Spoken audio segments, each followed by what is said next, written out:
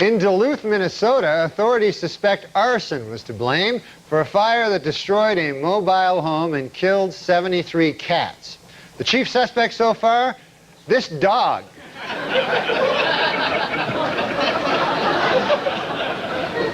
Dogs don't care for cats much, you know. How could they not know that? This week, Disney released a new CD featuring a rapping Mickey Mouse. To avoid controversy, the CD will not include the controversial hit single, Cat Killer.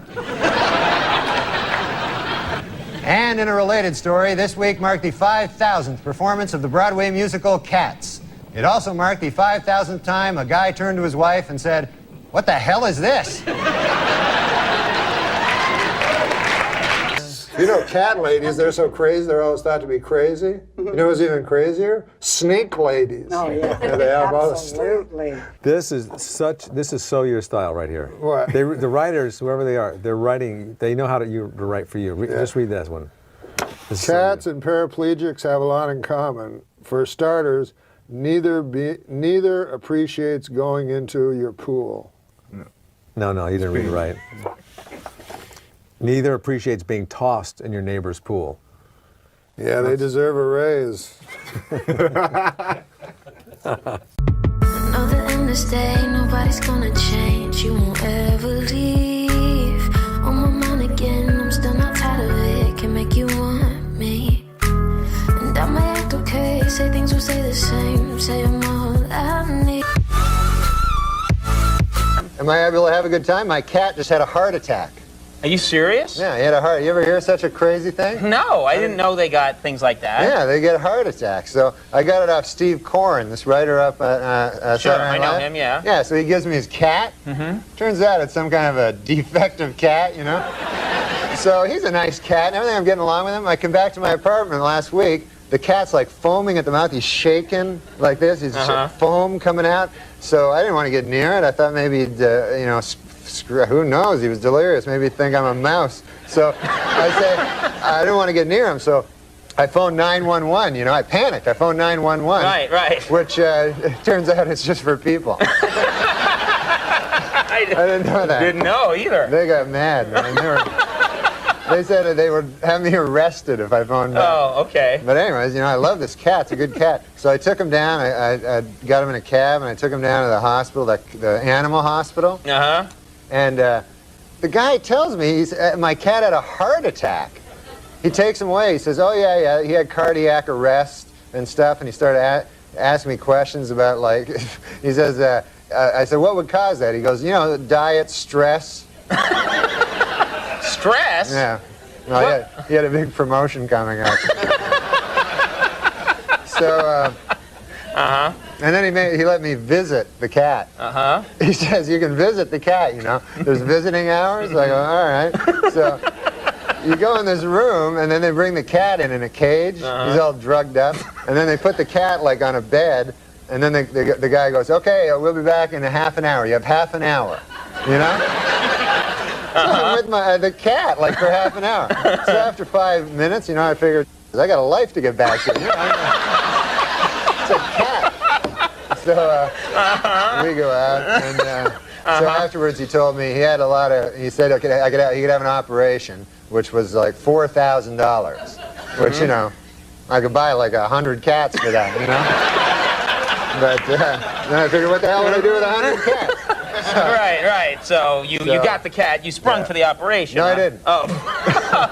No, there was another thing where he's on medication, you know, and I have him on medication. I have this medication, and he said there was some good news and bad news. He said the bad news was the cat only has like a 20% chance of survival, but he says the good news is it's just a cat.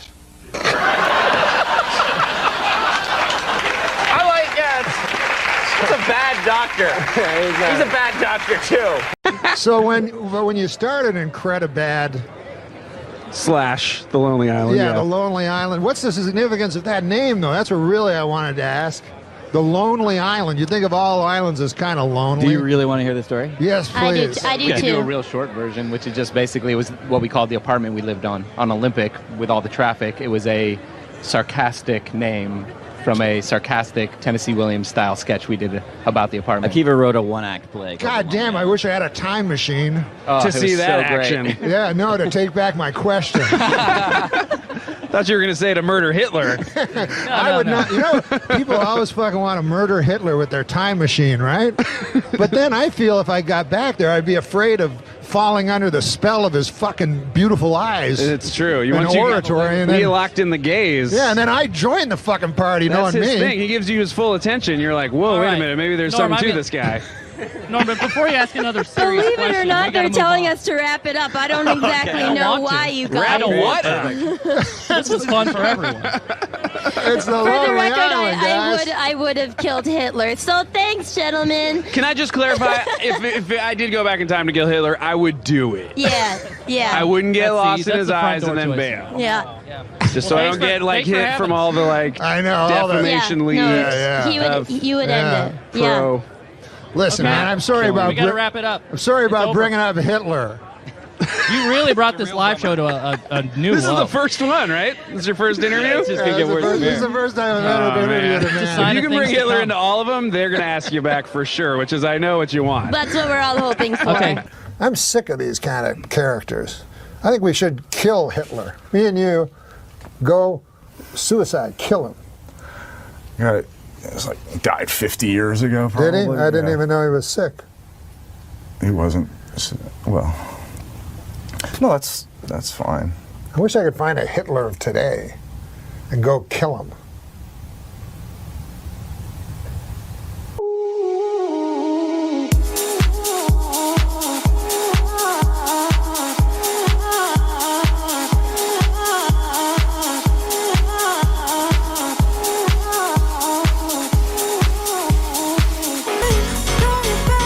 Now let's take us back in time. You started. You say. I wish I could. I don't know. Figuratively. If I could take you back in time, first I'd kill Hitler, but then I'd ride a dinosaur or something. I don't know what you wanted to do, but these are some things you'd have to do first. I would invest in Coca-Cola. There's a lot of things I wouldn't do if I could go back in time, but unfortunately I can't. You're probably going, oh, well, this guy can go back in time.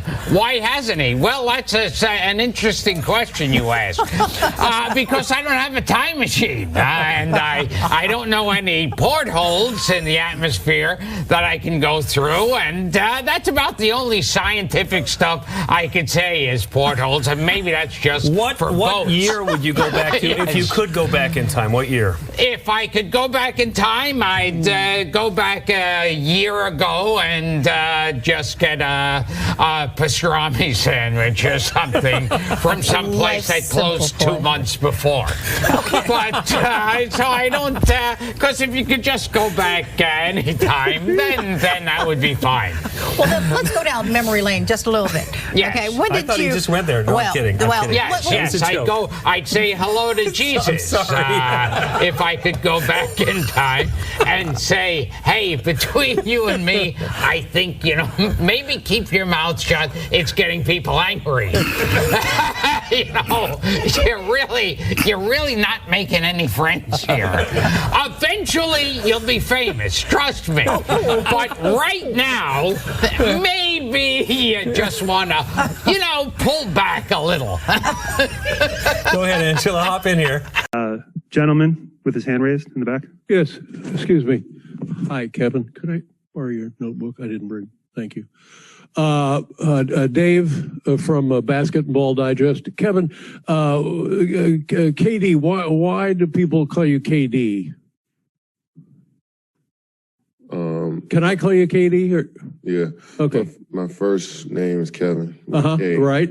And my second name, my last name. My second name. My last name is Durant with a D. KD. This year, what percentage do you plan on giving on the court? 90, 95, 100, 110? What are we looking at? 110. 110. 110. I just got off the phone with the Dolan family. And they said that they're talking to the commissioner now. They're looking at working a contractual deal that will allow you, when you're not playing for the Nets, days off, you'll be able to play for the Knicks. Comments? All right, Dave, that was the last one. I'm sorry, was that a comment? That was it. How about you? Do you have a comment? Wrap it up. Okay. I'm being told my time is done. Have a great year. What about the Pelicans? When you guys play the Pelicans, does it kind of make you giggle? Yeah. Okay. All right. That's all I got. That's it, everybody. Thank you. Good night. Okay. Good job, Dave. I have to go make some calls now. Tough act to follow. We'll go to Brian Mahoney, Associated Press.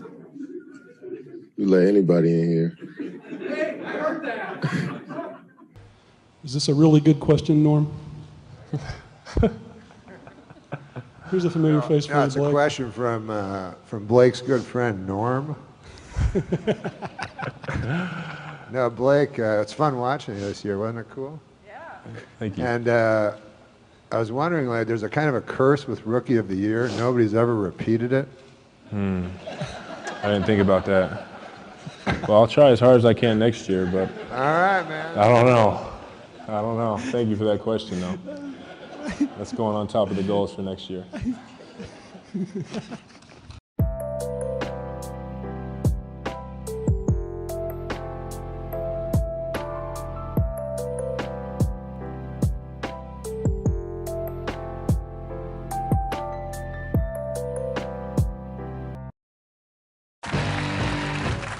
In order to understand the world of sports, I decided to see what it would be like to be a professional athlete. So I hired the best makeup artist in town to help me go undercover as an NBA player. Take a look.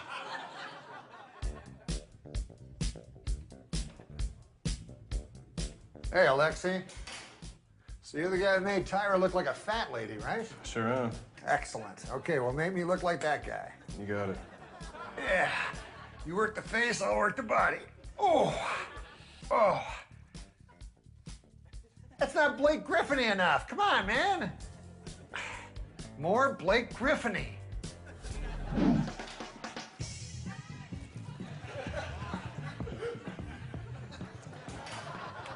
Now I'm going to find out what it's like to be Blake Griffin. First, I'm going to fool his teammates. Stupid door. I'm Blake Griffin, and you are? Your good friend and teammate, DeAndre Jordan. Oh, my good friend DeAndre Jordan, of course. So what time's rehearsal? You mean practice, right? Yeah, practice. What's up with your voice? What's up with your voice? Ah! I'm open!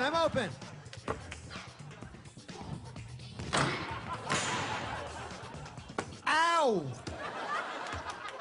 Ah! Not so hard, man. All right. Hit me. Sky hook.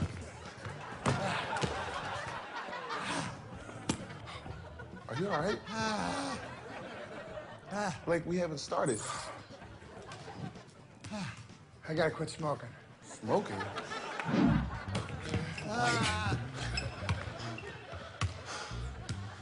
What's up with you today, man? Still got my defense.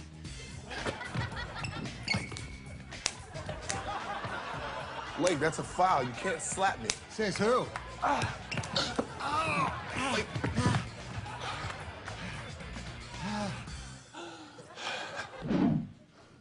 got an idea. This always works.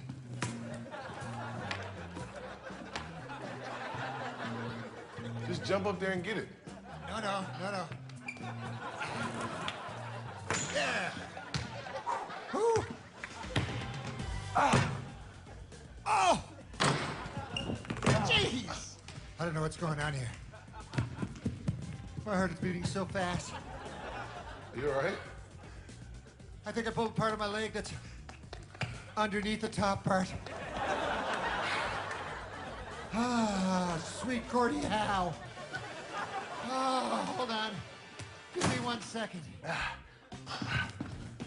Sorry I'm late. Somebody burned my house down. Oh no. I gotta start working out.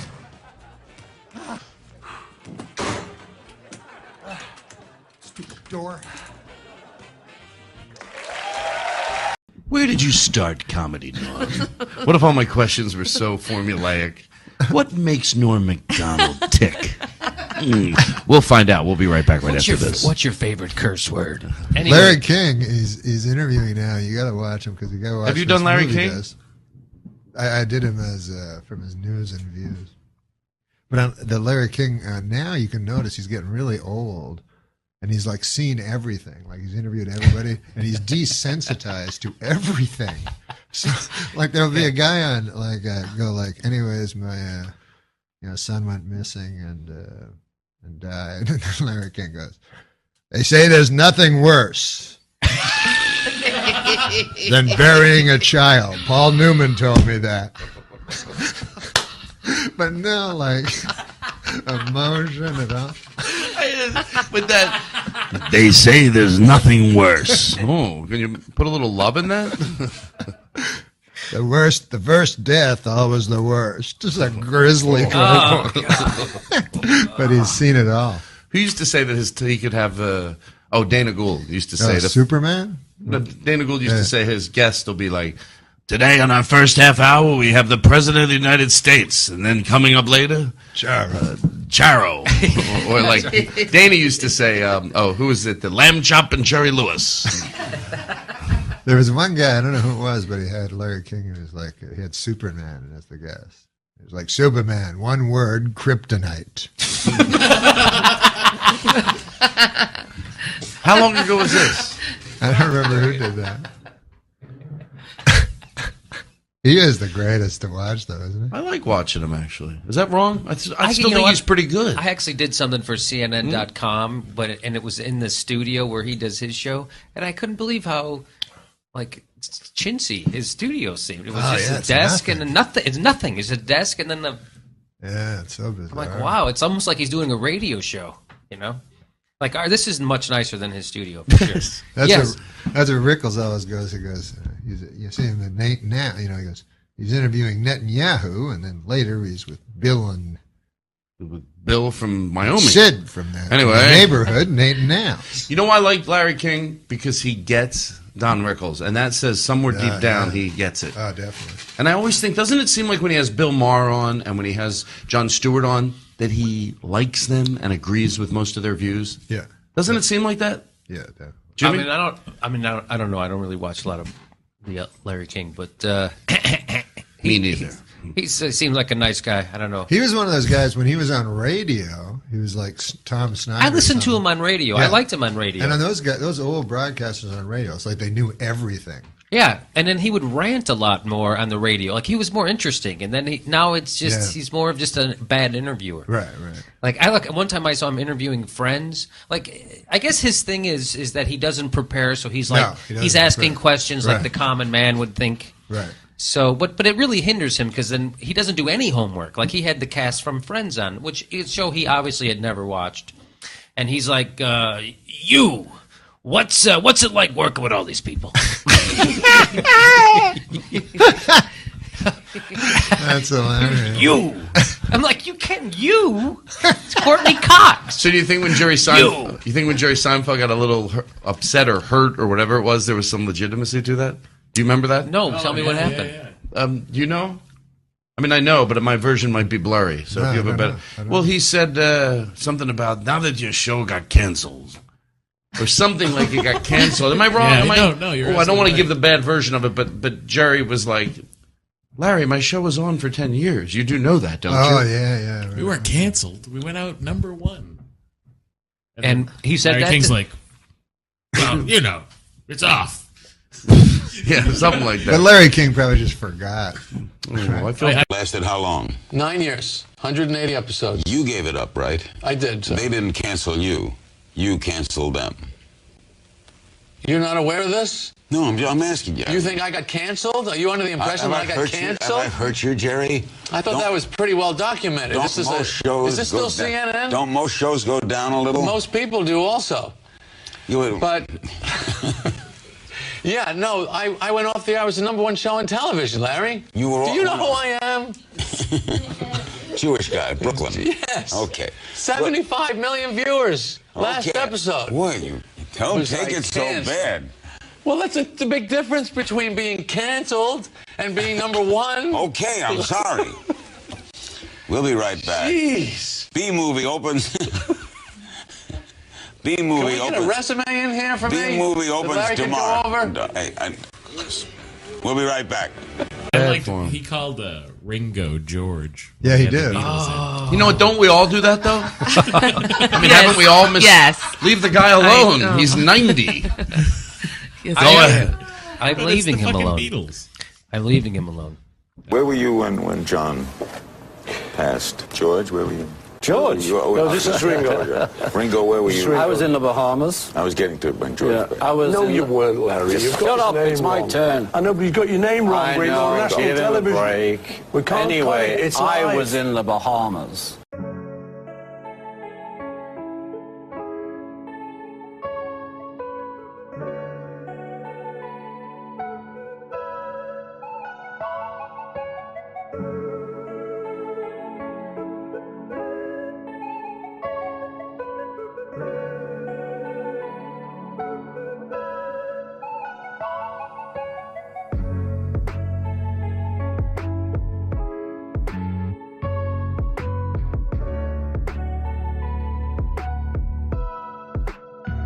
Guys, what's up, man?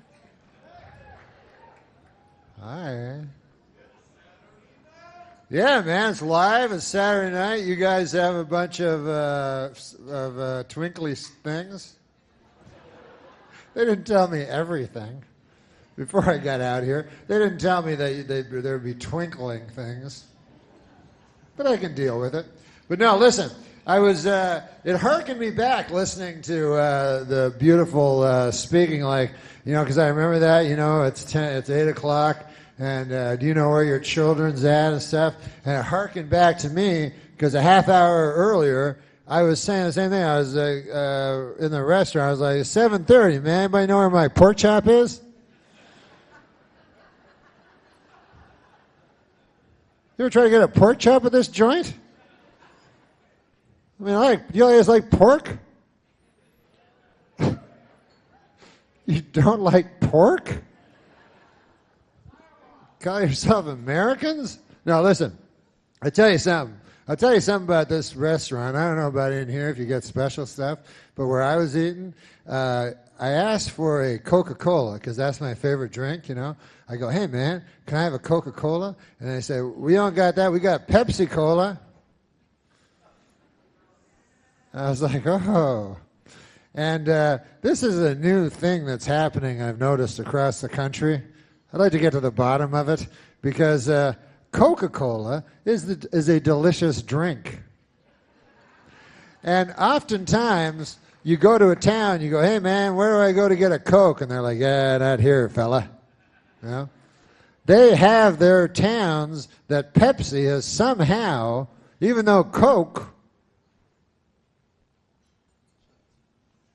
And people, see, they think in their minds, they think that if your favorite drink in the entire world is Coca-Cola, then your second favorite drink will be Pepsi-Cola, which is flawed reasoning. Actually, if your first favorite drink is Coca-Cola, your least favorite drink is Pepsi-Cola. That's how it works. And you can tell they're kind of ashamed of you. You got a Coke? They're like, nah, Pepsi. They give you a lot of that. Is that okay? So you go, no, I don't want that. What else you got? You got any other soda? And then when they got the Pepsi, they always have these weird other sodas. They go, oh, yeah, we got different. We got, you like root beer? We got that. And you're like, well, I'm not 8. I don't know. We got Diet Pepsi. What are you even asking me that? I just said. We got Sierra Mist. Oh, I'm glad, man. I'm glad you brought that up. I was going to ask. But I didn't dare, because every time I go, they don't have it. But that's my favorite drink. You go to a restaurant, you go, hey, here's the whitefish. What do you want with that? Got any Sierra Mist? Give me that. What? No Sierra Mist. What kind of hen house horse shit is this? Trying to run a joint here? What kind of business? Honey, get your coat. I'll get the car. I'll bring the car around. You get your coat. No, Sierra Mist. Can you believe these characters? Kind of a.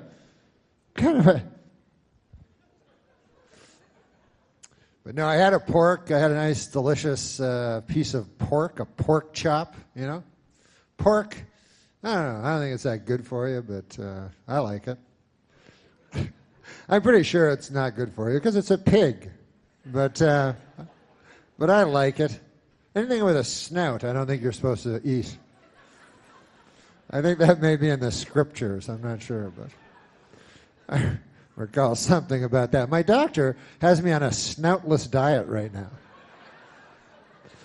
He says I got to exercise every day, aerobics and latissimus dorsi, all that shit, get my back and everything, and then no snouts. But no, my friend, let me tell you something. My friend, who is a vegetarian, she's a girl, like all vegetarians are, and you don't mean a lot of dudes, But anyway, she was talking to me about the vegetarianism stuff, right? Now, have you ever had this experience where you think something's right your whole life, and then in a moment, in a flash, you realize you've been wrong about everything you've ever believed ever. Not everything, but that one thing. By the way, if you ever wake up and you realize you've been wrong about everything in your entire life, that's not a good day then. You may as well go down to the rope store and buy yourself a length of rope. Then go down to the stool store, get yourself a nice stool. Then you go over to the notepad store, you buy yourself a notepad. Then you get a pen. You only really need 4 things. And must be hard to write those notes. Why am I supposed to write it on this little thing? Everything that drove me to end my life? I don't know where to start. But anyway, what was I talking about? Oh, yeah, pork. No, because my friend, who's a vegetarian, this girl, she was telling me, we always argue because she's a vegetarian and I am not a vegetarian, and so she has her opinions and I have my opinions, and I realized that her opinions are actually stronger than my opinions. Like she'll say to me, she goes, "You can't eat, animals because they're God's creatures too." You know what I mean? And you shouldn't destroy another creature of our great God just so that you could have a frivolous meal that would not be necessary. You can't extinguish the life of a, And then I go, I like pork. That's my opinion. So that's not a good argument at all. So anyways, the upshot of it is that people can change, thank God, through the glory of God, people can come to changes in life. And I am now a vegetarian, so that's nice, Thank you very much. I'm not a strict vegetarian. I eat meat, but I am a vegetarian, but not a strict one. I only eat meat. You know what I don't like is vegetables. I can't eat those. I can't stand eating vegetables. So in the strictest term, strictest use of the word, strict, I'm not a strict vegetarian. But you know what she does, my friend that is a vegetarian? She makes this thing every Thanksgiving. I don't know if you've ever eaten this.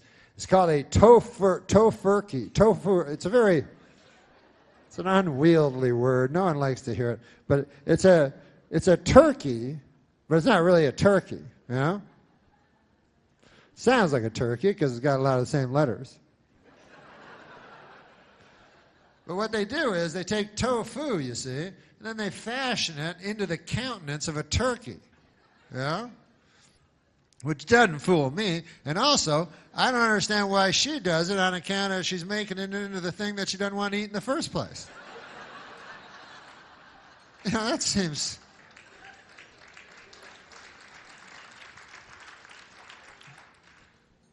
I would not do that, you know. Like I'm against cannibalism, you know. As you all know, as any of you know that follow me on the Google space, WW, I have gone across this country with my anti-cannibal stance, you know, talking to people from one side of this great nation to the other. Every year I put my toe in the Pacific and I travel this great land with my anti-cannibal message. You know? Mostly the young people. I try to educate the young people. You know, I go to the schools and I go, listen. You might think that you're going to be the cool guy because you eat a dude friend of yours, you know?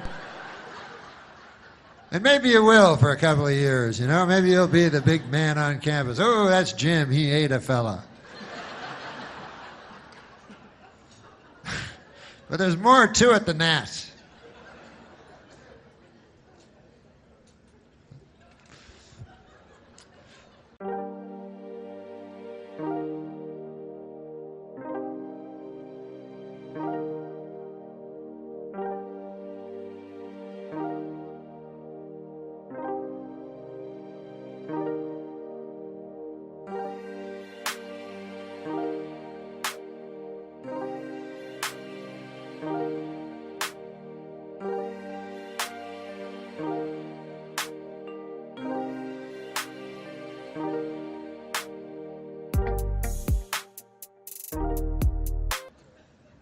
No, I use my time for you know what I do? I do a lot of charity work for things that people, I don't like arguing with people, you know, when they have another opinion than me. So what I do is I pick very popular opinions and then I work for those people. Like, for instance, there was, you know the landmine big thing? Princess Diana, one of the greatest people who ever lived, she was against landmines.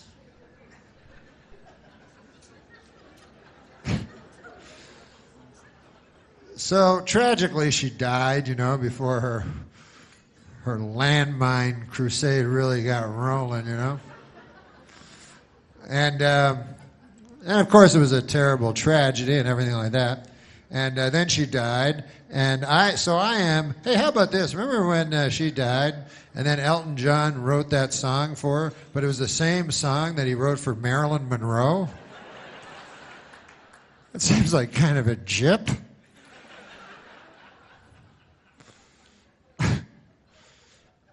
But the king's like, hey, man, you wrote a song for my daughter? I don't know if there's a king. You wrote a song for Princess Diana? Yes. Well, you already?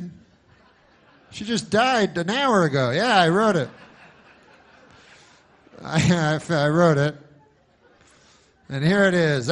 She lived her life like a candle in the wind. Wait a minute. It sounds like that song you wrote about Marilyn Monroe. Well, it's a little bit. Some of the same words. Why'd you do that? Because they're similar when you think about it. Come on. Marilyn Monroe, she was taking crazy drugs and promiscuous, running around. Man, you know, you never knew if she was going to live or die. She's just living her life crazy like a candle in the wind, you know. And Princess Di, she lived in a castle. But, you know, they're sort of the same. They were blonde. I got to go. But anyways.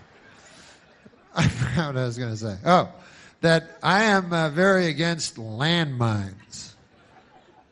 So I will go and I will make, I'll go to protests, you know. And I'll have that big sign that says, no more landmines. Because if you don't know about landmines, hey, you're educating me about stuff tonight. I'll educate you a little about landmines, you know, because there's many different causes, you know. And landmines are terrible. What they are is they put them underneath the earth, and then you step on them, and they blow you up. So I go there, and I protest against them. And what's fun about it is there's very few counter-protesters. You know, there's a couple of guys out there, but clearly these guys are in the pocket of the, you know, big landmine companies in this country. You know? I don't mean to get all Bill Maher on you or anything, but if you think that the landmine companies in this country care about you, the little person, they don't care about you. They care about blowing you up when you're not expecting it. That's how they make their money. No. But, no, I was going to say about, she makes this tofu. And what I was going to say was that as a anti-cannibal guy, it would never occur to me to do the same thing as she does with her tofurkey. I would not take all my delicious cheese sandwiches and fashion them into the shape of some old rotting corpse of some dude and then eat that. That would make it at least less tasty than the cheese sandwich itself, to me. But listen, it's easy to go around saying, hey, I'm against cannibalism. Oh, I'm anti-cannibalism. Look at me. I'm better than everybody else, you know. I know it's easy to say because I say it every day to people. But actually, when you think about it, you don't really know how you're going to, you know, how your cannibalism beliefs are going to stand up under when it comes up. Because you'll notice in life, cannibalism rarely comes up. There's always some cheese sandwiches around you can find, you know. But what about when you're in the Andes? Well, then all bets are off. You have to wrestle with your conscience because you're in the Andes. I don't even know why people go to the Andes, but they do. They go, hi, listen, travel agent, me and the wife, Ruth, you know Ruth, we're going, we got to get away from the kids again this year. We got to go to Ireland. We were hoping something on the other side of the Andes. Anything you got there? We just want to relax, lay on a hammock or something, and we want to go to a nice place that is separated from where we are now by the Andes. And got any small planes? We like flying in small aerofoils. In the dead of winter. You got anything like that? And they're like, yeah. So you get on the plane, and, you know, 20 minutes later, you crash into a mountain. You know, because everyone knows it's on the boarding pass. It says, layover, a mountain. No. So you crash into the mountain, and then, you know, you gotta wrestle with your conscience, you know, because, you know, you're down there, and the guy in 24E is looking pretty delicious. And so days turn into weeks, and weeks turn into months. Months, you know how time works, right? I don't have to explain everything. Then becomes now.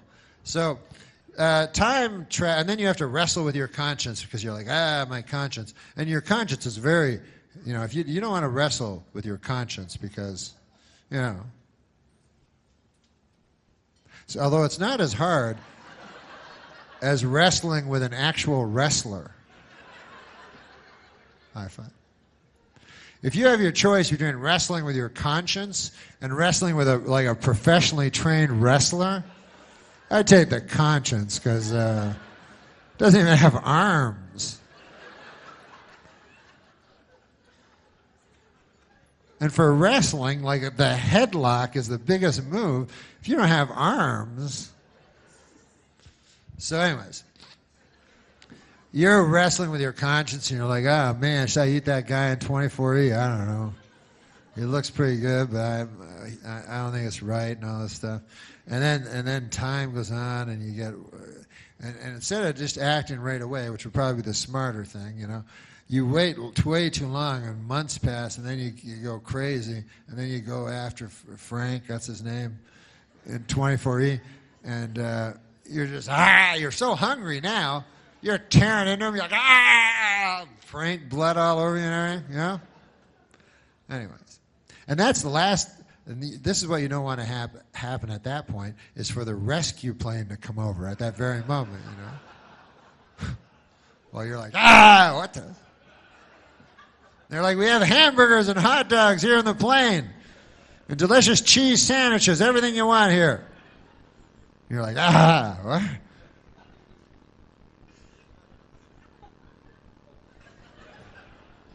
A lot of snow.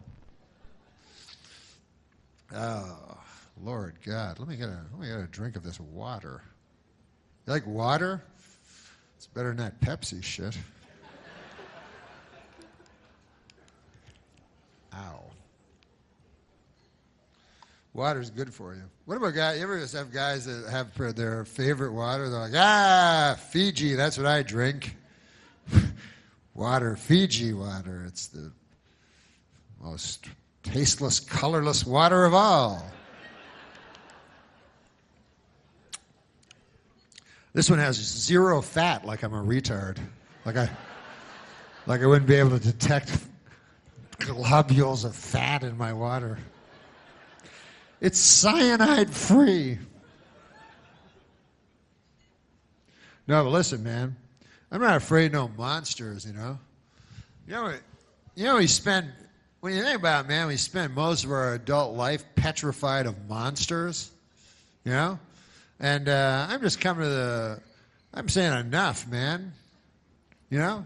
I'm not gonna live under the tyranny of these monsters that walk among us, you know? If they get me, they get me. And some of them I don't even know what's so scary about them. Like now they got a movie I seen, Wolfman, you know, which is very scary, right? A Wolfman, you know, they got a movie, and it's like a werewolf. I think it's exactly the same. I'm not sure.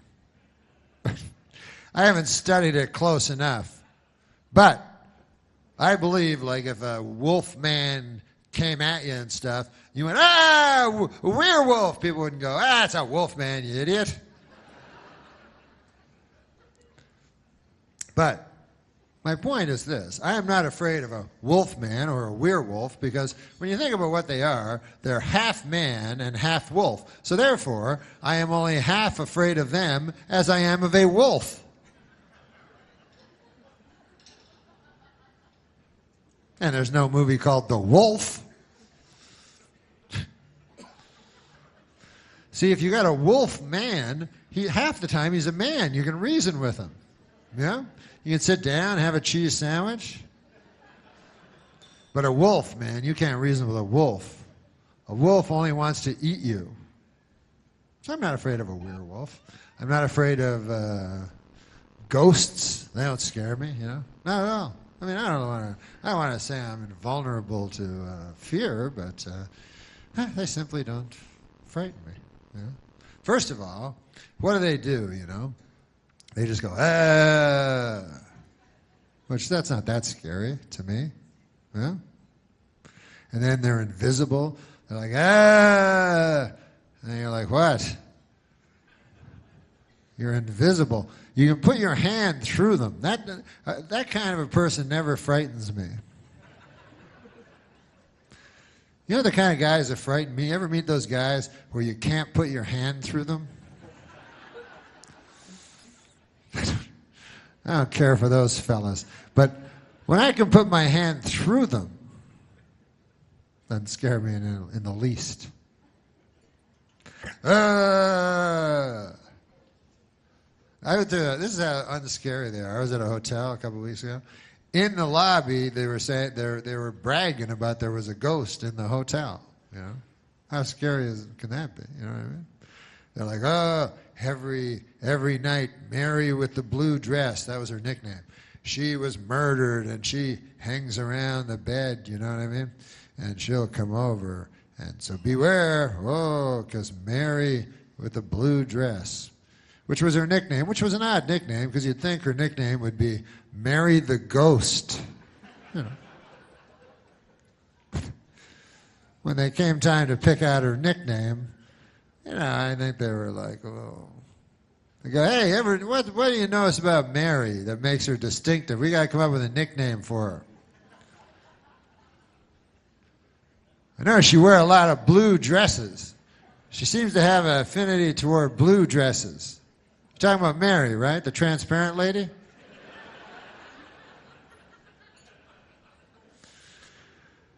So I would call her Mary the Ghost. And anyways.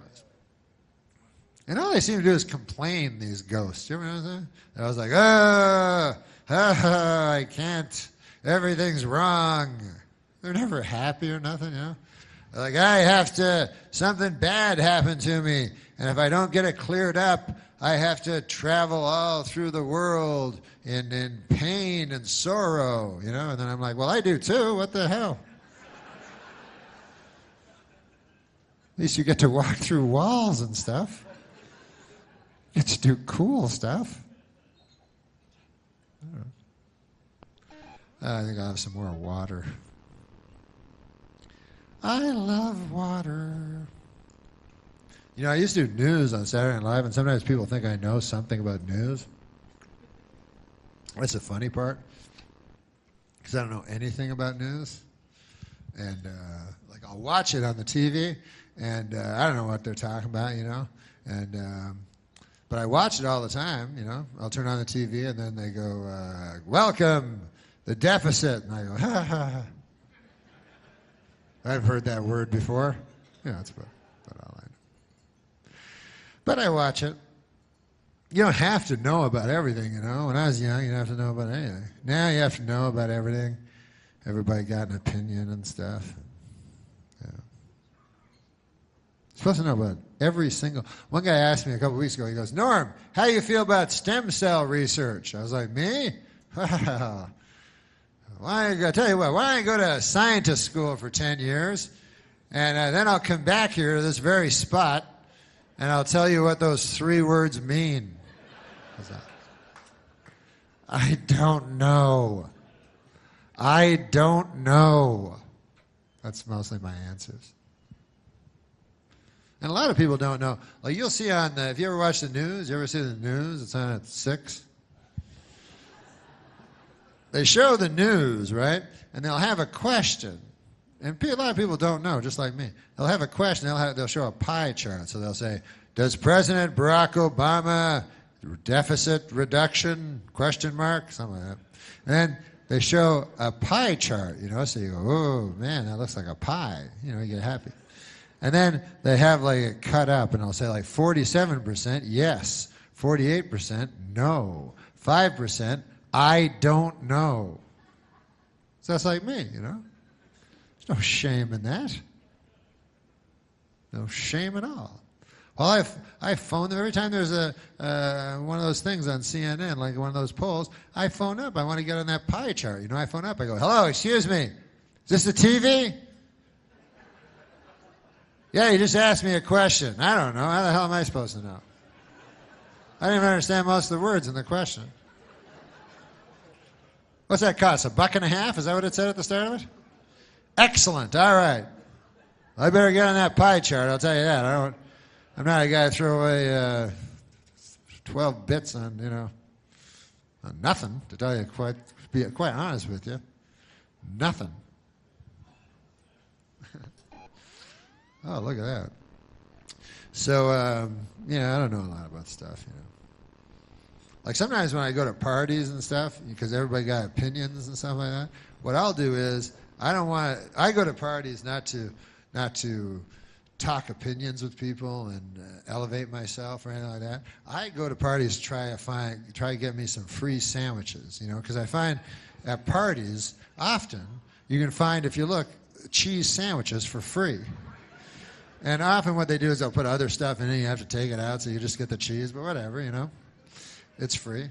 And but the other people I notice, they go there to converse and talk of the issues of the day and so forth like that at the parties. And I don't like that kind of stuff, So I tried, and I don't know anything. See what I mean? So what I'll do is before I go to the party, I just turn on the TV, on one of them channels with news, and then there's a guy with a suit and a tie. I just say whatever he says. I'll say that at the party, and it usually works. I'll just go to the party, and everybody will be yapping. They'll be like, deficit and health care, trillion, billion. Then I go, yeah. Hey, I got an opinion. Listen to this now. I blame the media.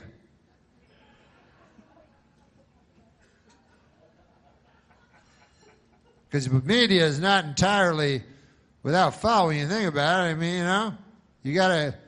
you can't just completely say that the media is... Anybody seen them sandwiches? A fellow over there was telling me there were sandwiches where they cut the crusts off and they're in triangles. Fellow over there. And he said they had toothpicks with frilly toothpicks in them. None he is. Not a single one he is. All right, fair enough. But I have a thing, I have a thing where I can judge guys that are at my own smartness level. You know what I mean? Because I don't know if you ever got caught talking to a smart guy. You ever have that happen to you?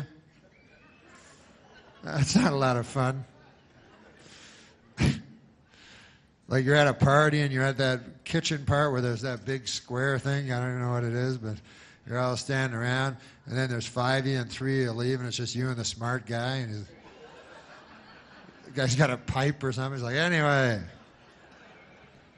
how about that leader from the foreign country? What about his name? You're like, I'm going to go ahead and look for them sandwiches. But I'm coming back to talk to you. I'm not running away, if that's what you think. I'm not going to run out that side door right over there and run full speed down the street. I don't think that. No. So what I do, I have a very good, I can go to my own, you know what I mean? The people that are at my smartness levels. So if I'm in a party, right, I can go right into the party and immediately, like they say gay guys have gaydar, they can sense other gay people. I'm like that with guys of my dumb level. I can walk out, I can just go, immediately I'll say, hey, I bet I can keep up with that guy over there. Then I make a beeline over for that character. And then we talk about, Jughead comics or something for a while, I don't know. We have a grand old time. And I try to pocket a couple of cheese sandwiches and take off. But it's hard to talk to anybody just in regular life, I don't know how to do it, especially like one-on-one, like talking, It's so hard with people, like my friend was saying, you got to listen. That's the most important thing in a conversation. Listen to the person that's talking to you. But that's not enough, because eventually that other guy will stop talking. I'm good at that part. But, and then you go, oh, sorry, I forgot to think of something to say there. You keep talking, and the next time you stop, I'll say something. So you got to do 2 things at once. So you got to listen to the guy, everything he's saying, plus anything he says that you may know something about, you got to keep that in your head for when he stops talking. You know what I mean? So maybe he's yapping, and all of a sudden he mentions Fonzie or something like that, right? So then, in the back of your head, you go, hey, wait a second, I know something about Fonzie. So as this idiot stops talking, I'll say my Fonzie thing. Excellent. Excellent. Doodly-doo, doodly-doo. Doodly-doodly-doo. Peace. So this is what it feels like, huh? Doo-doo-doodly-doo. And then maybe the guy changes the subject. You're like, whoa, whoa, whoa, whoa! Hold on a second there. Wait a minute. No, it's interesting what you're saying now. It's interesting. Hey, but what about then? Remember then? It was earlier than now. You were talking about Fonzie. Yeah, anyways. Interesting thing about Fonzie is this. It's not his real name. Arthur Fonzarelli. That's a true fact, man. You could Google that up on the W. All right, you talk for a while now. You know, it goes on from there. But I don't know. The news, I mean, some of the news I understand, you know, like, but that news isn't real news, you know what I mean? It's just odd, crazy, like Tiger Woods, who's still in it, you know, in this tournament, which is depressing for me because I like Tiger and stuff. And then, you know, Tiger victimized himself, first of all, his family, but and all these women and everything. But he also victimized the golf fan, me. You know what I mean? The guy, I believed in him and I trusted him, and so it was kind of sad for me because I don't care if a guy wants to lie down with ladies and stuff like that. You know, I understand that's a thing guys like to do, but I don't like hypocrisy. You understand what I'm saying? I don't like a hypocrite. And to me, Tiger, when I was watching him, he always presented himself to me as a golfer. You know? I always thought he was a great golfer. I watched him my whole, you know, life. And he'd be in the sand hitting it out, and then the golf ball come real close, you know what I mean, to the hole. And then he'd put it in and go like that and everything. So I was all happy. I go, man, that guy's a golfer. People would ask me, who's Tiger Woods? I go, he's a golfer. Right? Now, I had no idea he was leading this double life where by day he was a golfer and by night he was laying down with ladies.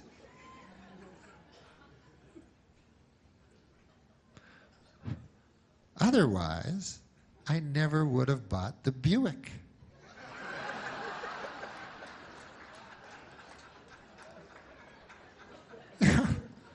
Now I'm driving around a Buick, people snickering at me and stuff, you know?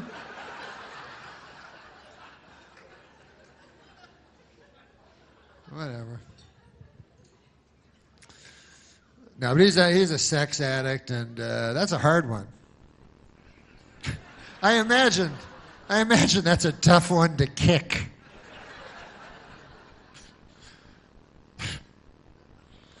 Wouldn't that be the worst, like those meetings, like a sexaholic, what if they have those meetings, what do they call them?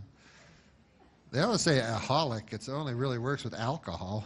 Like sex, AA, yeah, for sex, that would be a weird, I don't know how that would go. But, you know, if you haven't had sex for like a year or something, and then you don't want to hear about some guy's relapse. You know? The guy's like, I've been weak. Oh, no, you don't have to tell us. I met her in a bar. She was gorgeous. Please. You have to hug the guy. That's too bad. Oh, that's terrible. Well, we all, whatever. But I don't even know if sex, I don't even know if that's a thing. I don't know, you know. It's weird to me because if you're an addict, if you're a heroin addict, you're addicted to heroin. The more heroin you do, the more addicted you are.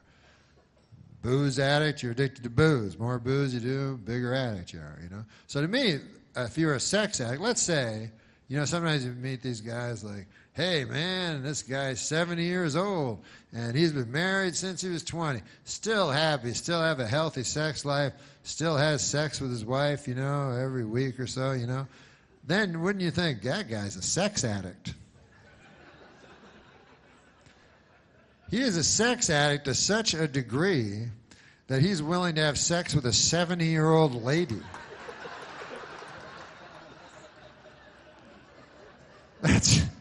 That's hitting bottom there, you know.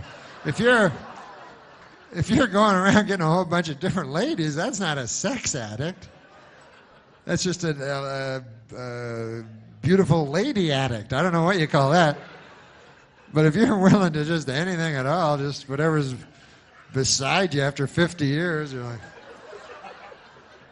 I don't even like you anymore, but or whatever they do, whatever noise they make. But,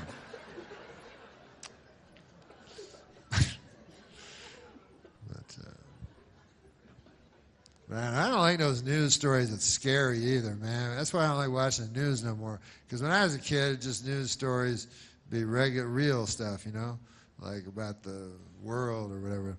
But now they'll have little personal stories that have nothing to do with nobody, and they present it as the news, you know, and then you don't want to see them, you know. And I noticed the latest one, they all seem to have, the show will open the news, and there'll be a guy with a suit and a tie, so you know he's a newsman. And he goes, hey, our top story tonight, a lady has vanished. And you're like, oh, yeah? And they go, yes, she's gone. Yeah, oh, yeah? Do I know her? No. You never heard of her, but we're going to tell you about her. We got Bill. He's on the outside. They have one guy inside, one guy outside. Bill, what's going on? And then Bill's outside. He's like, yeah, the lady vanished. Her name was Janice, and nobody can find her hiding her hair. Her car was found in the car is fine. It's in the Burger King lot, but we can't find the lady. All right, back to you. And, you know, so then you're at home. You go, well, I don't give a damn on account I never knew her in the first place. How can I possibly care? As a matter of fact, I'm happy it's her and not someone I know. So, but then they go, we'll tell you about it. You go, no, that's cool, you know. I don't really want to know. But they can't help themselves, you know. They go, here she, oh, hey, Bill, you still outside? And he's like, yeah, of course. And they go, we understand you have some friends, Janice, to tell you about. Yes, we've been talking to some of her friends anyways. Turns out she's a good lady.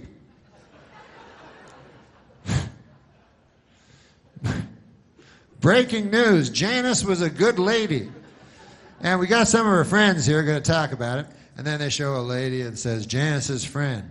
And she says, oh, Janice, man, she was the greatest. She was the kind of person where you could walk into a room and she would light up the whole room. You know, it was amazing. She didn't have a light or nothing like that. She would just somehow, through sheer tyranny of will, she could make a room light up. Some of us thought it was supernatural, but. And then this is other Janice's friend. Oh, Janice. She was the type of lady I remember that you could always turn to. You know how sometimes you want to turn your neck, you know, because you're having troubles. You want to, you know, or your neck hurts, whatever. But when you turn, the person you most want to see in your eye line would be Janice, you know. And then, if you say Janice's other friend that wasn't one of the first two. Well, Janice, she's the kind of person, you could be talking to your best friend the whole world, you know, and then Janice comes in and goes, screw you, I'm talking to Janice. You know, you go over to Janice. She's a better person than you. It's Janice. And so then at home, you start to get invested in Janice. You start liking her, you know what I mean? And every day they show you more about Janice, you know, and they show different home videos of her, and you're like, hey, honey, look. Oh, I like that hat she's wearing. She's eating a piece of pizza, you know, and you start really liking her, you know. You go, man, that lady's nice. I'd like to meet her one day. I forgot she vanished. Oh, well, they'll find her. I'm sure of this. Then you get hope, you know, and all you can think about is Janice. You know? Your feverish dreams are commanded by Janice's spirit, you know. You can't even think right, you know. And every day you're turning on the news, man, what's going on with Janice? And they keep going, telling, you know, and things progress, you know, And Bill's still outside, and he's like, we're still looking. It's been 3 weeks now. But as we speak, everyone's combing the woods behind me as we speak. And then you're home, oh, no, not the woods. You don't like to hear that. Nothing good ever happens in the woods. I've seen enough of these stories to realize that Janice is not going to come bounding out of the woods anytime soon. It's like, hey, what's going on, everybody? I was just taking a stroll through the woods. What's going on? Why are you taking pictures of me anyway? What's going on? Now, if they find you in the woods, generally, they find you in one spot. As a matter of fact, exclusively, every time, if you're found in the woods, you're found in a shallow grave. That's the way it works. I don't know why, but I've seen enough Bill Curtis specials to know that shallow grave is where you want to end up. Certain things you don't want on your death certificate. One would be shallow grave.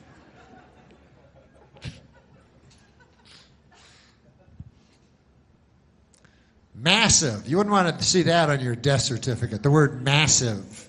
Or maybe you would. I don't know. Maybe that'd be a good one.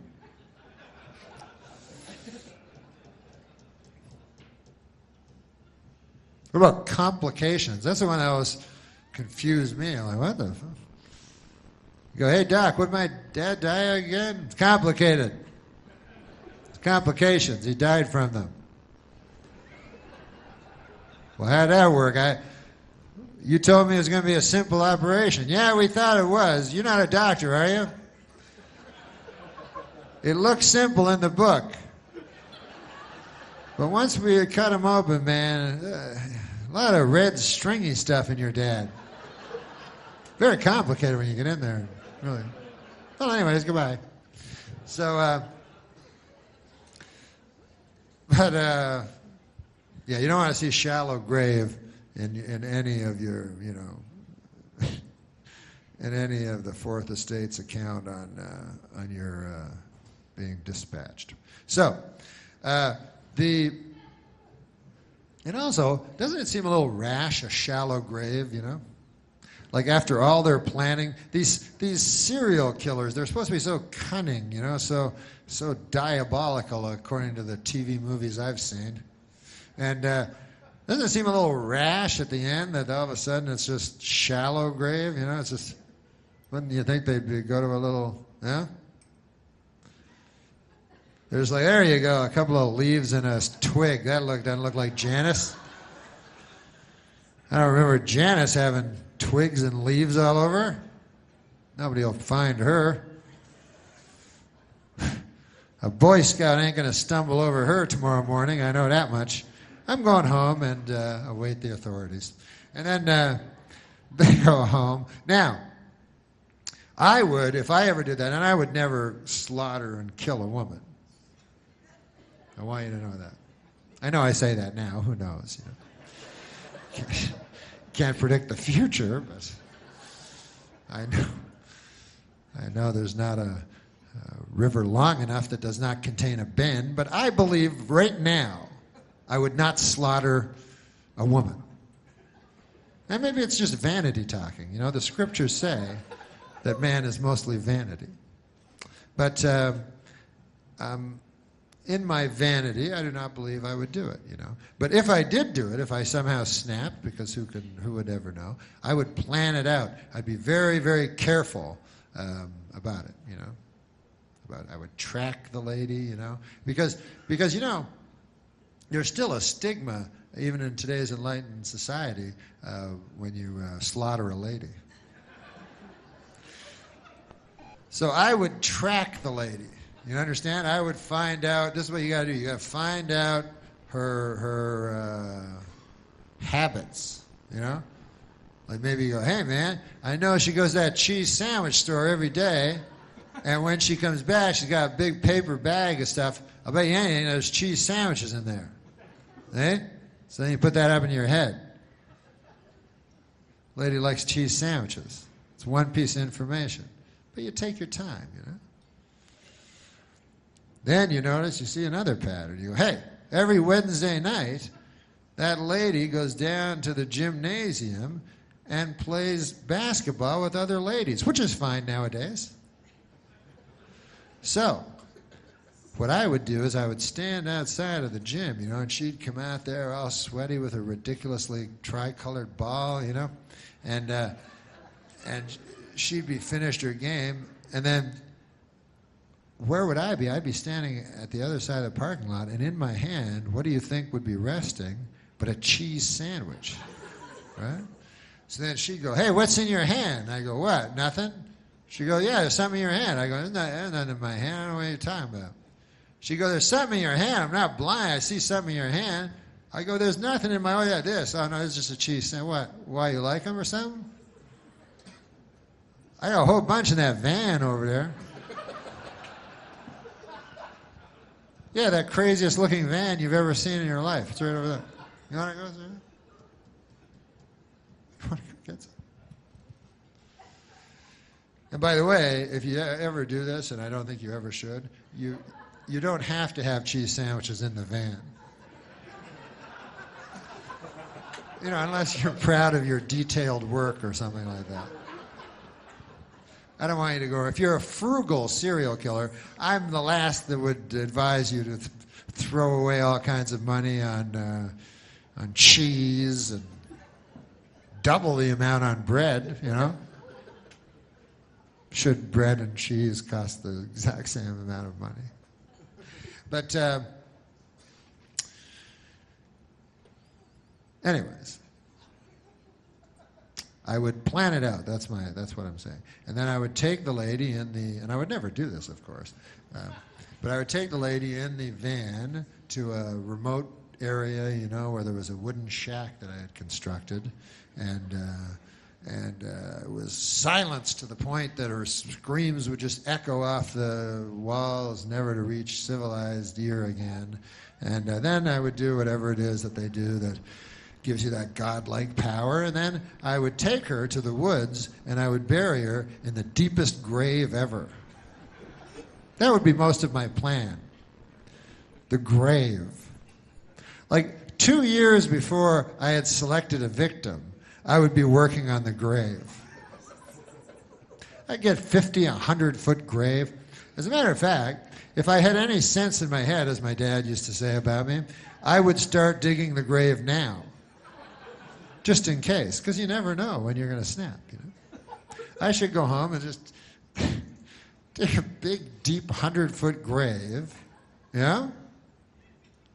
And worst case scenario, like my dad used to say, hey, a little hard work never hurt anybody, goddammit, you know? And best case scenario, I slaughter a lady and get away. If you're gonna slaughter a lady, and I'm completely against it, it's much better to slaughter a lady and get away with it than slaughter a lady and not get away with it. That's just, I don't know, because I've not done either. You know, I would have to talk to one of you that have done both to really get an answer. But I would suspect, like anything, not getting caught, you know, is the better choice than getting caught. You know, it's funny, you know, the things we think we're afraid of, you know? Because the things we're really afraid of in life, like monsters, you know, and serial killers and terrorists and stuff like that, they ain't going to do nothing, you know? Like, what's the chances, really, you know what I mean? But you're always afraid, like earthquake or something like that, you know, tsunami, you're always afraid of this crazy stuff. But you're not, the stuff that really gets you, you're not afraid of. You don't even think about it, you know? Like, you think, you're always like, man, I hope a terrorist doesn't attack and kill me, right? What's the chance of that happening? Like 1 in a billion, you know? A terrorist ain't going to attack and kill you, you know? But what's the chance that you're going to be attacked and killed by your own heart?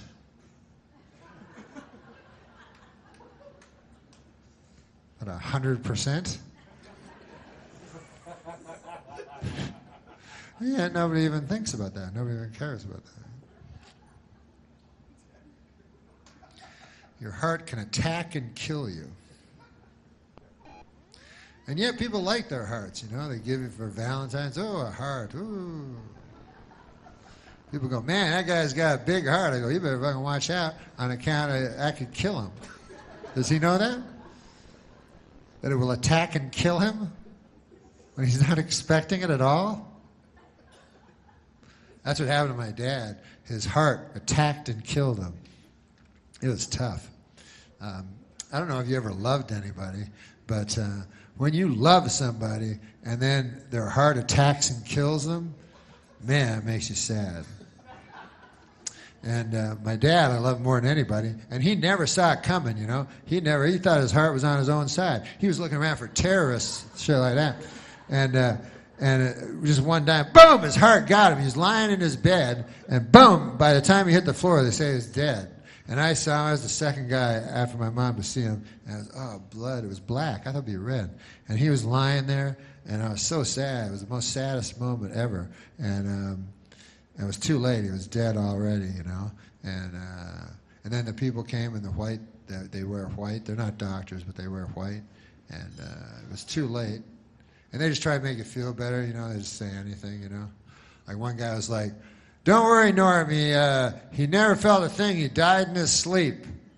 And I was like, really? When his heart attacked and killed him? Because I wake up if my cat walks across my belly. So I don't know if my dad was that sound a sleeper. And another guy said, don't worry, Norm, he's in a better place. I say, he's on the floor. Dead.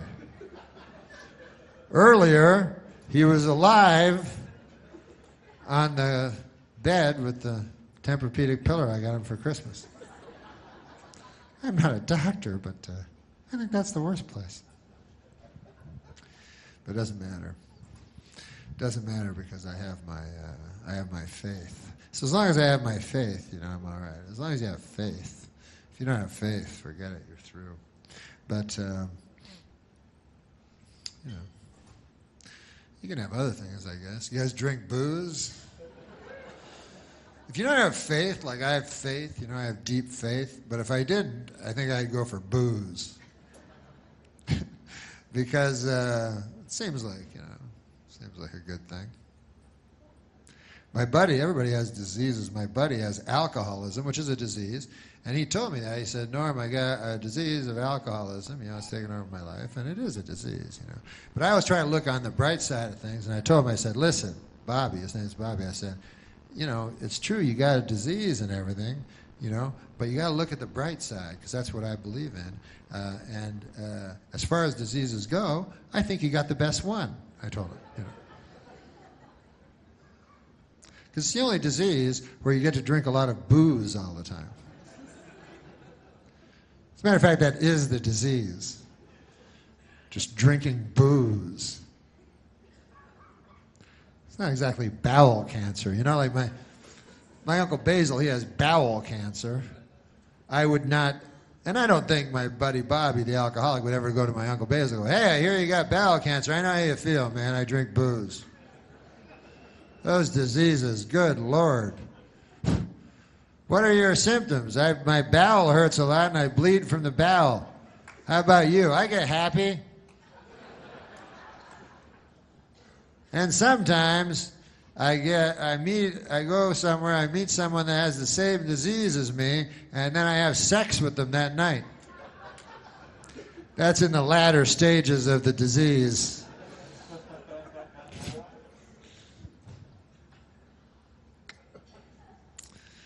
But listen, man, I'm just an old chunk of coal, you know.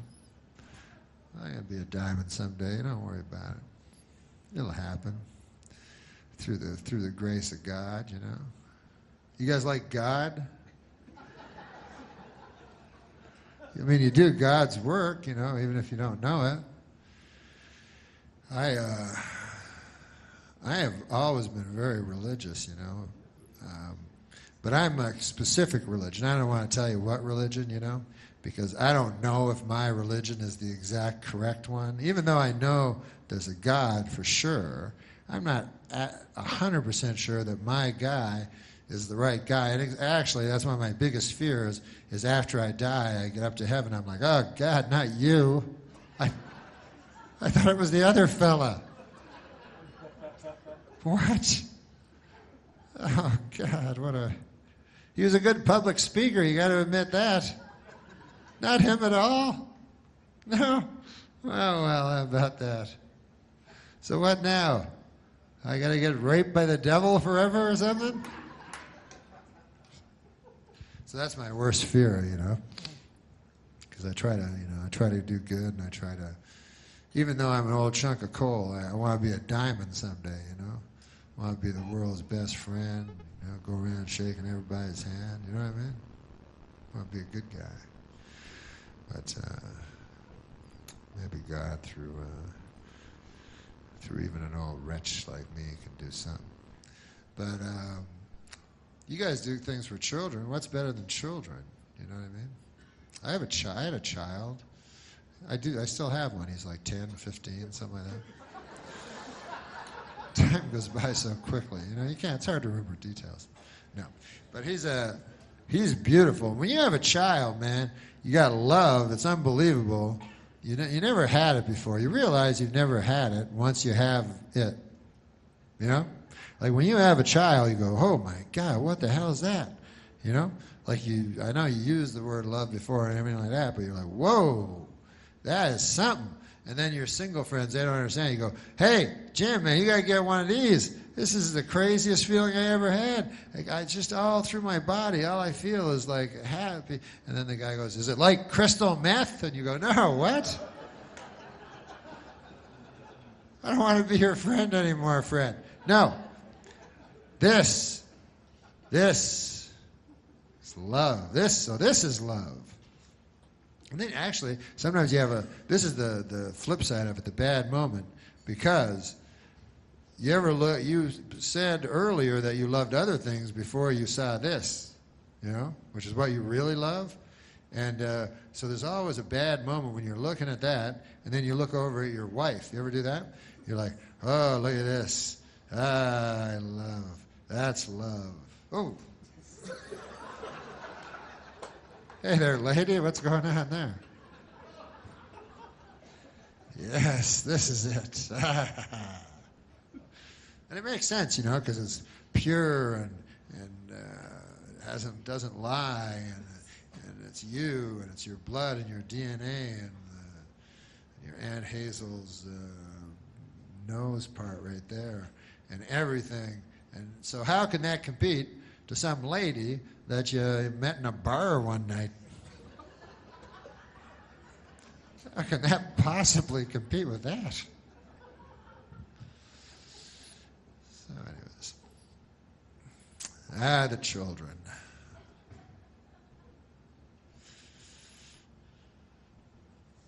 I love children.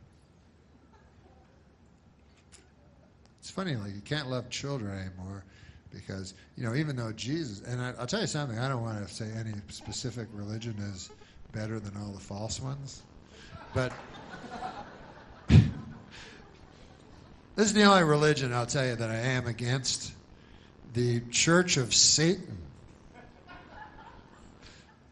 Any retard knows that's not the right one. I think even Satan himself admits it. Anyway, so Jesus was, that's one of the only, I think it's the only religion that puts children at the core, of their religion, They love children. So that's good, because I love children. But when my child was young, though, it was always worry. I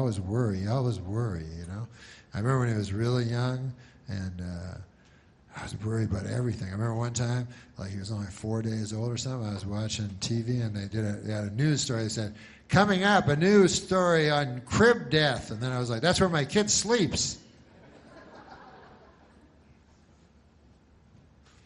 You would think crib death would put a crimp in the sales of cribs.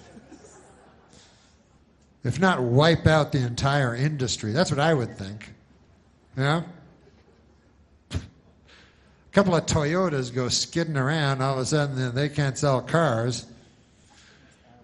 But the crib industry, incredibly resilient, actually kills children. One of its defects. I'm calling for a full recall of all the cribs that have killed the children. Oh man, I'm thirsty.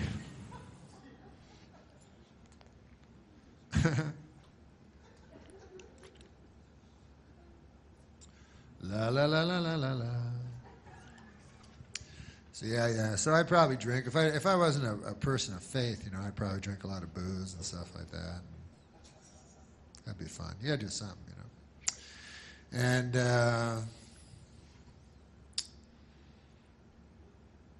yeah, I don't like drinking though. You ever drink those little shooters that are really like powerful and they have like sex names? They have like filthy names. You know what I'm talking about? So they'll have like sex on the beach. You know what I mean? And so I don't know why they name them like that. I guess because people are drunk and they're like, hey, maybe if I drink that will happen to me.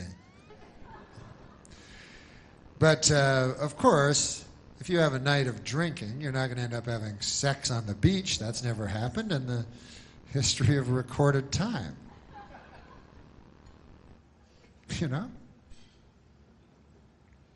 But you're not going to have a shooter bar where you go up and go, yeah, excuse me, can I have a hump and a dude I figured was a lady? I swear to God, I thought he was a lady.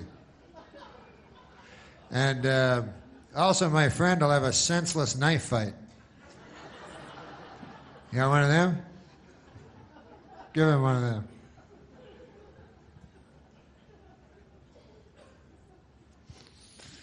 But,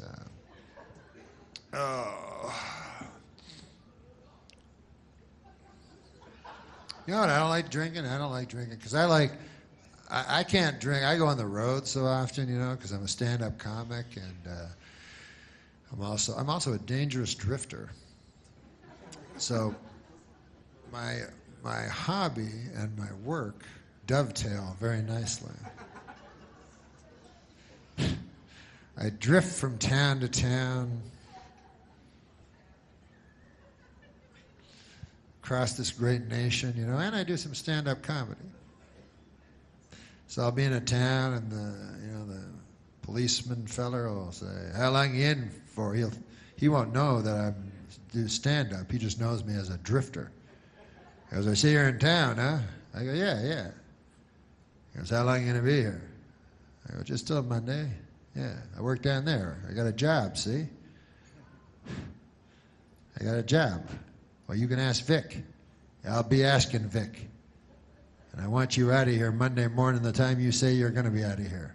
"I will, sir, I will." And off I go. But what I was going to say was that, you know, as I travel this great nation, you know what I would like to do actually is, if there is a Great Depression, is that coming, by the way? Because you guys seem to know more than me. Like, will there be a Great Depression? Like, will I be carrying around at some point a stick with a thing on the back of it? And will I be hanging around big garbage cans with fires and making hot dogs with them and sharing them with my friends and ganging together? You know, we got to gang together in case the other gangs get us. Huh? I don't know. Keep seeing things on the news. Got to prepare myself. What about those things you see on the commercials where you go, I think everything's like retarded now because something's happening weird, you know? Like, you ever see where they'll go like, have a guy in the commercial and he goes, "Hey, you like gold?" And you go, "Yeah." You go, "You ever think of getting gold? Keeping it? It's worth a lot of money." And you go, yes, of course I've thought of that ever since I was 5. Daffy Duck. I first thought of it when I watched Daffy Duck when I was 5. Well, you should get gold. I'm G. Gordon Liddy, and I broke into the Watergate Hotel. You like gold? I don't even know why the guys. What about guys that, forget it. I was going to say guys that do commercials where they're, you know when guys are old and they do commercials and you kind of feel sorry for them, you know, because they're old. Like, remember the $6 Million Man? Right? The guy was worth $6 million. No, he's an actor, but he played the $6 Million Man. So when he got this, he goes, hey, man, what's the role going to be? You're going to be a guy worth $6 million. Say your arms are the best arms, and your eyes, everything. So he's feeling good about himself, you know? He's like, yeah, that's pretty cool. Yeah? Because a regular man is not worth $6 million. You'd be surprised to know this, but an actual regular person, if you just took them down to their trace elements, you know what a human body's worth? It's only worth like a couple of $100,000. So, but this guy was worth $6 million.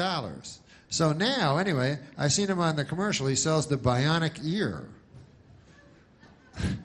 So this is kind of sad to me, you know, that he was at one time, you know, Hollywood $6 million man, and now he's like, I don't hear too good. You want to buy this? The bionic ear. And of course, you get gypped because you think of the bionic ear from the show, where it was like, do, do, do, do, do, do, do, and you could hear from a long way away. You know how you could tell the bionic man was fast, by the way? This is kind of a neat trick they did that seems very counterintuitive.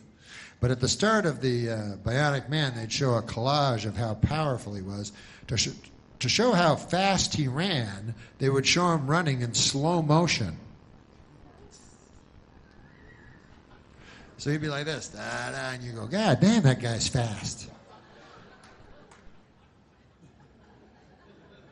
You go, man, I wish I could run that fast. How does he run that fast?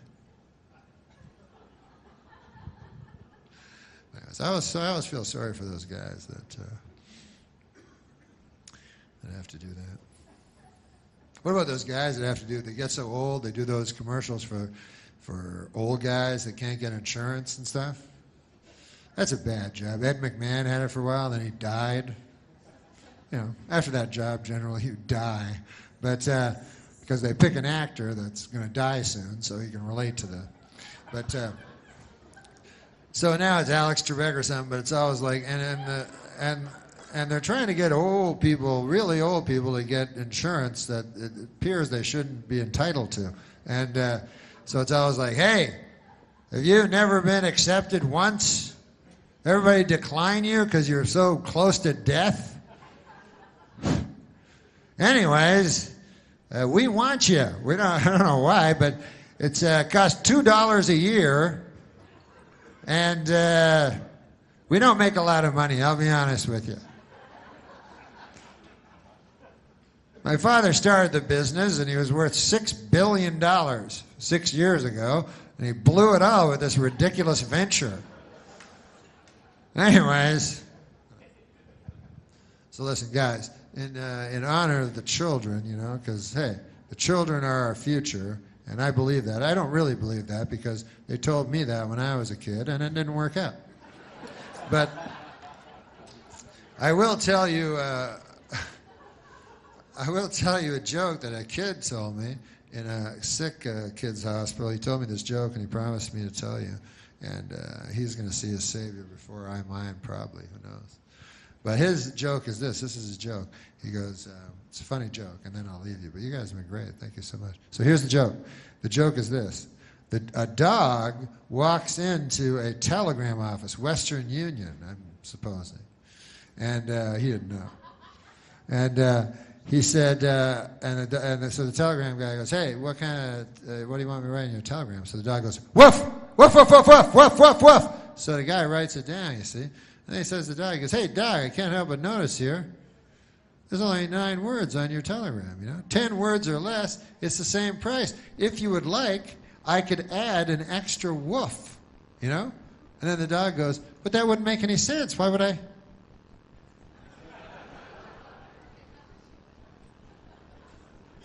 Most of his brain stem was gone. He wasn't making a lot of sense. But he was a child. They said he was more host than virus. I don't even know what that means. I'm not a doctor, but no such child exists.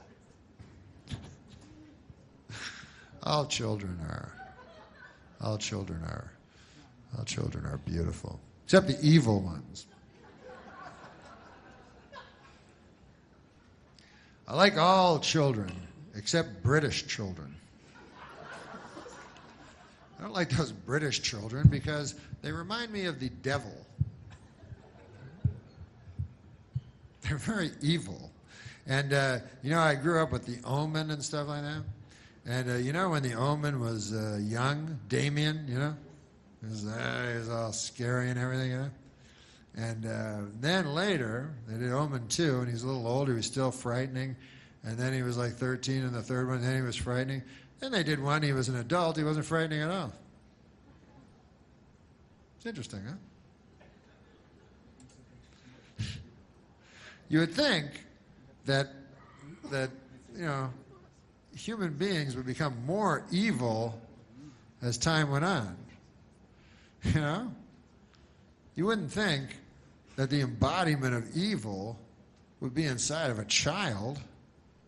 But, I think that's just the celluloid pictures we get, I think in reality, as the scriptures say, let the children lead us, So, let me think if I can think of a joke. It only seems fair. Jeez, I don't know a lot of jokes.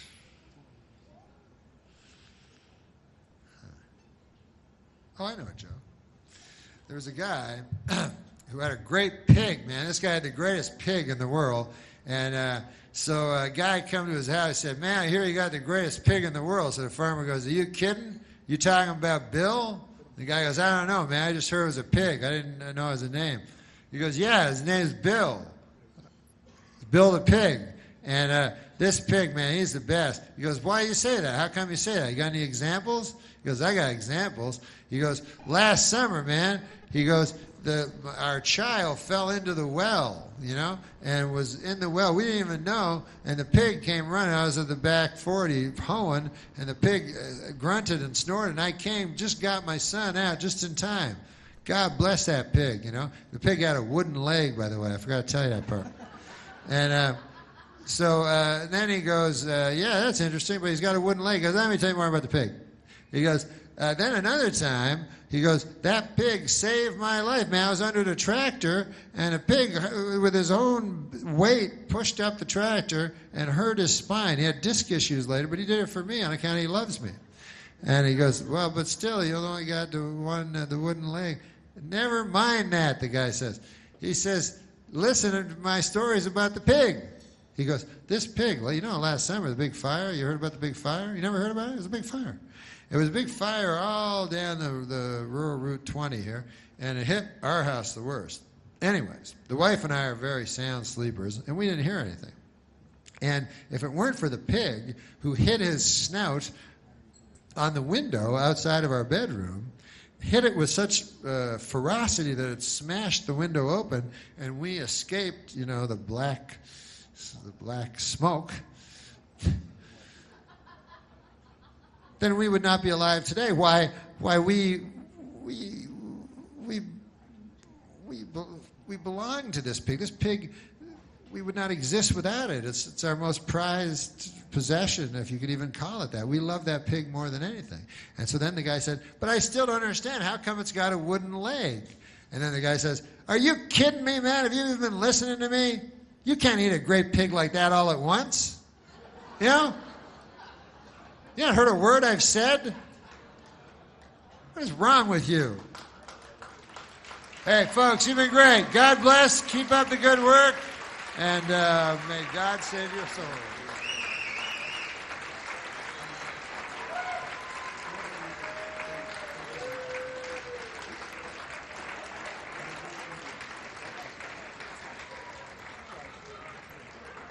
This week, a New Jersey woman, Rita Glusman, was charged with hacking her husband to death with an axe, cutting the body into pieces, and having a cousin dump them in a river. According to police, Glusman learned how to do this by watching the program Martha Stewart Living.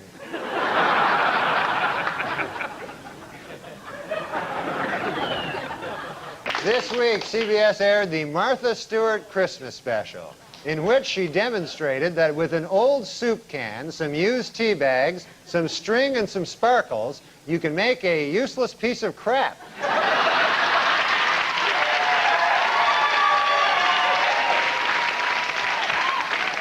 Martha Stewart is here, and she wanted me to tell you, don't let the busboys clear your table off tonight, because a little later Martha will come up here, and she's going to show us how to take those old discarded fish bones and make a beautiful birdhouse. So...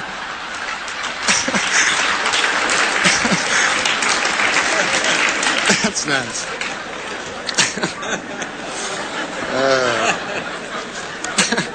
Have a joke? Tell them a joke. Because it's a 50-50 chance it's not going to go well. No, it's a 50-50 chance that It's not going to look like a penis. Yeah. It's going to look like a Star Wars thing. Yeah. I guess you're right.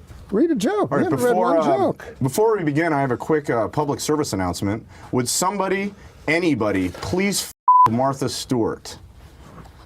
Oh, I get that one. What? I don't understand that. What? That's weird, right? Too soon. It's meta.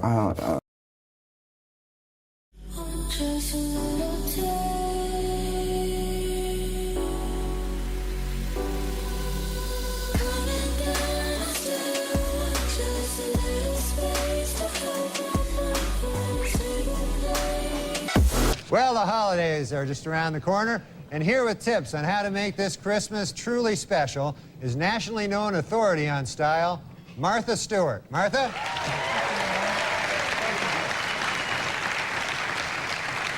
Thank you. I think for each of us, childhood memories of Christmas are something unique and personal. My own memories center around the big Victorian home where I grew up. Early each Christmas morning, the other children and I would awake to the unmistakable smells of baked cinnamon apples, mulled cider, and minced pudding wafting from the kitchen. In an instant, we children would come bounding down the great staircase, our arms and legs all akimbo. Akimbo? Yes, akimbo. And our childish eyes as big as saucers, eager to spy what good things Kris Kringle had brought. Hold on a second there, Martha. Kris Kringle? Yes, Norm, you know, Père Noël, Father Christmas, good Saint Nick. You mean Santa Claus? Oh, you called him Santa Claus. Anyway, it being Christmas, Mater and Pater had dismissed the staff. Wait a minute. Mater and Pater? Yes, it's our parents, that's what we called them. Where did you grow up? Norm, that doesn't matter. You see, Christmas is the same throughout the world. No, I'm just curious. Where? New Jersey. Anyway, there we children stood, staring in awe at what we were sure was the largest Christmas tree ever, festooned with candy canes, lemon sticks, and rosebuds on a string. And there, hanging in the mantel of the enormous fireplace, were all the children's stockings, filled to overflowing with walnuts, pecans, candied plums, dried figs, and spiced oranges. Now, we're in New Jersey. Nutley, New Jersey. Oh, yeah, I know Nutley. Yeah, that's off Exit 7, Route 3, off the Jersey Turnpike. Yes. And then it always seemed just as we were about to open our gifts, the neighbors would come by wassailing. Here we come a-wassailing, they'd shout. Good wassail to you, we'd reply. Wassailing? Never mind, go on. No, Norm, I think I'd better stop right here. You seem to think I'm making this up. All right, suit yourself. But hey, if you run into any of my friends from Jersey wassailing, you give them my best, huh? I'll do that, Norm. All right, Martha Stewart there, everybody. I listened to your book. You listened to books? Oh, my God. Well, yeah, I listened to books. Oh, my God. That must have been...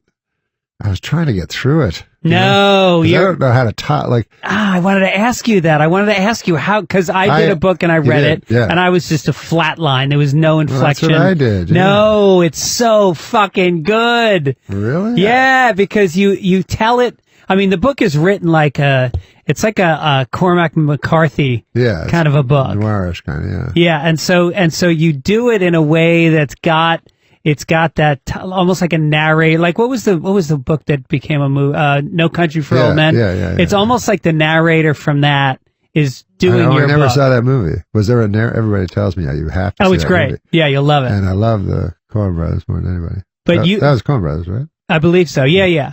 But there was a narrator in it? I think so. Oh, okay. If there wasn't, then it would be what the narrator would sound like. What's his name was in Big Lebowski, like guy with the big mustache that plays a cowboy. Oh, yeah, he's great. So great. Yeah. But he was the narrator. But no, what were you thinking when you narrated it in terms of... I was real scared because I didn't know I've never listened to a book on tape, you know? And I was like, are you supposed to do different voices? Like if there's a girl... Do you go like, hi there? You know, I was like, I don't think I could do that. And then are you supposed to act? Because that was exactly the fear that you said I had, that it was just going to be flat, monotone, you know what I mean? Yeah. And I haven't listened to it, so I'm glad that it sounds okay. Yeah.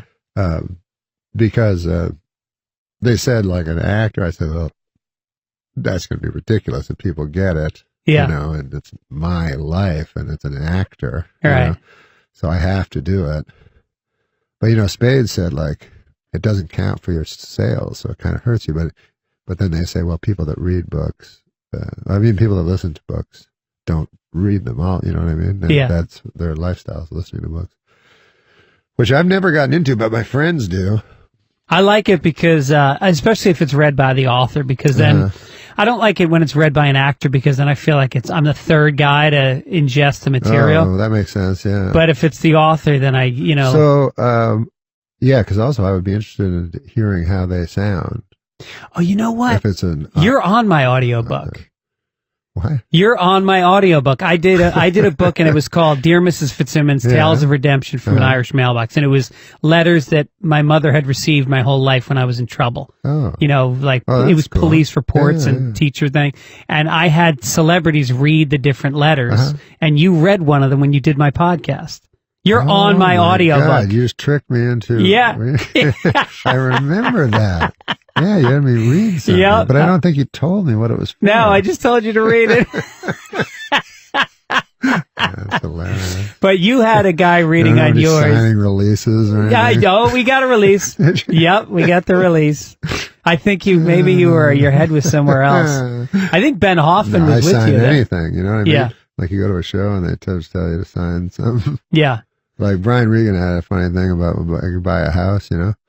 He's signing all the papers, you know. He's like, I hope you're not ripping me off. I don't know what I'm signing. I hope you're not taking all my money. Because, you know, you have to sign like a weird thing is your accountant, if he cheats on your taxes, you're responsible. Yeah. Like you go to jail because you signed the stupid thing at the end. Right. Do you read yours? Well, I know I got a real honest guy. Like he's so honest that he doesn't get any. I don't get any savings or anything. Yeah. Like I go, what about can I say I use part of my house to write, think up jokes? Yeah. And he's like, do you really? I'm like, no.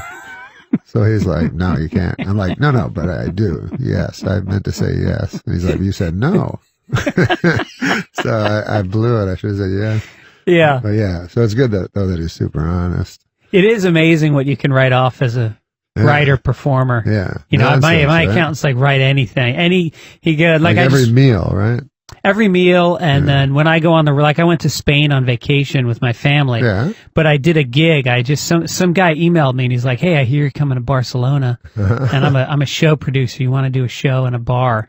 I said, "Absolutely." So I went out and he said, "Just we'll charge at the door, and then you just take all the money." Yeah. And then I ended up with $500 in Spanish money, and then I got to write off the entire trip.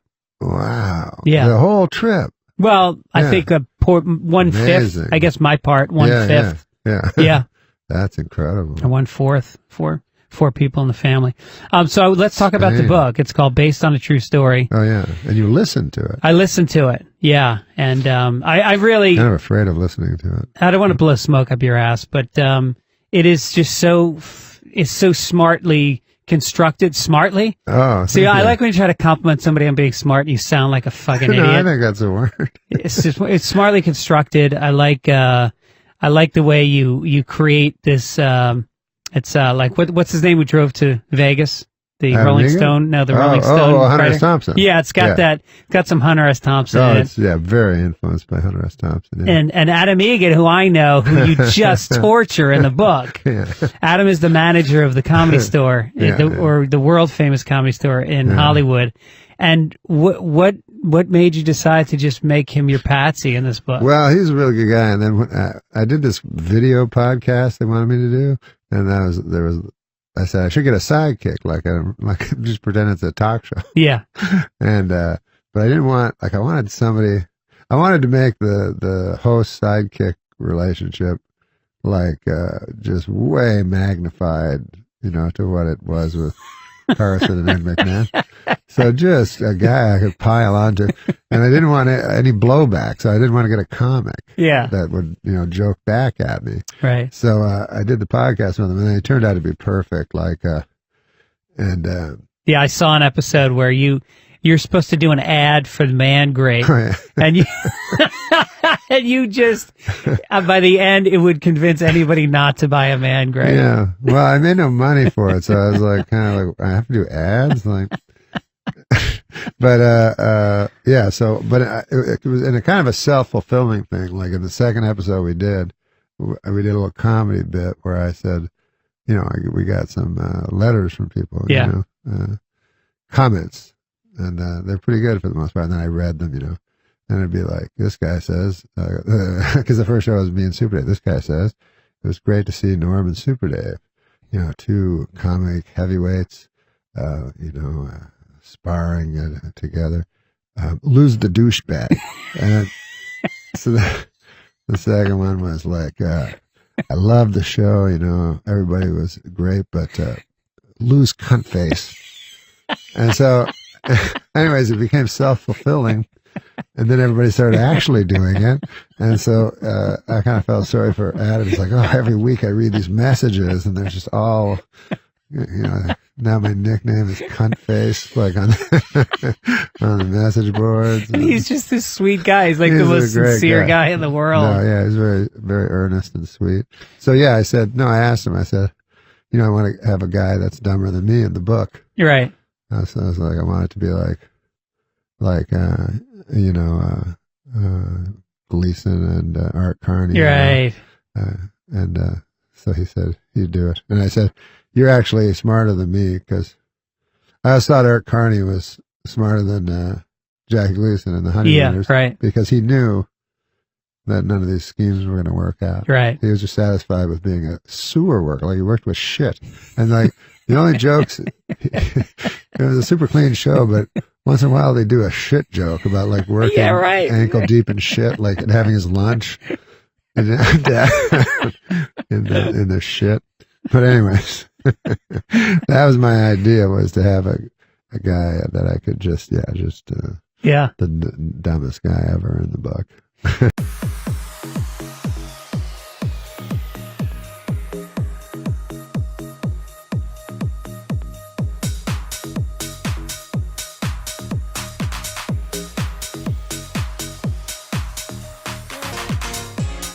Meanwhile, he has turned around the Comedy Store. He came in, and that place was like. Did he ever?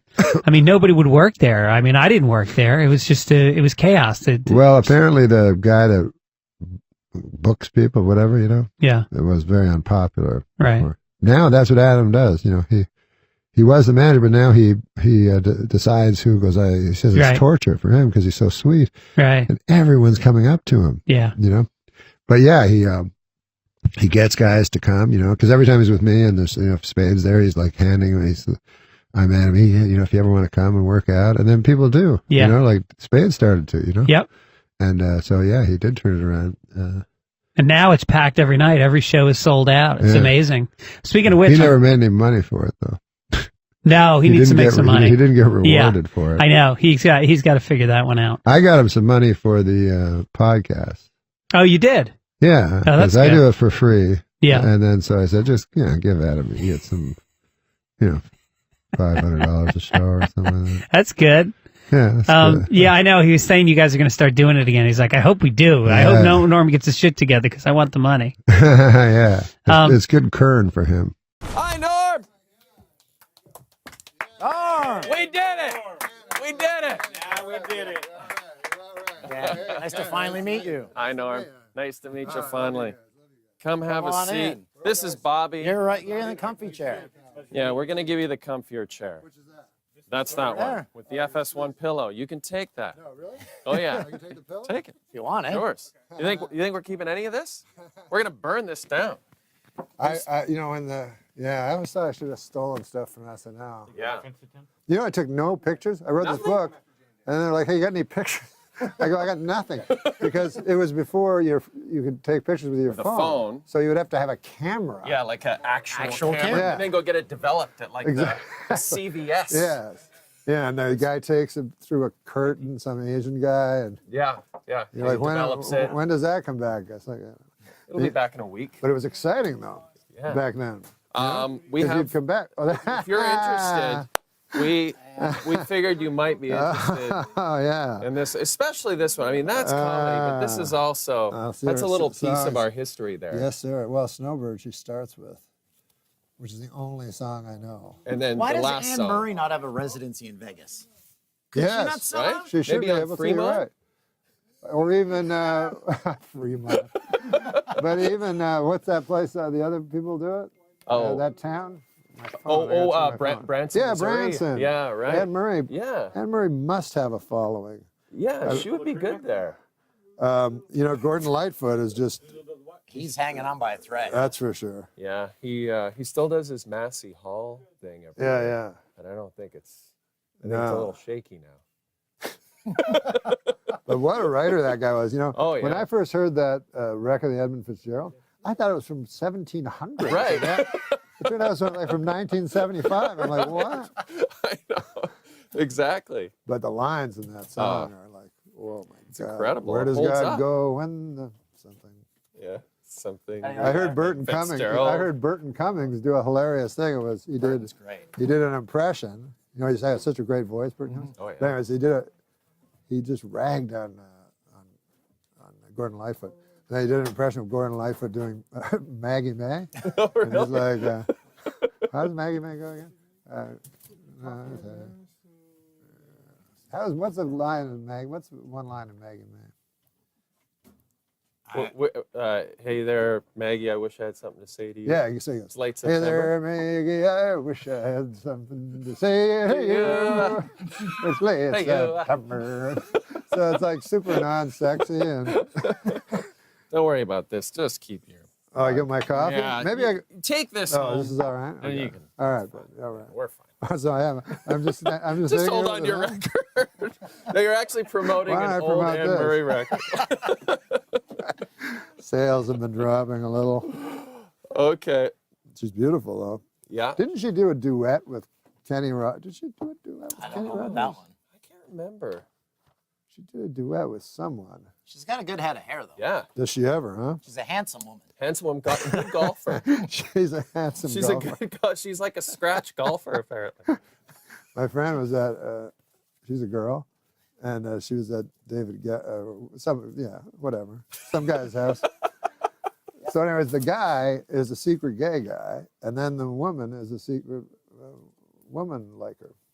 Like a lesbian. A lesbian. Yeah, A secret woman. She's a lesbian. Yes. I should be wearing this. This is yeah. You don't have to wear that, but it's ridiculous. But we did looks enjoy ridiculous. it on the herd. We did enjoy it. So she, wait, what was I talking about? Oh, the secret woman lesbian. Oh yeah, so my friend was there, right? And the wife goes up to her, and she says, "Do you watch the LPGA? Do you follow the LPGA?" Which apparently is some code. Oh. Oh, Yeah, okay. Yeah. So my friend, this girl, she goes, "Well, sometimes, you know." And then the girl's like, "Oh, it's really something that you should really follow." Very entertaining. All right, we're gonna do it. We're gonna get going. Wait! I got. God damn, man. It's like I was saying on Saturday Night Live. You know, they've done it for 30 years, and everything's a panic. Yeah. Yeah, exactly. Like, it's 10 seconds. They're screaming. You're like, fuck. You don't have everything ready yet? Yeah. Here we go. Had 40 years to get this right. They're still trying.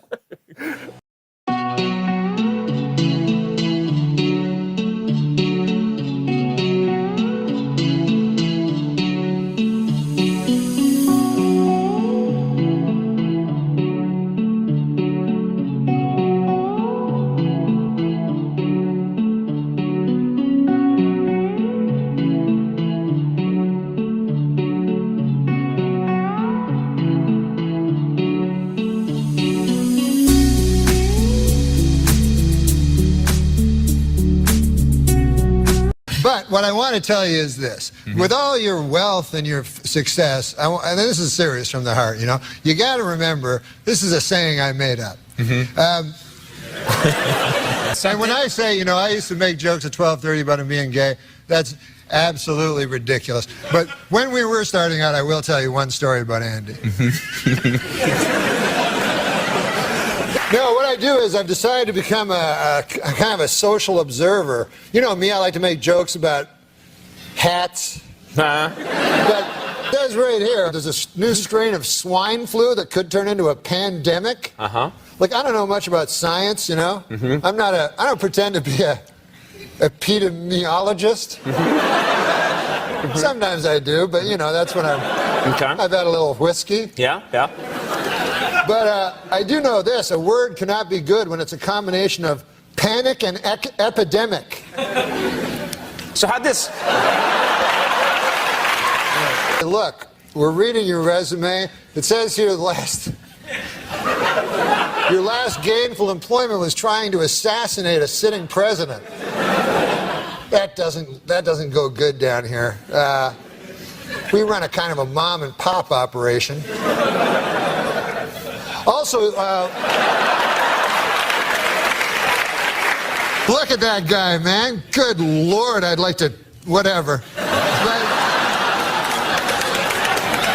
I'm thankful for the fine ladies who live across this country and leave pies on their windowsills. So an old chunk of coal like me might have a meal from time to time. Okay. Are there a lot of these? I'm most thankful for, honest to God, is friends. Oh. You know? Yeah. Yes, Conan, friends. Especially the one where Joey buys Chandler a duck. All right. Yeah.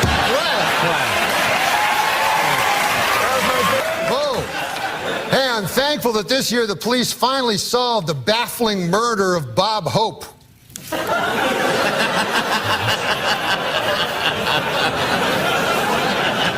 No, the Burbank police and the LA... and finally... Like, when I was young, there was a fella went by the name of Jacques de Gautier. I started to do stand-up and travel from here to there and to here again. We're tuning in to listen to comedians doing comedy. Plus some douchebag, I don't know who he was, but I like to punch him right in the fucking face.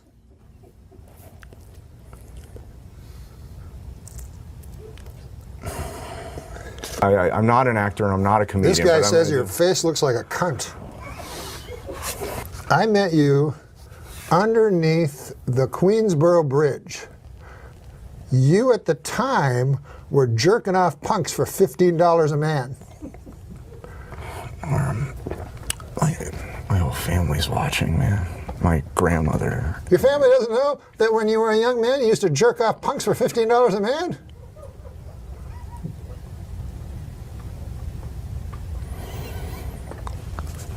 You got paid for this? You didn't get a check? I did not get a check. Who paid you? Daniel Kelson, our producer. He gave me a check last week. You got a check from Daniel? Yeah, I got it right here. No way. Let me see that. Yeah, right here. Let me see this thing. It is from Daniel Kellison. Pay to the order of Adam Egget for services rendered, $15. Game of Thorns. It's Thrones. Yeah. Game of Thrones. Sure. Well, what the fuck is that? Whoever watched that? Now, you're telling me that's better than Norm Macdonald Live? I mean, I don't want to say it's better than, I mean, a lot of people watch it. It's a pretty popular show. What's it about? They have pictures of ladies? Yeah, ladies and knights and kings and midgets and, dragons. Sounds like my honeymoon. Kinky Boots is number 8. Yeah. Sounds like my honeymoon. There's this guy, Chance Langton. You know him? He's a comic. No. But he said when he was a young boy, he loved Shirley Temple. He was 5 and she was 5. The next year, he saw her in a mall. He was 6, she was 50.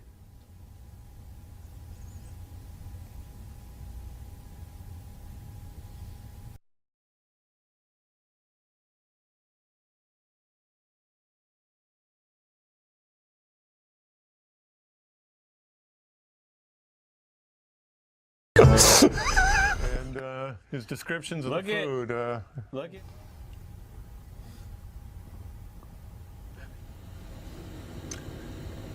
What was the music all about?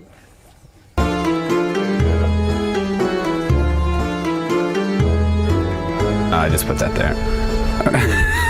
Gross. What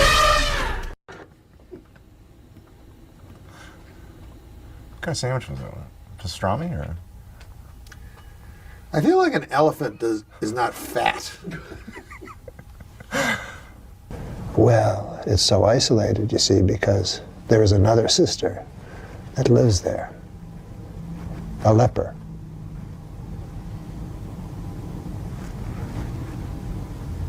So he fucked a leper? Let's not be coarse. Good God, man. I wish I could find a Hitler of today and go kill him.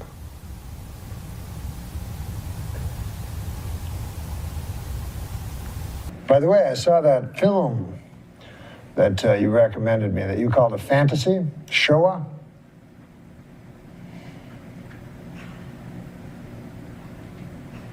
Horrifying.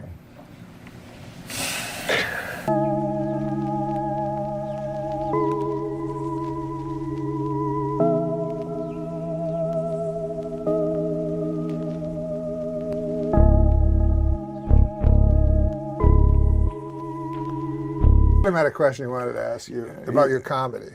Yeah, I've been chomping at the bits to ask this one. I've been thinking about it all week. Norm told me to come up with some questions for you, and I've just been dying to know, where do you get your ideas from?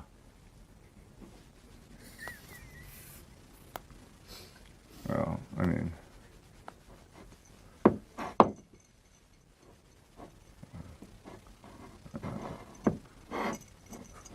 Were you in New York when the Twin Towers fell? No, I was in Los Angeles. Well, either way, it was a national tragedy. It was. Yeah, I know. 9/11.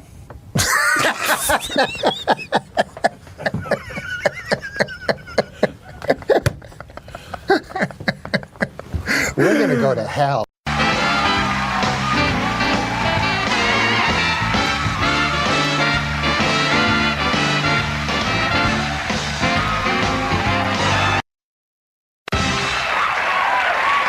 What a crowd, huh? Hey, man! These guys are the greatest. That's a good crowd, but you're Norm Macdonald. You know, you get that everywhere. What do you This is an exciting day here at 30 Rock. You know, the Rosie O'Donnell show premiered today. And I was in its tapes at the same floor as Saturday Night Live on 8H. They had flowers sent. There was the whole, it's unbelievable. You know, people must love her. There's flowers all along the entire 8H. Right. All flowers. They're sent by, like, there was one from Madonna, one from Elizabeth Taylor, Regis and Kathy Lee.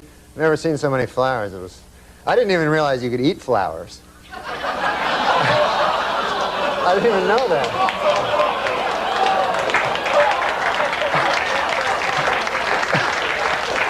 But, no. Hiya, Rosie. I'll be your pal. That's mighty neighborly of you, Norm. No, she's Nice great. of you to eat all those flowers. No, she's great. The show is great, you know. You're screwed now. How's it going? It's summertime now, so you got a break from that whole nutty news thing that you do. Yeah. You know? That's why I love coming on this show. I get to do the news stories that I wouldn't be able to do. You know what I'm saying? Really? That's the nice thing about this show. It's like you could just do them to a mirror, but what fun would that be? That wouldn't be much you come fun. here and you can do your stuff. Yeah, I got other things I like doing in front of the mirror. That's gross. I don't know what they're thinking. No. You didn't mean it that way, of course. No. So, but one big news story: Twister is the big what do you call it? Movie. Yeah. Twister's the big movie, and I got some news. Apparently now they're thinking about Oscars for the movie. Yeah. They're thinking of Best Actor for The Wind.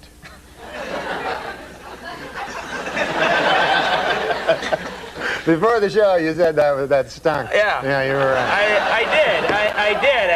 They showed me a sheet of some stuff Norm might talk about. We all know these are completely spontaneous. And I picked that one out. I circled it and said, that ain't going to work. I know this crowd. You're right. Yeah, I'm your friend. I'm looking out for you. But you got other ones that I thought were terrific. Yeah, I didn't like them that much. But, but there was one I just thought of. Oh, I was just really? reading the paper backstage. Dr. Kevorkian, did you read this? He killed his 29th person just today. And let me tell you something, and I want to tell America, this guy is not a good doctor. I mean, people should start, it's crazy. You know, I have killed less people than that. I'm not even a doctor, you know? Yeah. No, I get, well, how is life? I know besides thinking of these news story things and stuff like that, you know, you having a good time? You able to relax over the summer, have a good time? Am I able to have a good time? My cat just had a heart attack. Are you serious? Yeah, he had a heart. You ever hear such a crazy thing? No, I didn't know they got things like that. Yeah, they get heart attacks. So I got it off Steve Corrin, this writer up at Sure, Saturday Night I know Live. him, yeah. Yeah, so he gives me his cat. Turns out it's some kind of a defective cat, you know? So he's a nice cat and everything. I'm getting along with him. I come back to my apartment last week. The cat's like foaming at the mouth. He's shaking like this. He's foam coming out. So I didn't want to get near it. I thought maybe he'd, you know, who knows? He was delirious. Maybe he'd think I'm a mouse. So I say, I didn't want to get near him. So I phoned 911. You know, I panicked. I phoned 911. Right. Which it turns out it's just for people. I didn't know that. Didn't know either. They got mad, man. They said they would have me arrested if I phoned back. Oh, okay. But anyways, you know, I love this cat. It's a good cat. So I took him down. I got him in a cab, and I took him down to the hospital, the animal hospital. And the guy tells me, my cat had a heart attack. He takes him away. He says, oh, yeah, he had cardiac arrest and stuff. And he started asking me questions about, like, he says, I said, what would cause that? He goes, you know, diet, stress. Stress? Yeah. Well, he had a big promotion coming up. So, and then he let me visit the cat. He says, you can visit the cat, you know. There's visiting hours. I go, all right. So you go in this room, and then they bring the cat in a cage. He's all drugged up. And then they put the cat, like, on a bed. And then the guy goes, okay, we'll be back in a half an hour. You have half an hour, you know? So I'm with the cat, like, for half an hour. So after 5 minutes, you know, I figured, I got a life to get back to. You know, it's a cat. So we go out, and so afterwards he told me he had a lot of, he said he could have an operation, which was like $4,000, which, you know, I could buy like 100 cats for that, you know? But then I figured, what the hell would I do with 100 cats? Right. So you got the cat. You sprung for the operation. No, I didn't. Oh. No, there was another thing where he's on medication, you know, and I have him on medication. I have this medication. And he said there was some good news and bad news. He said the bad news was the cat only has like a 20% chance of survival, but he says the good news is it's just a cat.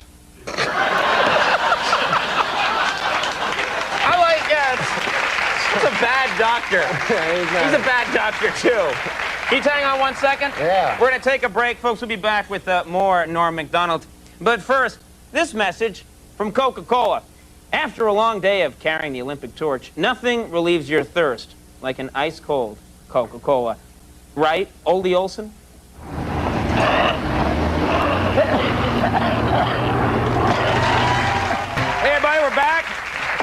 Here with Norm Macdonald, and you were talking about going to the in the last segment. I understand you actually had to visit yourself. Yeah, the hospital. I went.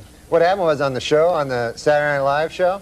Yeah, that show. Yeah, I know that show. I was on that, and Dennis Rodman was a guest. Dennis Rodman, right? And so we thought it'd be funny if he headbutted me, you know. So he headbutted me, but he did it really hard, you know.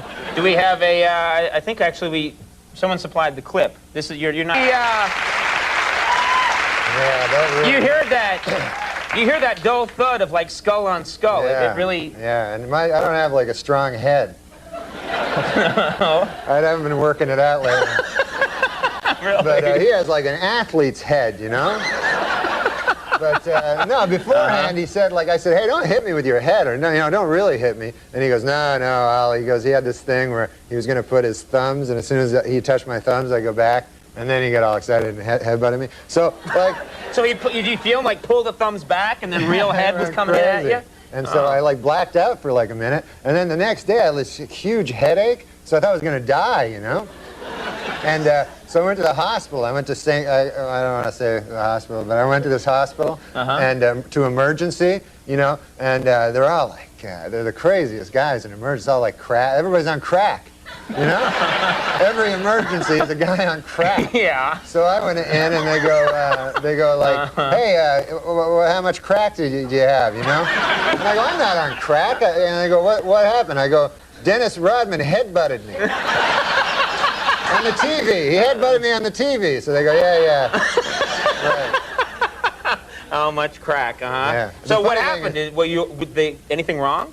I don't know, man. They said, like, you can't tell. They said, like, the only way you can tell is if later on, if you go to sleep and you don't wake up. Yeah. That's why you didn't mention the name of the hospital. Yeah, I don't want to mention it. I didn't know this, too. If you go to emergency, you got to pay. They keep sending me bills, like all kinds of bills. You thought it was free, that you could just go there and... Yeah. I'm from Canada. It's all free there. Oh, okay. Now, you know, I guess I've known you for a little while now, and you've come on the show a bunch of times, and we've gotten, you know, I was kind of surprised because someone told me that Norm Macdonald, has gotten kind of, you know, superstitious, and I thought, that's odd, because I don't think of you as that kind of person. I never was. I was always a doubting Thomas. I couldn't think of the name. I was always a doubting, I was going to say Fred for some reason. I was always a doubting Thomas, you know. I was always, that stuff, that's not true, that's a load of stuff, you know. So, but then I had this thing, you wouldn't believe it, you know. It opened my eyes, it made a believer out of me. What happened was I had a dream, and it was like the number 7 in my dream, a giant number 7. Wow. It was the most vivid dream I ever had. So I wake up from the dream, right? I'm with you. Yeah. So I wake up from the dream, from this number 7. I look over at my clock, 7 o'clock, right? Wow. So I get up. It's not that coincidental. No, I'm just sort of going along with you. Yeah. So then I go out and I decide, hey, why don't I take a cab, you know? So I get in the cab, and it's cab number 7, I notice, when I'm in the cab. Now I'm starting to get a little freaked out, you know? And so I say, hey, take me to the track. I enjoy playing the ponies, you know what I mean? I hear what you're saying, yeah. I like going down there, Cohen. I like visiting my money. So, you crack me up. My uncle used to say that. So I go to the track, you know, and I say, okay, what do I owe you there, fella? He says, $7.77. Oh. I said, good Lord. I said, I thought it was like 40 cents. Anyways. So I go, here you go. I pay him, you know. I gave him like $8, you know. Right. So I walk through gate 7, you know. Went up to ticket window number 7 there at the horse place, you know. And I look up, they have the form there, you know, the racing form shows you all the races. So I look and I see in the 7th race, there's a horse called Lucky 7. And he pays 77 to 1, you know? No. So I say, to hell with this. I say, I'm going to pull out all my money. I pull out all my money. I had like $700. Wow. Pull it out. I said, put this all on Lucky 7th and the 7th, you know? I go watch the race. Damn if he didn't come in 7th. That's incredible. What an amazing story. Well, that's an incredible story, Norm. I'm sorry about cursing. I forgot that. That's all right. We're on cable by now, I think. Listen, now let me tell everybody where you're. The Saturday Night Live this weekend's a good one. It's a rerun, but let's get real excited about it. John Goodman and Everclear are going to be on that show. Yeah, they're great. People should check that out. And Rita Rudner, the Sonny Burgess and Rosie Flores combo coming up. Norm Macdonald, thank you very much for doing it. We'll be right back. Stick around.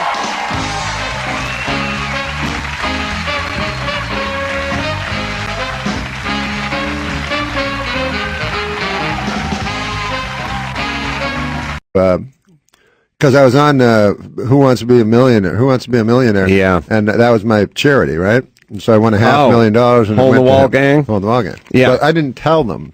So they just got a check for $500,000. $500,000. Should have got $1 million. So then, yeah. I want to get into that. So then, they keep sending me they want more money. Like they think it's like an alumni association. Yeah, they think I'm a guy with $500,000 every fucking year.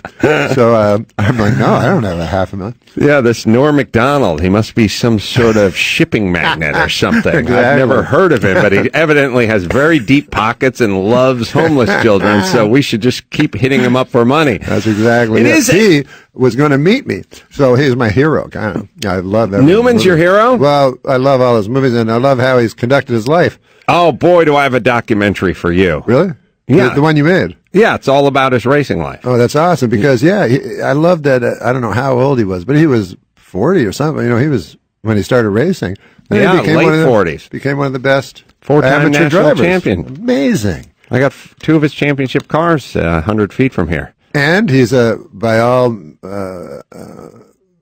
evidence, he was monogamous with Joanne Woodward. You know, he wasn't a player when he was the most handsome guy ever. Norm, was this? It's a little Paul Newman going on down there, right? You No, were more handsome, like Norm. yeah, you were handsome. Huh? What the f happened? Anyway, no, I did Weekend Have Update. you seen Paul Newman lately? You do look better. You know what I mean? You know what's weird I just thought about, Norm? I think you might appreciate this conceptually. We appreciate 2 dudes. We appreciate the guy who's been faithful to his wife for 47 years and never looked the other way with all the trappings of Hollywood. Yeah. And we then thus also worship at the altar of the guy who fucked everything that wasn't nailed down. Like, boy, that guy was serious cocksman. I mean, boy, he fucked everyone. We don't, but when someone goes, he fucked like 8 chicks over the course of 40 years, we go, I don't know about him. Well, you know, it's like if a guy, it's feast or famine in the fucking department. It's like if a one guy, chick or 180. If a guy gets divorced twice, he's kind of a loser. But if he gets divorced 9 times, he's a character. Oh, you know? Ladies' man. Yeah, hide the daughters when he comes into town. I met Mickey Rooney. Mm-hmm. So, you know, he was the biggest star in the world, and he was married. Norm's eating, by the way, if anyone wants to know what's going on. So he was married to, I don't know, but it was like Ava Gardner, like 7 beautiful women, the biggest women, most beautiful women in Hollywood. So in his head, he still thought he could get these women, you know. It works on chicks. It doesn't work on dudes. Oh, what I'm saying you mean is like B. Arthur or something. Yeah, like if I found out that Lorenzo Lamas Jr. was banging B. Arthur 10 years ago, I wouldn't go, well, fuck, give me a piece of that shit. I'd go, he's got a mental condition. But women, when they find out that Sophia Loren is sucking off this fat producer, then they go, oh, must be good enough for me. You see how it works? Did Sophia Loren suck off a fat producer? Oh, yeah. Is that true? How do you think we know her name? My Lord God. I don't know for sure. But you're allowed on this show to just slander we can say everybody. what we want. Well, no, I'm not. Look, she's a dear friend. Sophie's a dear friend. God. No, I don't know her background. All I can say for sure is this, that it works this way with women. If there's one dude who beds a Kardashian and a Paris Hilton, he'll then get to, and a Lindsay Lohan, he'll get to mow through other Hollywood hot chicks. Like David Spade is that guy. Yeah, David Spade is that guy. And I would say he's more, because Warren Beatty was always the gold standard, but Spade doesn't have the looks of Warren Beatty. He's the aw shucks rapist. Rapist? Well, I don't know why you brought up rapist.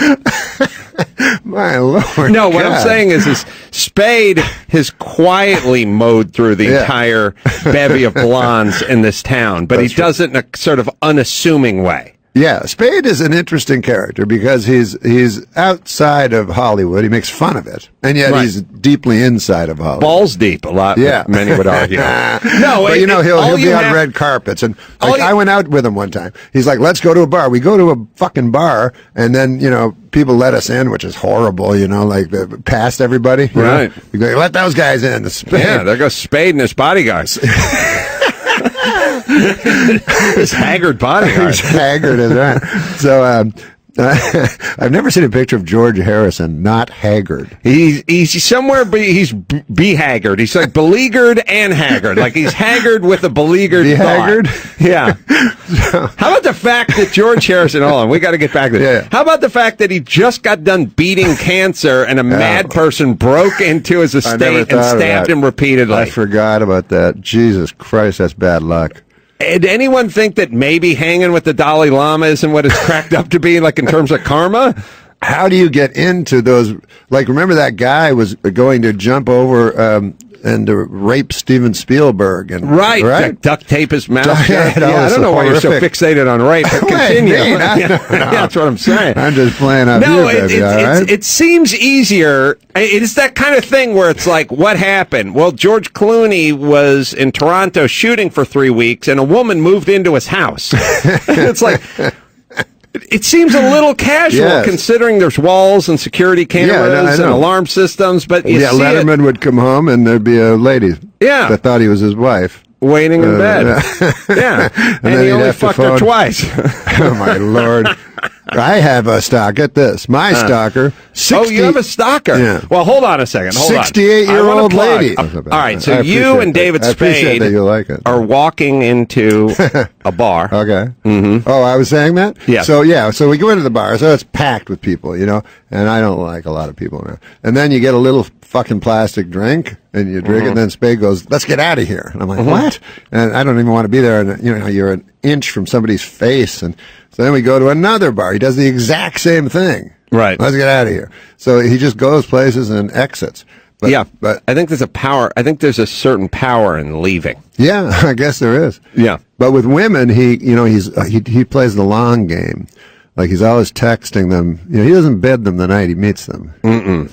Like a year later. Right. But he's got so many on his... He fucks them in the bathroom. Yeah, but not on a bed. Never on a bed. Wait, no. I hear what you're saying. I'm reading between the lines. I can't talk about Dave. Now it's going to Hits sound him like in a I'm stall. saying that about David. No. What he does is he quietly... Like, here's what I'm saying. Yeah. Here's what I'm saying. If you had a list of the famous coxmen of the town with the Warren Beatty's of the world and the Wilt Chamberlains and stuff like that, somewhere in the 13th spot would be David Spade. Absolutely. And everyone would go, how do you get on this list? A cute little blonde guy? I'd put him way farther up than that. Way farther up. I'd put him maybe number 1. Well, that's what I'm saying. In terms of sheer numbers. Quietly goes about his business. Yes, he does. And until we start talking about it. I know we shouldn't. But he's very self-deprecating about it. But he also, he knows everything that a young girl knows. Like that beautiful 20-year-old. He can talk to them about keeping up with the Kardashians and whatever the hell. Right. And then, if I... Nobody's gonna change, you won't ever leave. On my mind again, I'm still not tired of it. Can make you want me. And I might act okay, say things will stay the same. Say I'm all I need. But every other night, I'm begging for that high. I'll come clean. Half the time, just wanna stop. Can't find another you if I'm lost. Can't find another you if I'm lost.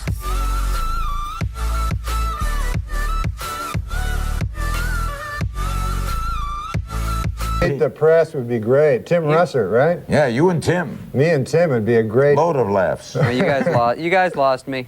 He doesn't know who Tim Russer is. Anything about Tim Russer. He only knows supermodels. I get blank stares. Yeah, you Hey, Hey, listen, Larry, you live next to me in Beverly Hills now. You knew Clampett. You're right next to me. Clampett. I just heard you're going to come by Don't my... give the address. We're going to I know where you are. You're by Nate and Al's, and my house has a water wiggle out front, and you're going to have to come by and hang out with me. What is that? What's a water wiggle? That's his thing for a supermodel. What an idiot. I've heard the Norm stories. I'm Fuck blackjack guy. Oh, yeah. I play blackjack. Oh, I love blackjack. What was your biggest loss? Did you talk about it? Nah. Not really, huh? Nah. I don't blame you. A lot. It was a lot. Yeah, you're over it though. I did a stupid thing one time. Okay, he's ready to talk. This was my big statement I threw over at Atlantic City on the boardwalk. I threw 60,000 into the ocean. What? No way. Yeah, to quit. That was my thing. I'm going to quit. Why didn't you just quit and keep the 60? It was supposed to be like I felt like I was in a movie. Wow. That was a symbolic kind of a thing. Like, was it money or chips? No, it was money. Was money? Holy shit. I said chips, and he goes, what's Wait, that? so you threw 60 grand because you had a moment where you're like, this is cleansing. This is like it's just- to it's the ocean. I committed. The same way a drug addict would throw his drugs into the ocean. Right. How long after it left your hand did you regret it? I regretted it pretty good. See, I would have thrown the fucking dealer into the... That's how I would get over it. Someone told me something amazing about you, that the movie Rounders, which is about underground gambling, was based on your life. Oh, no. Is that true?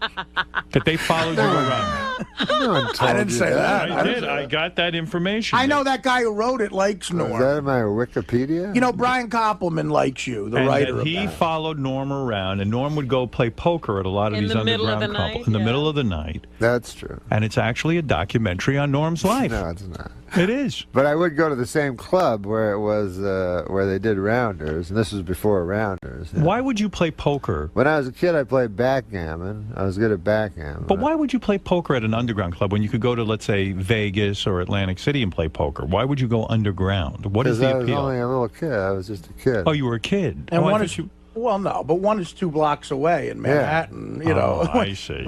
Me and Norm went to a week. The second time I was on your show ever with Norm, we were in one of those clubs all night long. Right. And we came right from the club. Did you get your clock cleaned? Did you lose a lot of money? I lost all my money immediately, so I had to start. I had to start shooting pool. There was this all gambling going on. So I shot 8-ball until like 6:30 in the morning with a guy, and I lost $800 doing that. Right. And then Norm, I lost about $2 grand at the tables. Norm played poker, and then Did Norm win? We just Hey, made, one time a guy tried to hustle me at pool. Are you good at pool? Norm's good at pool. No, not very good. But we're just playing like bar pool, like we're drunk. We're all drunks. This was when I was young, you know. But you play for a lot of money. No. This is what I had no money on. Okay. So I'm playing this fucking. Oh yeah, right. Yeah, you're okay. When I'm playing this fucking pool hall, and this big giant black guy. It doesn't matter what color he was. Yeah. All right, but it helps the story. Giant black like guy. Forrest Whitaker in The Color of Money. In The Color of Money. Yeah. So he comes. No, but he's dressed like he has all this stuff, and he has 2 girls with him. You know, and I'm all drunk. I'm like an idiot. You know, with my friends playing pool. So he goes, I'm next, you know, so he puts his like fucking 4 quarters down. Yeah. And so then he goes, here, let's play. So the guy, he has his own stick, you know. Oh, boy, you're in for trouble. Yeah. Then. So we're playing, and he's missing by only like a millimeter every time, you know. But I win, I beat him handily, but like he's the worst hustler ever, right? So we play for $1. So then he goes, now we're playing, he goes, now we're playing for $100. Like it goes up to 100 from 1, and I just beat him every fucking. So I go, no, I'm not. What? I go, I'm not playing. I'm taking my $4 and going drunk, you know. I go, I'm ahead $1. I was kind of an idiot. Yeah. I go, I'm ahead $1, you know. I'm not playing you anymore. Ah! And so the guy goes, he's all mad. So then another guy played, and then stupidly I gave my friend advice.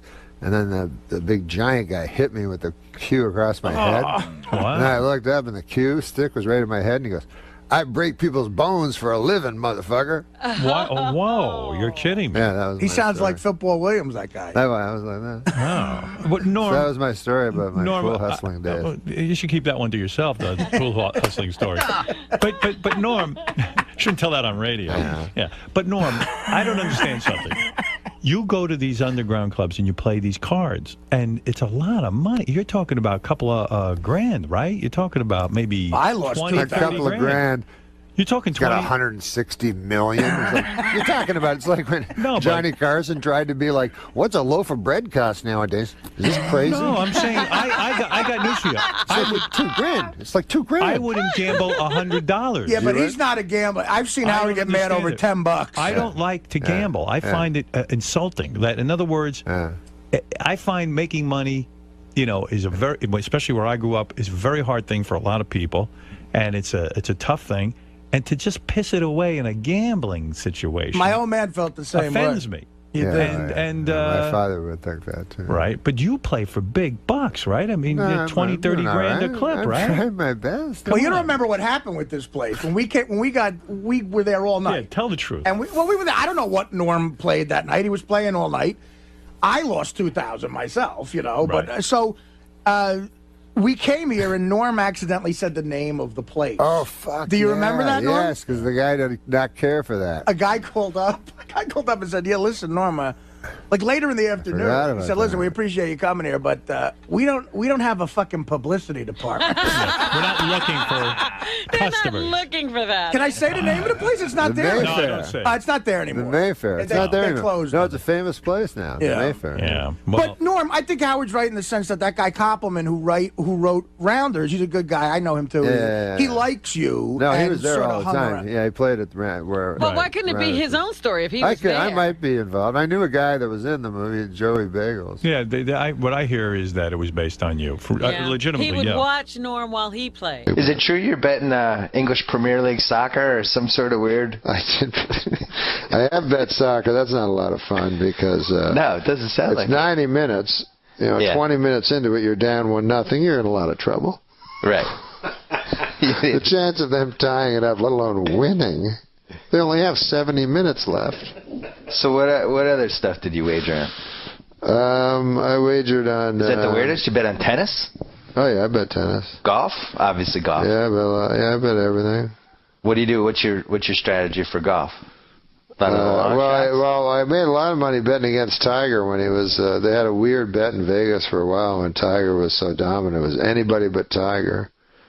Oh, I like that. And the odds were always skewed because they know that people always thought Tiger was going to win. Right. So the odds would be you get him at 1-2 or something like that. Yeah. Because everybody would go into the sports book like tourists and go, "Hey, I can bet on Tiger plus that pays 2.5 to 1. That's a good deal, That's what how they also get the Red Sox and the Cubs fans that way.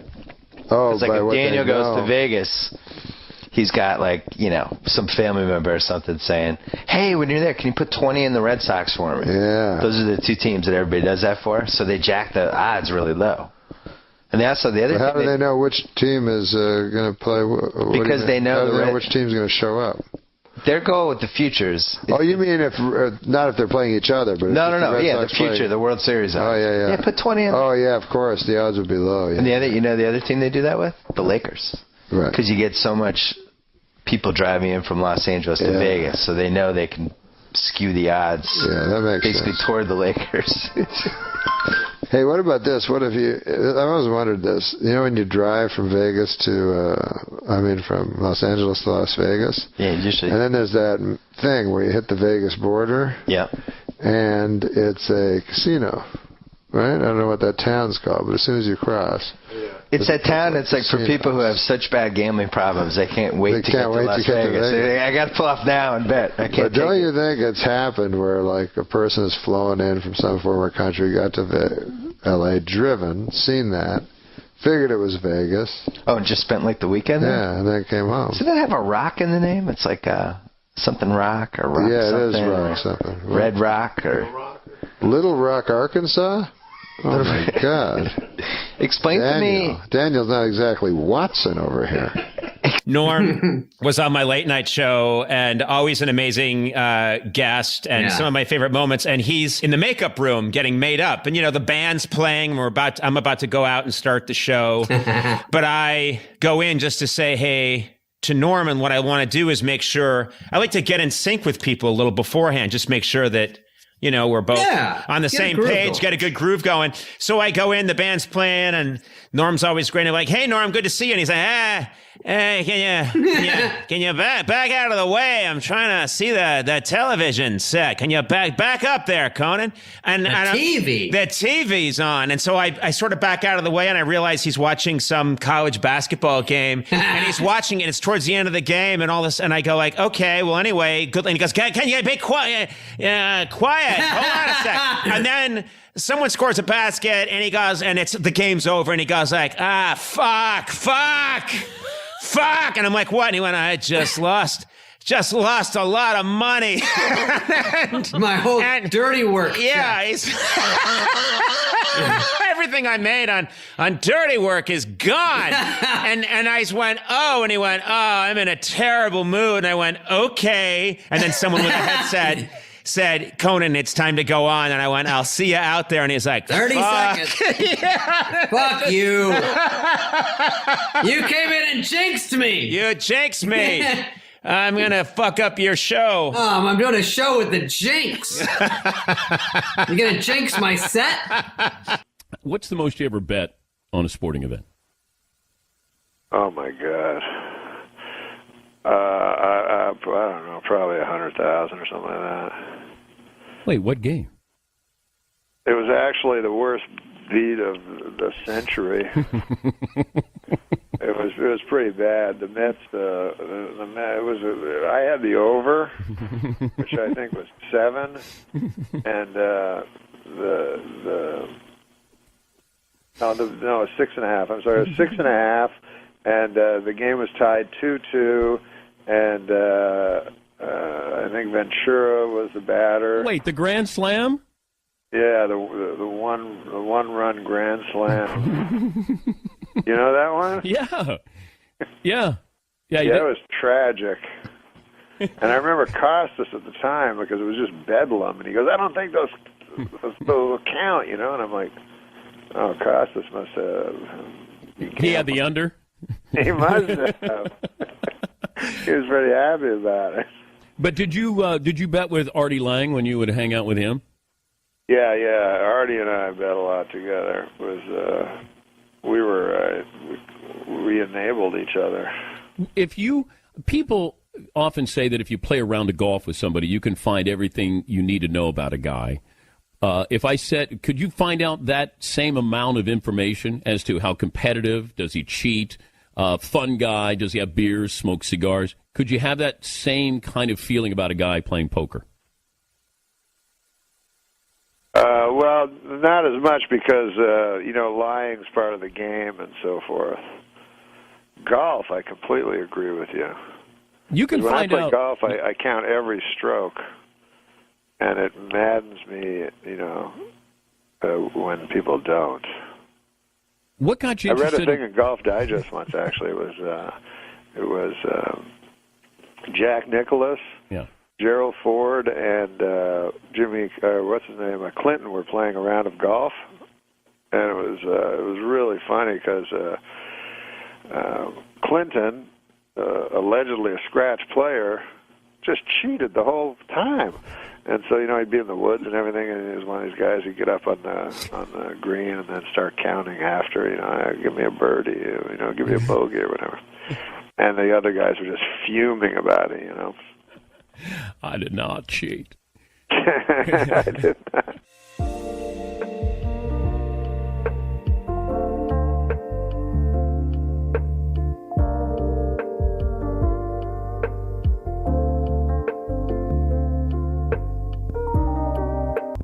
What was the biggest bet you ever made? Oh, God almighty. I don't know. One time, the most I lost in one night, because 3 times I've lost everything that I've ever had. How do you do that? I mean, not morally, but I mean, like, how do you physically do it? Well, yeah. I mean, you make one more. Like, what is the process of that? What's the evolution? It's funny because it's the only time I ever went to a psychiatrist, he said, like, I was like, because it was for gambling. I was like, how the fuck do I get out of this? And he's like, oh, you gamble to avoid life, you know? And I'm like, but my thing was, well, isn't that why you do everything in life, is to fucking avoid it? You know what I mean? Like, it's too painful. Yeah, like, why do you? So I said, but it's painful to think about, but because now it would be nice to have the money, but you just lose it by it's just like any escape, I guess. Because I was never a drug or alcohol guy, but like when I watch a game and I have a bunch of money on it, then I can understand what's going on. Nothing's ambivalent or anything about it, you know. And there's stakes. There's stakes. You know exactly the rules. Yeah. You're completely involved, and you're completely escaped from your life. Yeah. Of the real. Yeah. The real fear. My biggest problem is ruminating about death. If I could get over that somehow. And you do that regularly? I try to. I read fucking books about it and shit. So, like, you still haven't walked me through losing everything. Well, how you do it? Physically? Yeah, because you know, you've got a house, you had a lot of money saved up, and then like, so you make one bet, and then you realize you're about to lose everything. Do you make phone calls to people saying, like, I just need a little more? I mean. Well, you know, you kind of at the end of it, you know, it's happening. I guess it's like I've never had substance abuse problems, but I guess it's like people that know they're going to hit bottom, you know, and kind of want it. Yeah. Because it does it's exhausting. Yeah. To be obsessed with something. Right. So you are, I guess, trying to do it, trying to finish it off. Right. Finally. Because if you have $450,000 in the bank, whatever the fuck it was, and then you lose $400,000, you go, fuck it, I don't want to fucking have $50,000. Right. To remind me that I don't want money to remind me that I have more money. So that's how you do it. So that's how you do it. Like, what the mind of a comic and what makes them like that? Well, we're done with you. There he is. Norm! Did you get my fucking text about your show? No. I love it. We're on the air. It's okay. Yeah, of course. It's good. They're greeting each other. Oh, hey, Norm Macdonald, Anthony. What's up, boys? I've seen you The rest of the YouTube group. a lot. Oh, yeah. Awesome. I do my YouTube videos it's awesome. and stuff. It's fun, you know. You fuck off a little bit here and there. Kevin Farley? How you doing? Sit down, Norm. Pleasure. Take a seat. I think we're kind of running out of seats. Take the couch right there. Hilarious special, too, by the way. That is nice. Oh, my God. Saw the special the other night. We're not on the fucking Oh, radio. yeah. We do that. Yes, you can say fucking. That's how we roll. We're on the radio right now? We just bring it in and let it roll. That's how that works. I know, you're looking at the picture. Alan's looking at a picture of Hitler. That's my room. I'm looking for different motifs. That's your screensaver? That's my screensaver. I gotta put on my cans, man. Jim Norton. Yeah, we just saw Jimmy Norton. You can see it. See, we like bringing everybody in at different times. The host of the show, the This guests. is fun. I saw you guys on the YouTube, you know? I saw you and Jim and you. Yeah. It was awesome. On YouTube? Fun on the YouTube. Yeah, you never watch fucking YouTube? What the fuck? What's that? Yeah, you watch the TV. This fucking guy. I know, TV's no shit. TV's like extinct now. TV's for the old fuckers. I watch the YouTube, fucking face, all that shit. Yes. Hey, what about this new thing? What's that? No, it's called Colors. Have you heard about it? Oh, we were just talking about that. I'm a fan of colors. We were just talking about Isn't that. that fucking weird? No, but it's only 150 yards. Yeah. People within 150 yards. Yeah. You got it yet? I don't know. It seems a little fucking weird. It is weird. Like a guy in your apartment building can, can see what you're doing depending on where he is. Yeah, maybe you could figure out where a lady was, like looking at the layout of her apartment, and then maybe I don't know. I think it'll come in handy for. I don't know what it is. I think it'll come in handy what it is, for man. football players on the field because it's 150 yards, so he pretty much covers the field, and they could probably figure out what the other team's going to do based on what they're doing with their color. You don't watch a lot of football, right? No, none at all. 150 yards. Well, you got to consider the end zone. Football. I was considering the end zones. Oh, okay, I got it. The entire field. You're still off, though, a little bit. Why? How long are the end zones? 10, right? It's got to be longer than 10. No, it's not. It's got to clear. It's Canadian football? No. No, real football. You got the 100 yards, and then how wide is the it end seems zone? about 10, right? Yeah, let's go with a 10. That's it? So you were off by 30 yards. 30. What about after there, but behind the end zone to the wall? All right, now you're talking 150 yards. What if they jump in the stands? Yeah, I've seen that happen. Give me a break. Hold on, I got to get this up. So, Norm, you were on Saturday Night Live. What a professional. Yeah, until Colin showed up. I know. Colin took your gig. He took my gig. He took my apartment. Did he take the apartment, too? Yeah, I moved in the same building as Norm. No way. You really are a fuck. Single white female. No, there was one moment. Colin probably doesn't remember it. But I was walking to the elevator, and he was coming off the elevator. Do you remember that? What do you mean? It happened all the time. No, I know, but this Maybe a little more detail, Norm. You took the elevator. This was after I had left and you had come on, and it was I don't know, it was poignant to me. Sort of a changing of position. You went to shake Norm's hand and he spit in your face. Do you remember that time? No, Colin was awesome, though. You didn't have any animosity towards Colin? Not towards Colin. No, I love Colin. Now, I heard you were taken off of that show because the OJ situation. Who knows? I don't think it was really You don't think that was it? No, I don't really think it was Because you gave OJ a little guff, and most people were just treating him like a saint. Yeah, but I know people said that and shit. But I think, I think it was because I didn't get laughs all the time and shit. And, Oldmeyer was watching Leno, who would get laughs wall to wall every fucking night. Yeah, but that isn't what it was about. I know, but I can understand his point. I kind of liked the delivery and the fucking very dry wit of that whole thing. The problem is, if one guy don't like you and he owns the cameras, you're fucked. Yeah. But I think it was also that Oldmeyer, when he actually would say something about, OJ, if you get pissed, then Norm would just say, all right, fuck him, and do 5 more. Oh, okay. Yeah. Other people would go hey, okay, I'll keep my gig. Yeah, we didn't listen to anybody. And also, I don't think we were listening to people within Saturday Night Live, which was probably a mistake, too. Because Jim was, you know what I mean? Yeah. How about my impression of Jim that everybody hates? Yeah.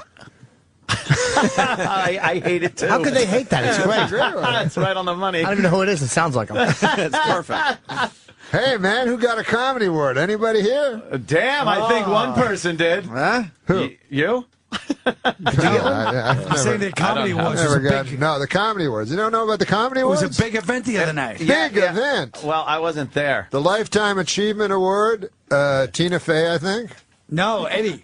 Eddie Murphy. Well, No, what did Tina get? The Mark Twain Award. Well, how do you get that one? You have to be as good as Mark Twain. That's a dumb fucking award name. Dude. I was nominated for one, but I didn't get it. You didn't get Mark? No. You were nominated for anything. I was nominated for special. Shut out of most consecutive roast. I was nominated for. Fucking network. No. Yeah, he doesn't Colin like that network edged very much. Yeah. Thank you. I did edge him out. You were shut out of fucking roast without me. Why are you screaming at me? We both hate the same people. It's not each other. Remember the time you two were getting in the elevator after that award show? Yeah. Colin, fucking why don't you do roast, man? That roast you did already was fucking awesome. Oh, because they don't fucking bring me on as roast. Why? I don't know. They should be very funny. They don't bring Jimmy on either. They always want the new people. Hey, guess what? There's a young girl that's middling attractive that swears a lot. Let's get her. What? Is that the new fucking thing? Yeah. Sarah Silverman, hysterical. Right. Who's funnier than her? Nobody. No, except dudes. But, Nobody. but I think she spawned these other ladies. That they forget that she's funny, and they think the whole point is just to be semi-hot, attractive, and then talk about sucking cock. And you got to show shit. a lot of leg. You got to show a lot of leg with little skirts on, and then talk about sucking cock and manipulating balls with your hand, and it's hysterical. Bring back Phyllis Diller.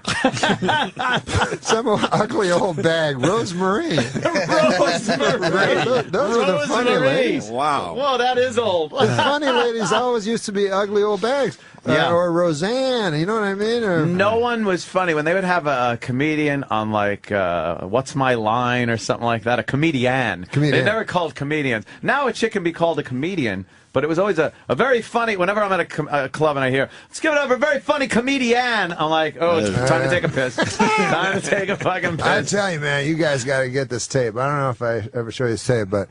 everybody thinks they're edgy and all this shit. I got a fucking tape, a CD of LaWanda Page. You know that? Shit. Oh, yeah. Aunt Esther. Aunt Esther. This was from the fucking 50s or 40s or some shit, and she's in Harlem doing... Oh, damn. the filthiest stuff, like really fucking funny. You can't even believe it. You can almost wash my ass. You can almost imagine because Red Fox and peanut her, butter pussy. Obviously. Right? What was that joke? I'm sorry, son. What was the joke about peanut butter pussy? What she had? Oh God! Easy to spread, something like that. Easy to spread. Who, this Luana Page? Luana Page, Aunt Esther. Fucking funny as shit. Yeah. I like Red Fox, and he told her he was going to slam her face into cookie dough and make gorilla cookies. Yeah. You can't say that anymore. I saw one time he had a joke. He said, "Man, I take one of those." He goes, "I saw this lady. She's taking." It's all right. You got the voice right. I can't remember. Yeah, he goes, "This lady, she's taking the male hormones, and oh my God, she was an ugly lady. She had a hair all the way from her neck all the way down to her dick." That's not a good impression. No. That works. The joke's there. Yeah, you're fucking special. I watched it the other night. It's hilarious. It's thanks, fucking man. great. So good to see you back on TV like that. Yeah. It was so fucking good. And fun. And the thing about you, I don't know what it is with that voice of yours. When I read your tweets, everybody that I talk to also reads them in Norm's voice. And it makes it that much funnier. Everybody started, during the Oscars, we all start tweeting our shit during the Oscars, past Oscars. And one of my buddies, Travis, actually retweeted and said, "You got to follow Norm Macdonald." I'm like, I didn't even know you were on or shit, so I started following you. And they were hilarious. Like the funny thing, when are you going to thank the computer? Every fucking tweet. When are you going to thank the computer? Just shit like that is stuff that no one else was tweeting. It's out of your mind shit. I just found out about that Twitter shit. It's great, and you got so many followers really quickly, and didn't have to pull a Charlie Sheen with it. It was just funny shit, man. But when you go to hit the send, you fuck for a second. You go wait, because it's just off the top of your head, and it's right there, yeah. And I don't do drugs or alcohol, thankfully, because I'm sure guys could really fuck up and say bad things. They have. Louis C.K. has had to delete entire threads. Oh my God. Things he's tweeted. Well, the worst thing is too, and especially if you have a lot of because followers. that's what he does, though. I mean, but sometimes even I guess he'll even feel bad about it and just go back and delete. A lot of times, if you tweet something and you want to delete it, even a second later, if you have a lot of followers, they got it. It's already been retweeted, and you can't delete theirs. So if you got 10 followers and you write something about, hey, those Japanese people, by the way, and then they can retweet it exponentially. Yeah, and then it just goes on and on. That shit was censorship, man. He made fun of nuclear breakdown. That's censorship. We should be able to talk about anything, man. It's America.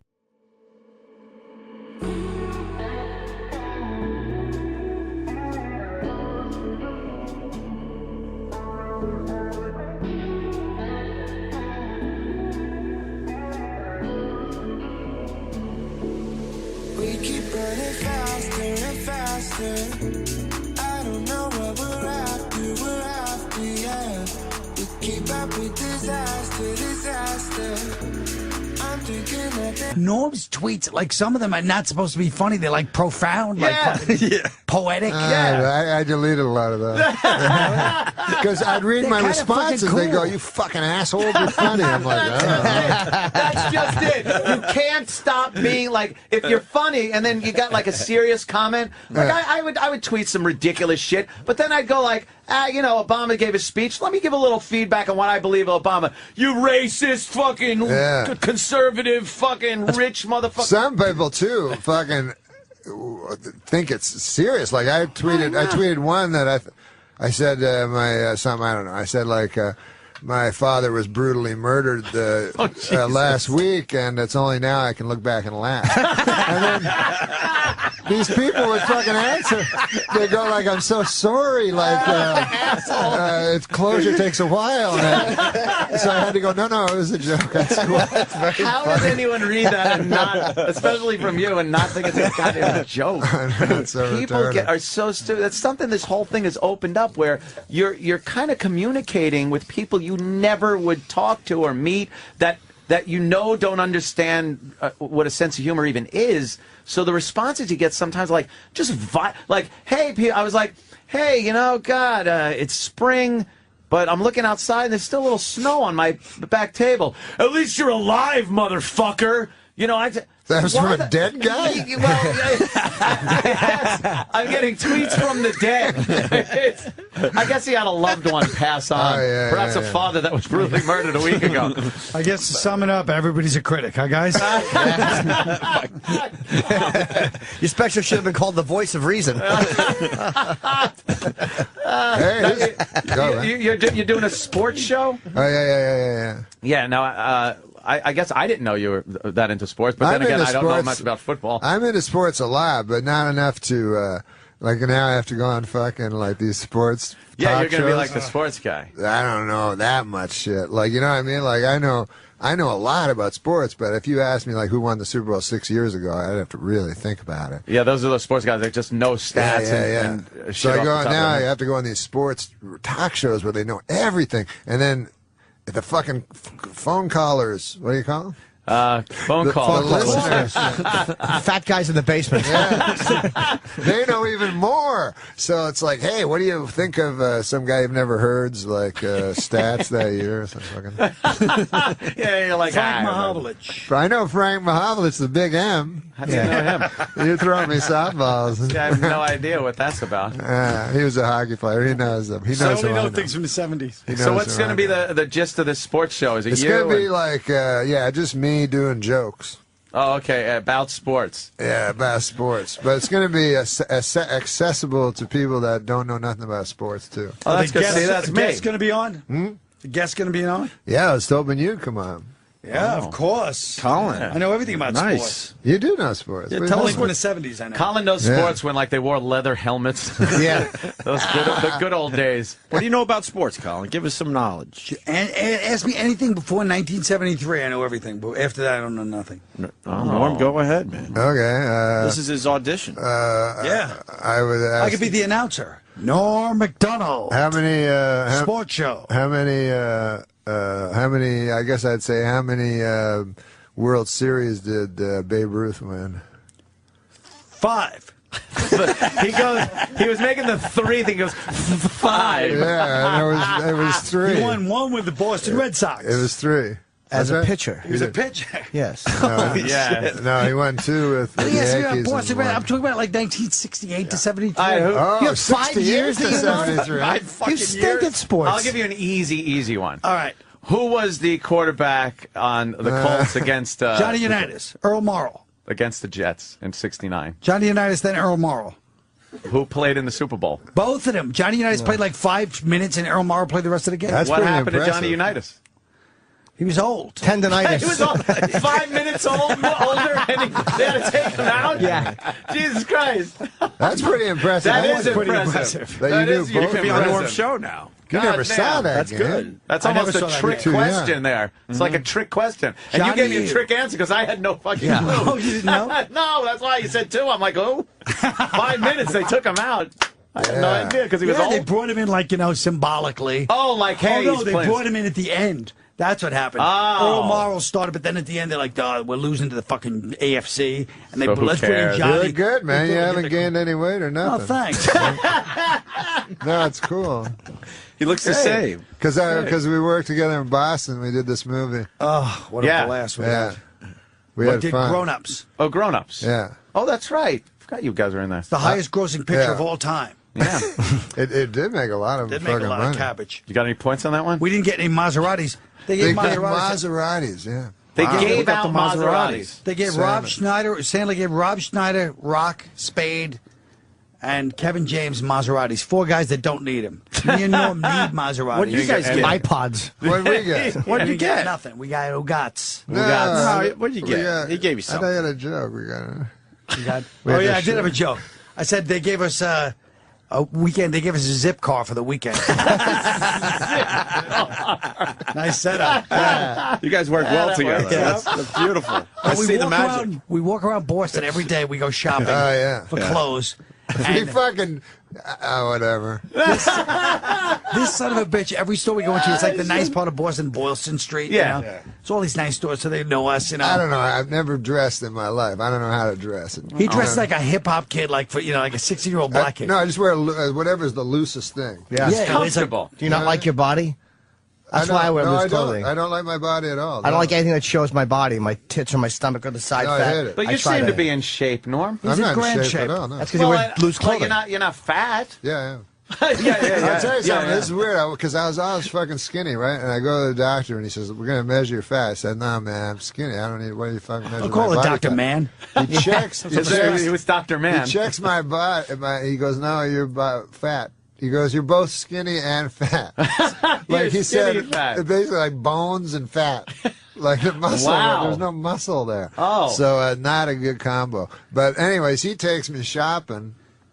I take him shopping. Every store he goes in, he creates a fucking ruckus. They're like guys like we go to this like semi, metrosexual guys like metrosexual. Would you like to now, go? Don't you think if a person said you look metrosexual, isn't that the same fucking thing as saying you look gay? Exactly. What the fuck's the difference? That's gay. But then the guy's like, we're in like these nice stores, and the guy's like, hey, why don't you go in the back and take off your shirt? What? I don't like showing You my want me to fucking take body. my shirt? Hey, this guy wants me to take my shirt off. Starts screaming. Everybody that comes in the store is like, yeah, you don't ask them to take their shirt off. Like, No, just man. accuse them of I'm trying to Jim, sexually I swear to harass. God, fucking so. When I was young, I was fucking skinny and shit. And when you're skinny, when you're a boy, people don't talk about that. They always say, well, fat girls have tough. But when you're fucking little or skinny as a boy, and people can beat you up, it fucking sucks. So you didn't take your shirt off? Even I as would a wear. kid? This is how stupid I was when I was in grade 3 or 4, whatever. I'd wear 5 shirts over each other, just to look bigger. Thinking was fooling. Did you used to have to in gym class? I know they used to play like shirts and skins, right? And I hated that. And I was like, please make me a shirt, because I, as a kid, didn't like fucking taking my shirt off either. Yeah, you were probably thin. Yeah, I was a very skinny kid and everything. And I was like, please, God. And then when they'd say skins, I'd be like, how can I get out of this? Yeah. And then I'd have to go, I got a stomach ache. There's 2 kinds of dudes, Like there's ones where they can go through a shower and shit. Oh, yeah. Locker room. Guys naked. 12 years old, fucking showering, got a hairy big cock. Right. And well, 2 guys fucking a lady and all that stuff. I can't do that. No. How about Norm played hockey with Gretzky when he was a kid? Yeah. Really? But the funniest one was there. You got fucking hot stories. But there used to be a guy on the Philadelphia Flyers by the name of Dave the Hammer Schultz. Oh, fuck yeah. This guy was He was an animal. Enforcer. Yeah. So when I was a little kid, at the fucking where the Canadiens played, at the Forum, I was back at fucking Schultz. The big fucking bad Flyers and shit. I couldn't find Bobby Clark, but Schultz was standing outside the bus with a big fur coat on, looked like from Slapshot or something. And so I ran up to him. I was a little kid. I'm like, hey, man, can I get your autograph, And he's smoking a cigarette. He threw the cigarette at me. Oh, shit. It was so funny. And then I was traumatized, but then later on I was like, that's way cooler than getting an autograph. Being burned. Were you good at hockey, Norm? I was. I pulled my tendon. I pulled my fucking tendon. You guys are young, man. Well, not really. A fellow like me. Yeah. Getting up there. Listen. Did you have a shot? Listen, as Colin Wells knows, I've seen more sunsets than I'm gonna see. Oh boy. No, but I tore my tendon, and this is the first time I've been immobile in my life because I still have this crazy competitive fucking thing where I'll play 20-year-old kids and pick up basketball and get the shit beat out of me, but I still think I'm young. But this was the first time I was immobile for about 3 or 4 months. If you guys ever get there, it's a fucking portal to the future. You go, holy fuck. Yeah. No, I noticed those aches and pains that start coming up that you weren't there before. All of us. And you just kind of, now you got to work through them. And Louis C.K. talks about it, too, when he goes to the doctor, and it's just like, oh, that's just, that's what it is. That's never going away, ever. Yeah, exactly. There's no cure for it. There's nothing. You got to live with it. And it's like, oh, great. That's just the beginning of the falling apart sequence. My fucking cardiologist, 68-year-old man, he's like, you got to keep walking. He goes, at our age. I go, our age? And then I realized I think I am in his bracket compared to my kid, who's 18. I'm not in his I'm closer to this 68-year-old. Yeah. But, whatever happens, happens. I talk about this in my new book, Perspectives. That's good. But you wish you had the... You know what everybody fucking says? They're like, hey, man, I don't care. When I get to be 80, I'll just do heroin. That's everybody fucking says. Right, that. yeah. But I think when you get to be 80, you're like, oh, you're just scared the whole time. You're not going to do heroin. I noticed during your... You're hoping young people don't fucking beat you up. Imagine you walking down the street, every fucking guy and lady. Just kick your ass. Yeah, and they don't give a fuck about you. And you know, I saw an old guy. This is another thing. You ever notice this? You see a fucking old guy, like 80, fucking looks like a skeleton or some shit, right? In your stupid head, you don't think you're going to get like that. No. I don't know why, but... And you think it's going to be just so... like long and something might change in science or something. Yeah. Like I've noticed on your special, you do have a lot of bits that are very funny, but like very dark as far as the death and growing old and disease and things like that. One of the funniest goddamn things you were saying was, you know, your odds of getting attacked by a terrorist are 1,000,001, but your heart attacking you. It's just so funny. Your heart attacks you. The heart's not. What are the odds of your heart attacking you? Your That was heart great. attacking I you. thought that was offensive. It was very well, offensive. the people who've had heart attacks, Carl, it's a good point. It's funny to us. It's too soon. But like, where is that? Like, where are you as far as that goes? Are you authentically petrified of the end or of falling apart? Which isn't. I shouldn't think about it as much as I do. You do? Do you lay there? I go fucking. I get a lot of tests done. Do you? Yeah, like make sure everything's cool with your cholesterol. This happened to me one time. Because, like, people say, oh, you're a hypochondriac and shit. But I'm like, no, fuck, that's not it. It's like the only chance you got is early detection. That's all you got. And so I used to go to the Mayo Clinic, you know, in Rochester, Minnesota, every year, and I would have, this is what I would do. Because I don't, this is what doctors do. They'll just fucking, you go, hey, I got a cough. That's probably a cold. Right. You know what I mean? They just brush everything off, especially if they know That's you're a what they told hypochondriac. Jim Henson. Yeah, exactly. Yep. So what I would do is I'd go to this is what happened to me. I went to Rochester Mayo Clinic, and I would exaggerate all my symptoms. So I go to the stomach guy. He goes, "What do you got?" I go, "I fucking shitting blood. I'm coughing up blood." He goes, "Holy fuck!" So he'd give me a full thing. I wanted to make sure I got a full thing. So every fucking guy, blood was coming out of my nose and ears and my asshole and everything. So anyways. Just so I get a full, clean bill of health. So I did, and then that's when I'm most happy, is just when I'm walking out of that place. Now, how long does that last? Doesn't last long, because obviously, pop up. 2 days later, the fucking thing can start. But then, a fucking 6 months later, I decided, I never had insurance before, so I decided to get, like, life insurance. Couldn't get it, right? So I was like, holy fuck, because sometimes they mix up files and shit. I said, I must have something wrong with me. Oh, no. And so I fucking said, why the fuck can't I get, nobody will accept me for life insurance. Anyway, it turns out that the life insurance people are privy to all the doctor's notes. Oh, so you were they saying... got the doctor's notes. Even though I had a clean bill of health, they go, this guy's shitting blood. Fucking blood everywhere, you know. I can insure this motherfucker. Yeah. So they said he must have some unknown disease. Oh, shit. Oh, shit. So it took me a long time, and then finally I had to get that fucking Ed McMahon life insurance. I like those guys. They're like, hey, man, will nobody fucking give you life insurance on account of you're fucking old and sick and gonna die? Here, we can give it to you $1 a month. If you're 65 or older, you can get term life insurance. Yeah. And then it says doesn't kick in for 3 years, premiums, you know. And plus, imagine if you're the fucking guy that's asked to do that commercial. And it's like, and no medical tests. We won't ask any medical questions. Right. Imagine you're an actor, like you're fucking like Robert Wagner, and you know that's a you know, like, hey man, do you think about death every fucking day like me? Did you never fucking think of taking care of your family at any point? Until right now when you're on your deathbed? Until now?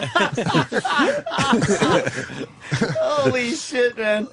Yeah, I did notice during the special there were a lot of those things, but you make them fun. It's very rare that you could use the word cancer in a bit and actually make it funny. It was just, yeah. No, I'm not like, that's not what I talk about in stand-up. That was just a certain period of time. No, that's what I mean. You know, it's thinking about shit about that. Do you? I noticed because I'm very bad with me being alone with my own thoughts at night. A lot of times, if I'm just in a quiet room without the TV on, like I'll just think too much to go to sleep. Yes. And it could be anything. It could be like, oh, there's a kind of a program I want to maybe work on tomorrow on the computer. Or it could be, hey, I wonder when I'll die. You know, and that. So I like having the TV on just for that. Are you good with your own thoughts, just laying there in the quiet? I'm no good. No? I try to, because you know, you try something to get off the whatever the fuck you'd use to quiet your mind. You know, whether it's booze or whatever the fuck, pills, whatever it is. But I try meditation, try that, you know. To me, it worked the opposite. Like I'm sitting in a room of people, they go, just close your eyes. They go, thoughts will happen. No fucking kidding. Racing, hellish thoughts, you know. And then the guy's like, just let them go. I'm like, ah. And then you open your eyes, you look at some other fuckers right beside you. And I tried it 3 times. I could never get to any place of quiet. No, I need a lot of distractions, and I could still operate and work. Like I could make myself, you know, go to sleep, or if I'm working on a computer or something. I'm good with the TV on or something like that. Yeah. But I need this constant little distraction, because if you're just left alone to your own devices, your thoughts will turn horrid. I stumped a fucking psychiatrist once. I said to the guy, because I was fucking gambling all the time, shit, right? I had a gambling addiction. I'm over it now, but shit. But he said... I bet you're not. That's a good one. He almost lost everything. Oh, shit. You haven't met Chip. Yes, Chip Chipperson is very funny. But he said, the psychiatrist, he said, you're using gambling, you're fixating on gambling in order to escape your real thoughts, you know. And I said to him, isn't that why you do everything in life? And literally, I stumped him. He had no answer. He was like, and then he recovered and tried to make it. But isn't that why you do everything? Yes. So you're not sitting at home just thinking about what was what's your, really going to happen to us? where it all ends. What was your gambling poison there? What did you enjoy? Sports gambling. Yeah, sports is the worst. You weren't a casino guy, or no? I did everything, but sports was the one that you think you can pick. You know what I mean? You delude yourself into going. You've sports gambled. I've never sports gambled. In your life? Well, maybe once I got that slip and I knew nothing and I filled shit out and some guy I could have won. What about you? A little bit, not like you. I've heard the Norm stories. I'm blackjack guy. Oh yeah. I play blackjack. I love blackjack. What was your biggest loss? Do you talk about it? Nah. Not really, huh? Nah. I don't blame you. A lot. It was a lot. Yeah, you're over it though.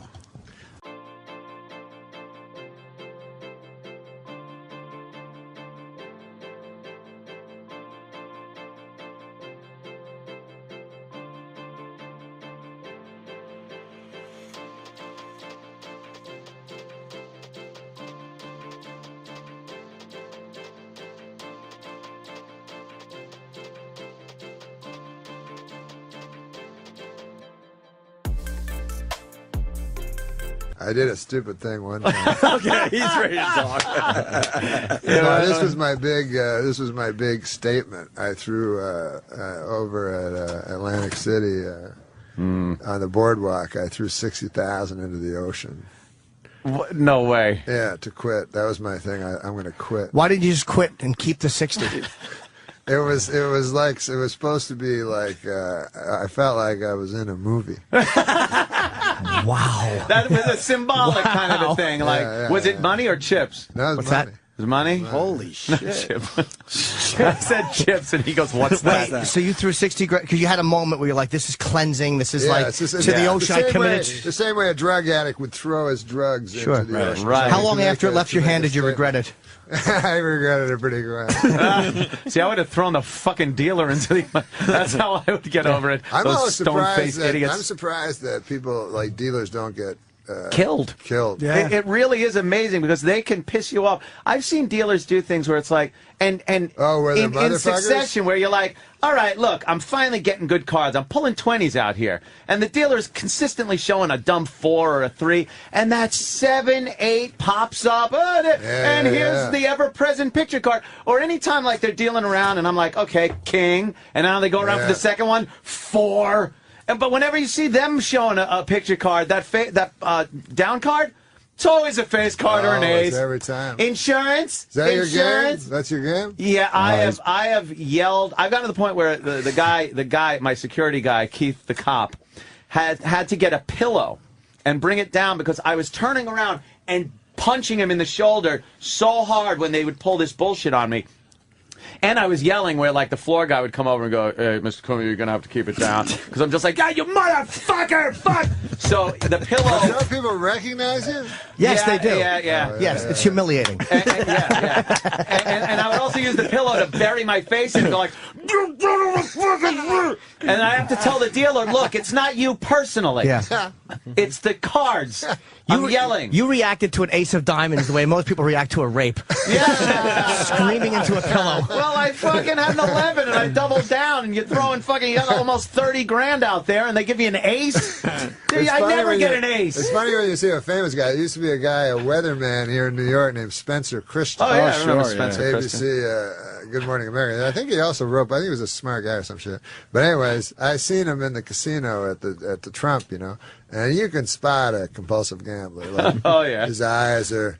And he's on a bad roll. It's that kind of roll where you keep leaving the tables, and they're like, better luck next time. That kind of shit. And he's just the next table, and he's putting money. Everything's losing, and he's just saying, anyway, this big, fat fucking family from Ohio. They go, there's that weatherman. Oh, no, you don't want to talk to anybody. No. So they're taking a picture, and he's like this. Shut up and deal. Oh, man. Oh, exactly. I hear you. And the other fucking horrible thing is you'll, like, lose money. You walk away from a table, a fucking craps table, right? Down like 35 fucking thousand. And as you walk away, some motherfucker goes, yeah, it's like $2 for us. Yeah. Hey, Yeah, no, yeah, it's right. not, It's asshole. not. It's not. Norm, can we move you over one seat Well, actually, to where Colin is? Yeah. Oh, Brock Lesnar is here. I'm here. Norm has to go. Oh, you have to leave? Your people. Norm's a busy man. Your people are telling us that you have to go. Can we if you want to stay, it's up to you. Quick break? You run. We start with the in a few minutes. I'll talk to Brock. Go. You run. Okay. Yeah, I just want to... Norm and Brock will sit there, and if you can stay, you can stay. If not, I want to get a picture of Norm. take your thing off. No, give your thing off. Could you snap a picture? Brock, come sit. Hey, Brock, come on over. It's just a busy day. Yeah, they snuck in. Someone show Brock where he is. Brock's right here. Oh, he's waiting for the picture. Okay, all right. Meet you guys, man. All right. Colin, you're out of here too. Later, buddy. Come on, buddy. Colin Quinn, Long Story Short, premieres on HBO a week from Saturday at 10 p.m. See you soon, Kyle. Hi, Melinda. That's your ex? Yeah. Girlfriend? Yeah. Do you want to? Schimmel? Here you go, buddy. Where'd Colin go? Colin just ran out. Fucking mess. I love it. It's a clusterfuck. You stay around. Colin, where you going? We actually are on the air. Hi, Brock. How are you? Yes.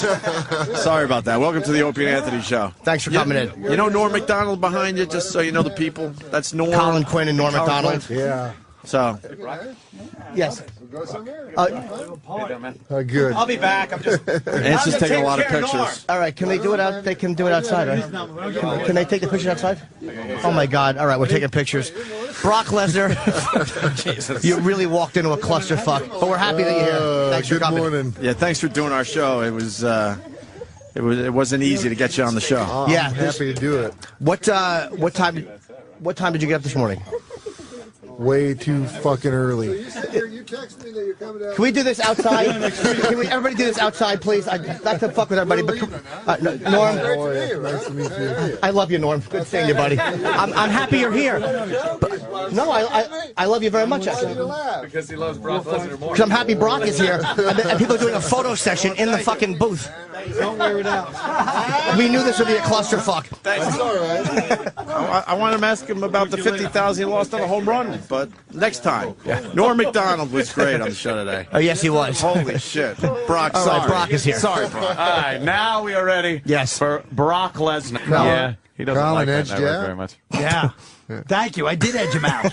You were shut out of fucking roast without me. Why are you screaming at me? If we both hate the same people, it's not each other. Remember the time you two were getting in the elevator after that award show? Colin, fucking, why don't you do roast, man? That roast you did already was fucking awesome. Oh, because they don't fucking bring me on as roast. Why? I don't know. They should You're be the very king. funny. They don't bring Jimmy on either. They always want the new people. Oh, hey, guess what? There's a young girl that's middling attractive that swears a lot. Let's get her. What? Is that the new fucking thing? Yeah. Sarah Silverman, girls- hysterical. Right. Who's funnier than her? Nobody. No, except dudes. But, Nobody. but I think she spawned these other ladies. That they forget that she's funny, and they think the whole point is just to be semi-hot, attractive, and then talk about sucking cock. And you got to show shit. a lot of leg. You got to show a lot of leg with little skirts on, and then talk about sucking cock and manipulating balls with your hand, and it's hysterical. Bring back Phyllis Diller. Some ugly old bag, Rosemary. Rosemary. Those are the funny ladies. Wow. Whoa, that is old. The funny ladies always used to be ugly old bags. Or Roseanne, you know what I mean? Or, no one was funny when they would have a comedian on, like, and the fucking very dry wit of that whole well, thing. the And you're problem is, if special. one guy don't like you and he owns the cameras, you're fucked. Yeah. But I think it was also that Ohlmeyer, when he actually would say something about, like, OJ, like, if you get pissed, then Norm would just say, all right, fuck him, and do, like, 5 more. Oh, okay. Yeah. Other people would go like, hey, okay, like they'd I'll lay keep back. my gig. Yeah, we didn't listen to anybody. And also, I don't think we were listening to people within Saturday Night Live, which was probably a mistake, too. Because Jim was, you know what I mean? Yeah. How about my impression of Jim that everybody hates? Yeah. I hate it, too. How could they hate that? It's great. It's right on the money. I don't even know who it is. It sounds like him. It's perfect. Hey, man, who got a comedy award? Anybody here? Damn, I think one person did. Huh? Who? You? I've Saying the comedy I've awards never was a got, big. no, the comedy awards. You don't know about the comedy It awards? was a big event the other night. Big event. Well, I wasn't there. The Lifetime Achievement Award, Tina Fey, I think. No, Eddie. Eddie Murphy. Well, No, what did Tina get? The Mark Twain Award. How do you get that one? You have to be as good as Mark Twain. That's a dumb fucking award name. Dude. I was nominated for one, but I didn't get anything. You didn't get Mark? No. You Shut out of weren't nominated for anything. I was nominated for special. Shut out of most consecutive roasts. I was nominated for. Fucking network. What if they jump in the stands? Yeah, I've seen that happen. Give me a break. Hold on, I gotta get this up. So Norm, you were on Saturday Night Live. What a professional. Yeah, until Colin showed up. I know. Colin took your gig. He took my gig. He took my apartment. Did he take the apartment too? Yeah, I moved in the same building as Norm. No, you really are a fuck. Single white female. No, there was one moment. Colin probably doesn't remember it, but I was walking to the elevator, and he was coming off the elevator. Do you remember that? What do you mean? It happened all the time. No, I know, but this Maybe a little more detail, Norm. Took the elevator. This was after I had left, and you had come on, and it was I don't know, it was poignant to me. Sort of a changing of position. You went to shake Norm's hand and he spit in your face. Do you remember that time? No, Colin was awesome, though. You didn't have any animosity towards Colin. Not after towards that. Colin. No, I love Colin. Now, I heard you were taken off of that show because the OJ situation. Who knows? I don't think it was really. You don't think that was it? No, I don't really think it was. Because you gave OJ a little guff, and most people were just treating him like a saint. Yeah, but I don't know. I know people said that and shit. But I think, I think it was because I didn't get laughs all the time and shit. And like Ohlmeyer was watching Leno, who would get laughs wall to wall every fucking Yeah, night. but that isn't what it was about. I know, but I can understand his point. I kind of liked the delivery. That was it. Yeah, you watch the TV. This fucking guy. I know, TV's no shit. TV's like extinct now. TV's for the old fuckers. I watch the YouTube, fucking face, all that shit. Yes. Hey, what about this new thing? What's that? No, it's called Colors. Have you heard about it? Oh, we were just talking about that. I'm a fan of colors. We were just talking about Isn't that. that fucking weird? No, but it's only 150 yards. Yeah. People within 150 yards. Yeah. You got it yet? I don't know. It seems a little fucking weird. It is weird. Like a guy in your apartment building can see what you're doing depending on where he is. Yeah, maybe you could figure out where a lady was, like looking at the layout of her apartment, and then maybe I don't know. I think it'll come in handy for. I don't know what it is. I think it'll come in handy what it is, for man. football players on the field because it's 150 yards, so he pretty much covers the field, and they could probably figure out what the other team's going to do based on what they're doing with their color. You don't watch a lot of football, right? No, none at all. 150 yards. Well, you got to consider the end zone. Football. I was considering the end zones. Oh, okay, I got it. The entire field. You're still off, though, a little bit. Why? How long are the end zones? 10, right?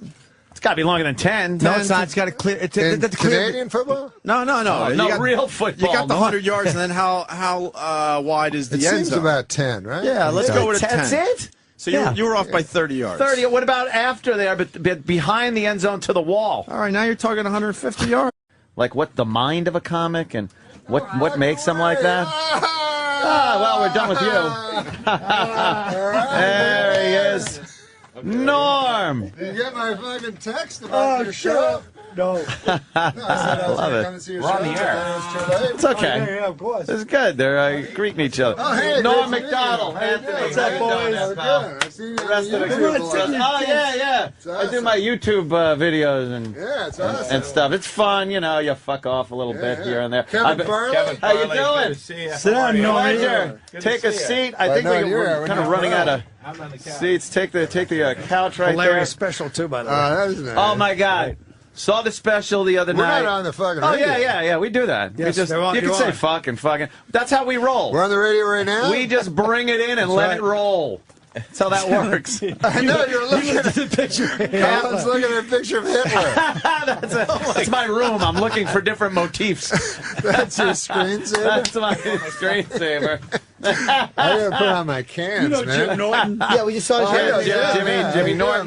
You can see it. See, we like bringing everybody in at different times. The host of the show, the guests. Is fun. I saw you guys on the YouTube, I saw you and Jim and you. Yeah. It was awesome. On YouTube? Fun on the YouTube. Yeah, you never watch fucking YouTube? What the fuck? This is the section of the show where we do jokes, because a lot of the people we get on, they don't have natural wit like you.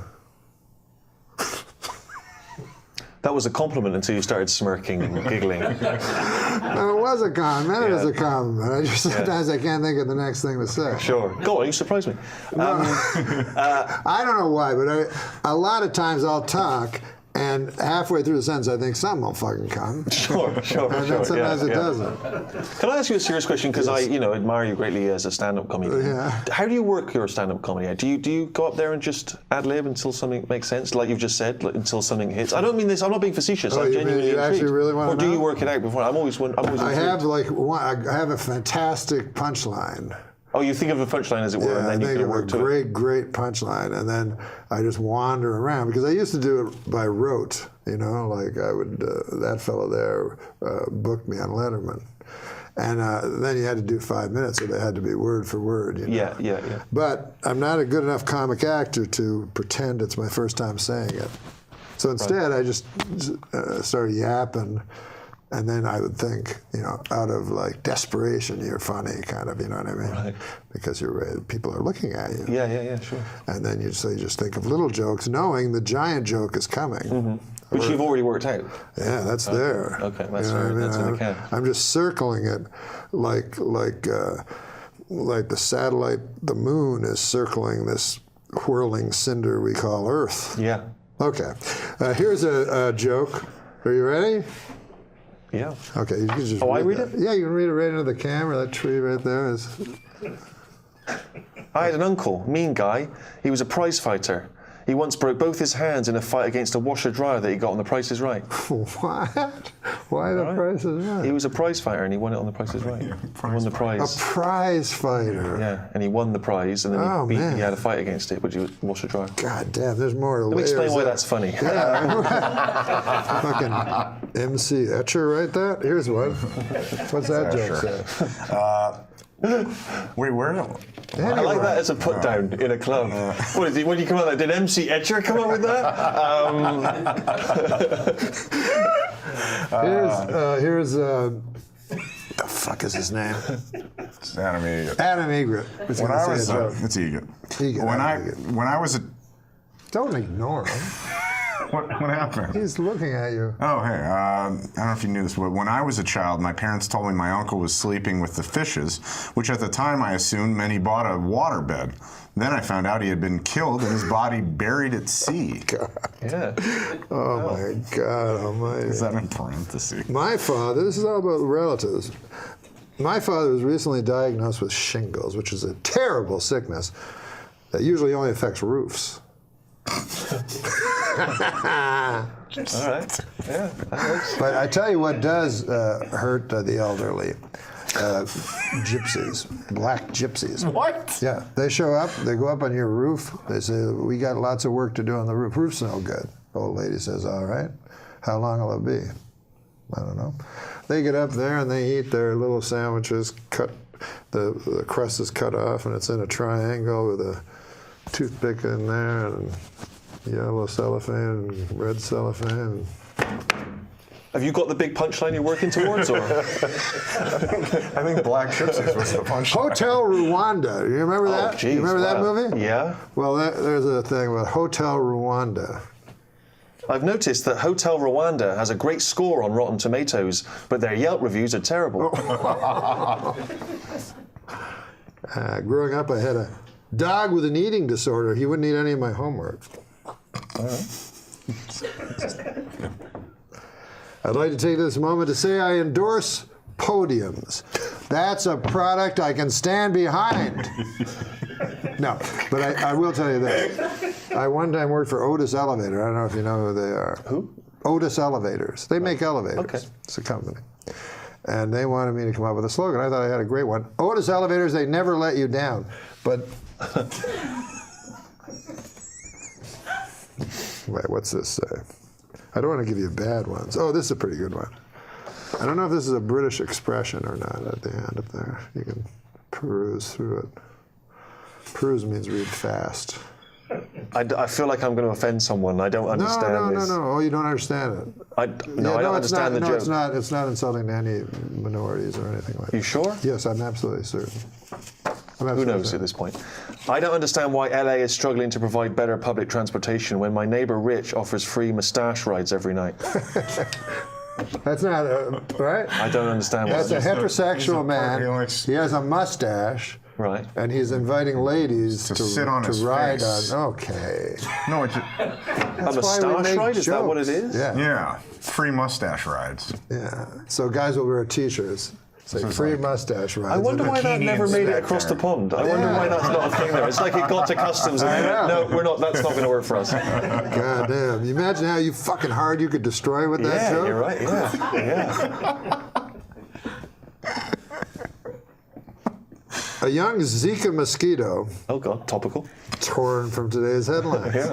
Went out flying for the first time in his life. When it came back, his father asked, "How was it out there? How'd you feel?" The young Zika mosquito replied, "It was great, Daddy. Everyone was clapping for me." Oh. The father replied, "No one was clapping hands for you. Why, everyone wants to kill you. The more they clapped, the more chances that you were going to die." Lesson. In life, not all the people who celebrate you are well-wishers. Oh, well, that turned into a little philosophical lesson, didn't it? And I felt like that was an age-old mosquito parable that if someone's inserted Zika into to make it seem like this show is up to date. I agree with you. Here's an interesting one. Adam Egret, who is, by the way, I'll just remind you, he's over here. That's him. Yeah. It's a joke, an Adam Egret joke. How do you say the name? Adam Egret. Egret. Spelt differently. Like the bird. That's Egret. Do you know what Adam Egret has in common with a guitar player? Adam Egret has in common with a guitar player. No, I don't know. They both love fingering minors. Now, okay. Come on now. Come on now. Come on now. Okay. Well, now, I know you're a political fellow, but you have no so. dog in the hunt in this race. But you don't know, so you just know what you hear. What? Like endorsements. You'll listen to endorsements. It'll all become it's so clear. complicated, this. Hillary has the support of the Orlando terrorist Hillary has dad. the support of the Orlando terrorist dad has come out in favor of Hillary. Trump has the support of white supremacist White groups. supremacists, David Duke comes out in favor. I can't decide who I like best until the Zika virus weighs in. What? All these bad people are endorsing both. A lot of Zika virus jokes. It's very much clearly a hot potato topic on Norm's writing stuff. I don't know what that means. No, don't read it. Don't read it. Don't read it. It's there the whole time. Man. Playboy magazine has done away with the nude photo layouts altogether. In other words, they've eliminated ladies in the altogether. Oh man! That's a sort of radio DJ joke, I feel. The way you know the what I way mean? you We have to your deliver voice, it with that, right? delivered it. In other words, amazing. they've eliminated ladies in the altogether. Altogether. Here's Taylor Swift. Hey, by the way, I've noticed the term adult toy always refers to something you can shove up your asshole, and never like a big race car, like for a grown-up. Another good observation. Yeah. I could sell that to Myron Stanley. Can we rip all these from When Steve I Allen's die, movie? I want to be cremated, and my ashes spread eagle and fucked hard like a fucking real tramp. Wow, come on, man. Why did they make me say that? Wow. Jesus Christ. You see, somebody writes that. It's not me. It's just some fucker over there in the next room. Yeah. And then I say it like a goddamn robot. And then people think I thought of it. But I'm clearly, I can't even type. Yeah. You ever read a book? Oh, you read that communist thing? Yeah, I read the Marxist Manifesto. Who was the better man? Okay. Dr. Martin Luther King? Stalin. Finally, these are the big questions.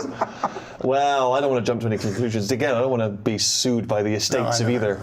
But I'm going to go for MLK. You know history. I know history. And I know you're very good friends with David Irving, the author, who he reads constantly. Yeah, I'm not friends with David Irving. Do you know that he, though, is a revisionist?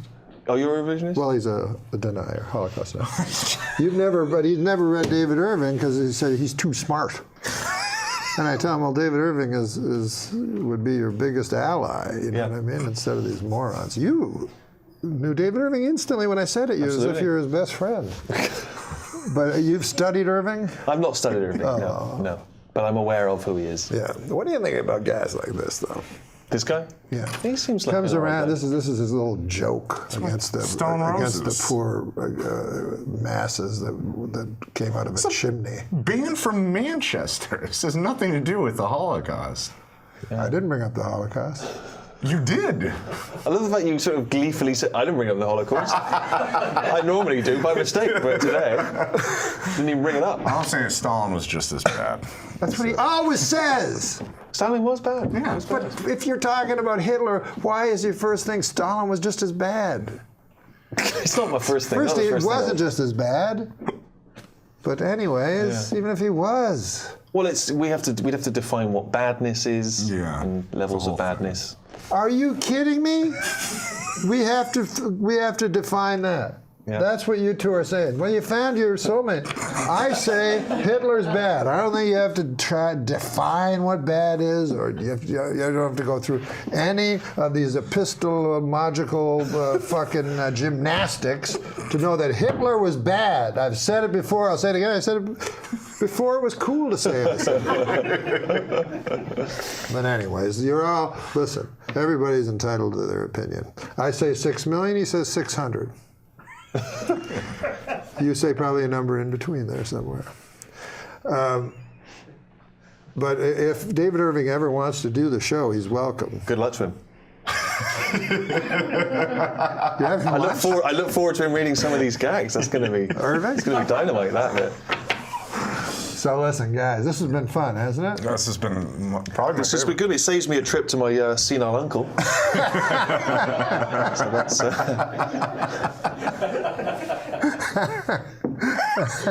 I lived down the hall from a woman who had Alzheimer's, and her son just stopped visiting her, and she took she took the notion that I was her son. This was when I was a young man.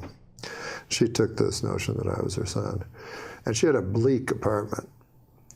No, it was empty, usually. And so what I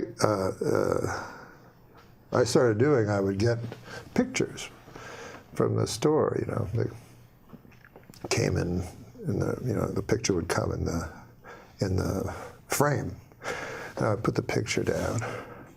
And then that would spark something. That woman, God, that must be my son. You see what I mean? And I would just put things all over. And I put a ring one time on her finger. Now, So was this supposed to help her, or you were just playing with her? You were just screwing with her? Okay. Both. It was to help her and to entertain myself. And in a way, when you think about it, isn't that what we all do in life? It's a lovely upbeat message to end on. You know, if you need kicks, find a person with Alzheimer's and fuck with them. For her amusement and yours. It's a lovely message to go out on. Yeah, we can't go out on that. I think so. Why don't you ask one of your questions that you had? One of your questions. No, because that puts undue pressure on me to end this with something upbeat and positive. You see? Whereas I feel like very much is your responsibility as the host. I thought that was great. Another missed opportunity. Well, I can tell a joke. Go for it. Yeah, This please is do. what we're looking Please. for. Yeah. There was a little boy in school named Dirty Johnny. Now, he's not dirty in this joke, but he'd always be a hellion in class, and the teacher didn't think much of him. So the teacher has a project, or not a project, but an in-class thing. How did it go again? She says, now, this is what you're going to do here, class. I want you to stand up. I want you to stand up and tell the class what a story from your life. And then afterwards say the moral to that story. So a girl puts up her hand. Yes, Becky, what's your story? So Becky stands up. She goes, my dad works for the hatchery here in town. And what happens was he got about 15 eggs. And he put them all in one basket, all in the same basket. So he put all his eggs in one basket. And he put it on the horse and buggy and drove back home. And by God, Becky says, the bouncing and all the eggs broke. Well, that's a good story, the teacher says, but what would the moral be to that? Becky says, well, the moral is, don't put all your eggs into one basket. But goddamn, says the teacher, that's a good one. Anybody else? Marjorie puts up her hand. Marjorie, what's your story? She says, well, my dad works for the hatchery, as most, all of us. Thank God for the hatchery. She says, or we'd all be lost. But anyways, my dad knows that eggs become chickens. And so he was counting his chickens, and he added in the eggs, you see. And then he put them on a horse and buggy to go to town, and they all broke. Well, what's the lesson to that? The teacher says she can't understand. And she says, well, don't count your chickens before they hatch out of an egg. Mm-hmm. So the teacher says, that's a great one, too. Anybody else? Well, wouldn't you know, Dirty Johnny has his hand up. So the teacher's like, holy God, I don't want it. But on the other hand, I made an oath to every child, should I suppose I gotta. All right, Dirty Johnny, what do you have to say? Johnny stands up. Stories about my Uncle Terry. He never worked at the hatchery. On account he was in Vietnam. And he got disability. He don't even like people who work at the hatchery. But the story happened far from these shores, in a little town called Da Nang. Terry was not well liked. His whole troop left him, abandoned. And he woke up in the weeds, and all they left him with was 3 bottles of Jack Daniels, some weapons. Terry stood up and downed one bottle right away. Said, if I'm going out, I'm going out. He took his Balishnikov and a couple of Glocks and his 2 bottles, and away he went. He found a town. And he didn't know if it was Charlie or if it was one he was sent to protect. But all he knew was he had hate in his gut. So he started firing. And he fired the Kalashnikov with an arcing kind of, like a farmer would with hay, with a scythe. And sure enough, the men fell like hay before him. And then the women, and by God, I'm ashamed to say it, but then the children. And finally, all was left was Uncle Terry standing in the mud and the blood and the glory.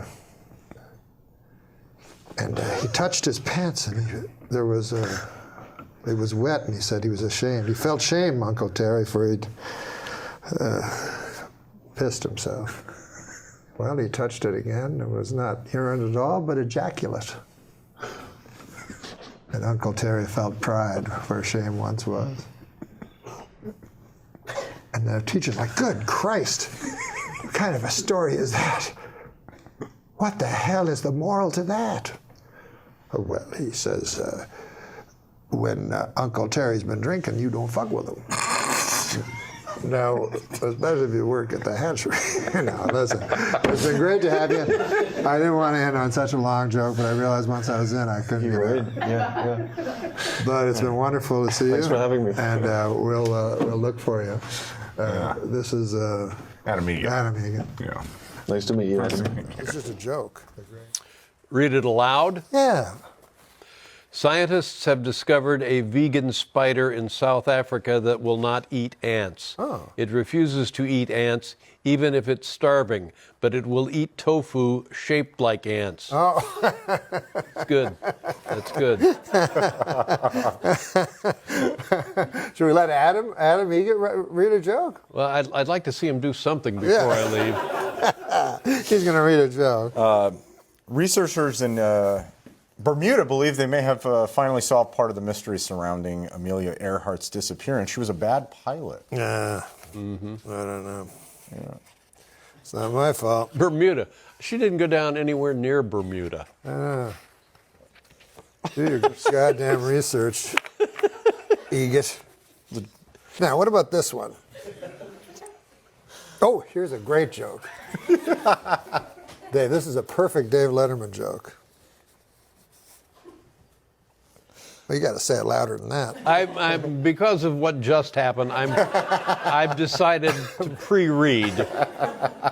Well, I'm a moment of silence after that joke. No, I mean it was 150 years ago. We can look back and laugh at it now. The Deer Hunter is a terrific movie unless you shelled out $3 to see some actual deer hunting. This is reminiscent of your Weekend Update stuff. Is it? Yeah. Now, remember you had the snowstorm and you did the show without the audience? Yes. And it seemed like you really enjoyed that. Yes, it was fun. Would you ever consider doing that again? Yeah, yeah, sure. I mean, it was what we're doing here, more or less. Yeah. Now, I know you've done this show in both versions. Which do you prefer, with or without? Oh, without. Without, you like that better? Oh, yeah. Yeah. But I don't have the range of that you do. No. See, what makes it? No. There's only been 2 talk show hosts with this deep layer. You and Johnny Carson. No, Johnny. So you could speak to anybody. No, you can speak to anybody. No. Do you watch this show? No. But you should. No, have you seen this show? The one that we're doing. Get yourself a Charlie Rose desk. How much could they cost? And then it all comes down to the expense of the desk. You're just in black. But do you watch your own show? No, sir. Well, you have. I've talked to people. I've watched it, and I've talked to other people who find it compelling.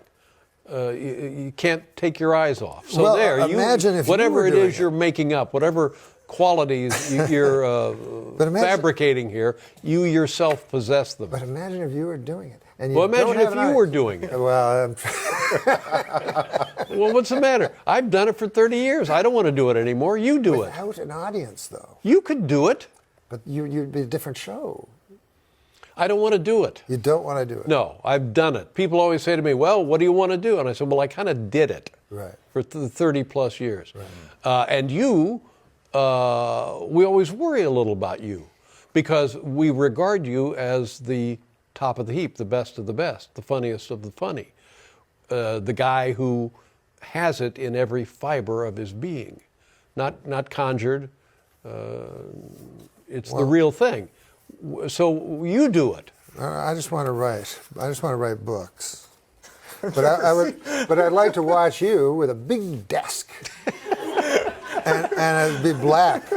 Hey, Dave, say what you will about Elon Musk, but with his new plan to bring people to Mars, nobody is a more creative serial killer. Hey, you know the funniest part of doing an office conga line? When you look back and realize you're doing it alone and you're not in an office, you're in a psychiatric hospital.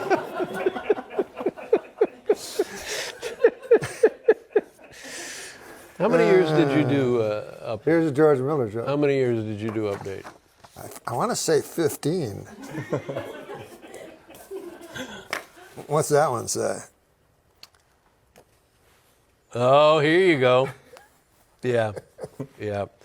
I heard that when Beethoven was 16, he wrote his first symphony.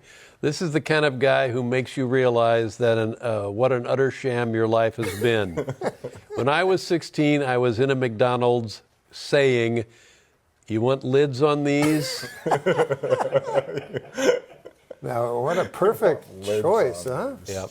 Yeah. I mean, maybe the idea is generic, but the word choices. Yeah. It's beautiful. Oh, here's one for you.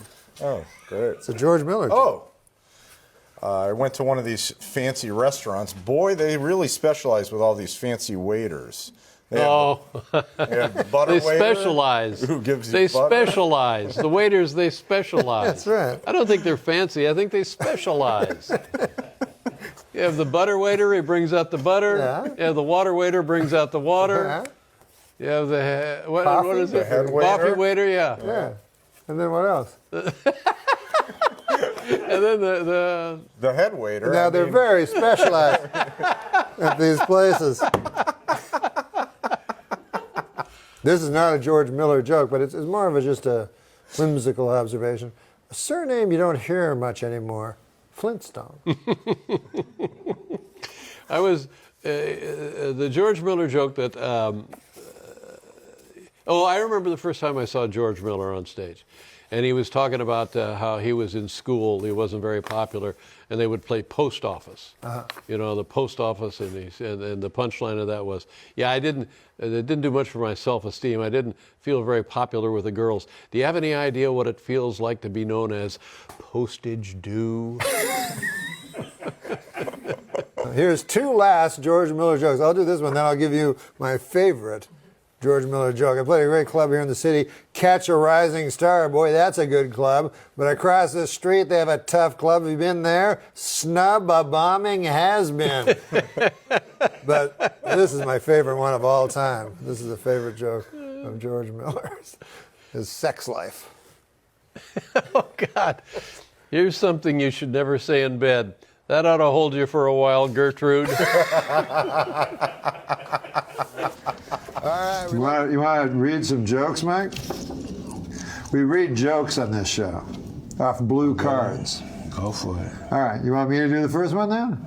Yeah. I thought I was going to be rich, Mike, but it turns out there really isn't that much of a call for radish cider. Radish cider? What's radish cider, motherfucker? That's a thing that someone made up. Now, you read one. Okay.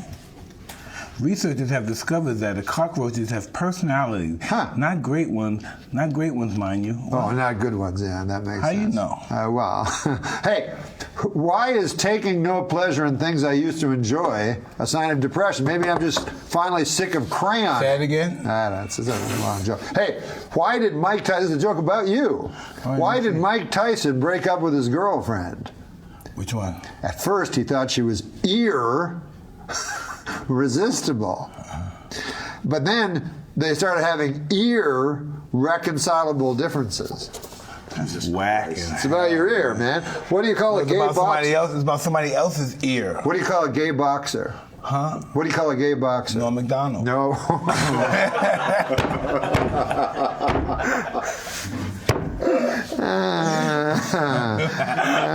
That was funny. That was funny. That was funny. That was funny. No, that was funny. No, listen. Come on, no. Hey, what about read that one? Read that one. Sherry Shepherd is worried her ex-husband will release new photos of her. So am I. I'm not worried. Sherry Shepherd is fine. She's a fine woman. I don't know. Fine, sexy, I don't know who wrote devilish, that joke. ravaged black woman that I live. Yeah, you like that? I need meet the ski baby. I got a joke for here. We should let Adam Eager write a joke, right? Write a joke. Read a joke. Oh, yeah, I'll read a joke. Oh, here's a good joke for Adam Egget. Do you like when Adam Egget reads a joke, Mike? Mm-hmm. Do you like when Adam Egget reads a joke? Are you capable of reading that? I mean, we'll see. We're all going to find out together, right? Absolutely. Well, apparently the Samsung Galaxy Note 7 phones are spontaneously catching on fire. When you run screaming, they also hit you with roaming charges. I never witnessed that. Yeah, I haven't. Okay, listen. This is the last joke. I want to read the last joke. You're going to read it, and you see, you don't. We as white people can say that, but you can say the real thing. Okay, good. You know what the real thing is, right? Yeah. Because there's a lot of words that start with that letter. But you know what I'm talking about. Yeah. Okay, let's hear this joke. Researchers in Russia say that the dolphins have a distant spoken language of their own. You're saying that dolphins have a distinct language all their own? Yes. Huh. What's the solution?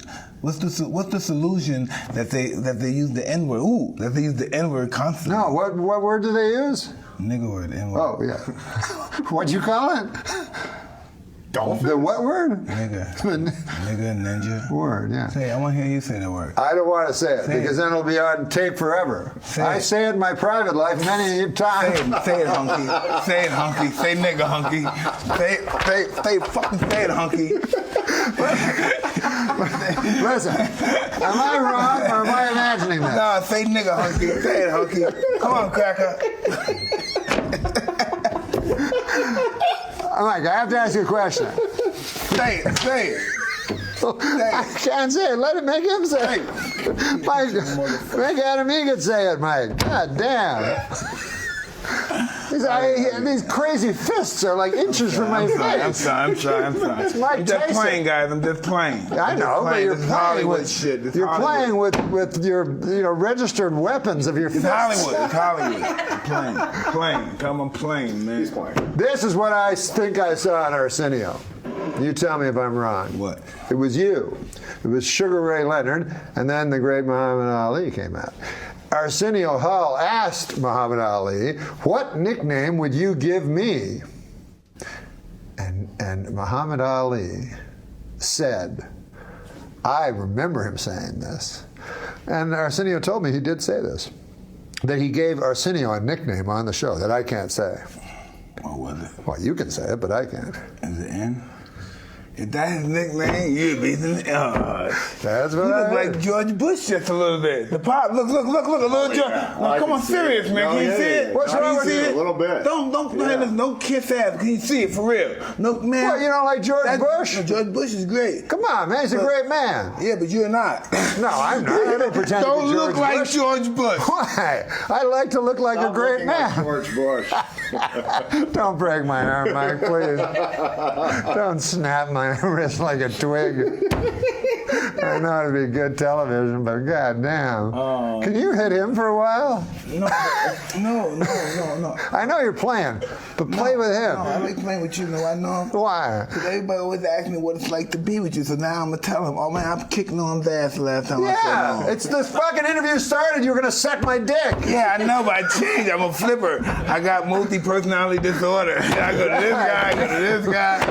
I would never go to you for a blowjob because you might beat me up up instead. You never know. Yeah, you never know with Mike. He's the worst fucking male prostitute. He would be a horrible male prostitute. But a great mugger. Yeah, you'd be a good mugger. Hey, come on, a blowjob. Boom. Yeah, pretend to be. That would be a good. If you didn't get into boxing, where would you be right now? Well, I don't know. If Customata didn't come into your life, I don't know. I would be. Was greatness? Would you have achieved greatness anyway? Do you believe? I don't know. We all have different definitions of greatness. But it's what you wanted. Yeah. From an early age. Well, greatness could have just been being a good family man, being a father. Fucking being one of these guys, missionary guys. Not the position, but these guys that go to these places. Sure. You gotta go to all these places. No way. You go to all these places to build bridges in the name of they're great. God. And then they go home and they have sex in the traditional way. I like to believe I'm doing it in the name of God. I believe you are I like too, to think I'm doing good things in the name of God, even though I often fellatio to people, but it's just in the name of God. He offers fellatio to people. Earlier today. But then when they go to collect, he fucking breaks their arm. Yeah. Things are really bad. Well, look at this. What about this picture over here? This Things are fella's really holding. hard. What about that? It's the end of the interview? I guess. I'm glad not the fucking hour, because I was saying fucking hour. I was just now telling you about an hour before we got here, right? man, Free. I think you did. I was just telling you about the hour before we got here. I ain't doing no fucking hour. How long was the interview? 30 minutes, Mike. How long was the interview? 45 minutes, Mike. If it was an hour, I'd have beat your fucking ass. I know. I wouldn't want to do First thing I said, hour. I don't want to do an hour. I know, man. If I'd done an hour, you would have beat the fucking shit out of me. And I think I would have been sucking dick. Oh, the day's not over when the camera's over, man. We going down. You going down. After the camera? It's both ways. He's going down out and he's going down for the blood. He's going for the I don't want to go down both ways. But if I go down, if you beat me up, then you got to let me do the blowjob first, because if you beat me up, I won't be able to do it. Yeah, fuck. I'll be like, Forgot that. You don't want that. Forgot that. You don't want that. God damn. Then we're going to have to get Orlando Cruz, right? I thought the name the other. You saw. What was the joke? Orlando Cruz. What do you call a gay guy? You said me. But it was Orlando Cruz was the joke. But it's not really a joke because he's out of the closet. No, but he's a great fighter, too. Incredible fighter. Now, when you go into, if you went into a ring with a guy who was come out of the closet, he was gay, would you use that against him? Would you start calling names in the ring? No, you wouldn't. No, what, before the fight? No, during the fight. Oh, no. Oh, you don't talk? You don't trash talk? Oh, no, I don't got time to talk. Okay. I don't have time to talk. Yeah, We got to fight. We got to fight. Do you hear other guys talking to you? Oh, yeah. And that triggers you to go harder?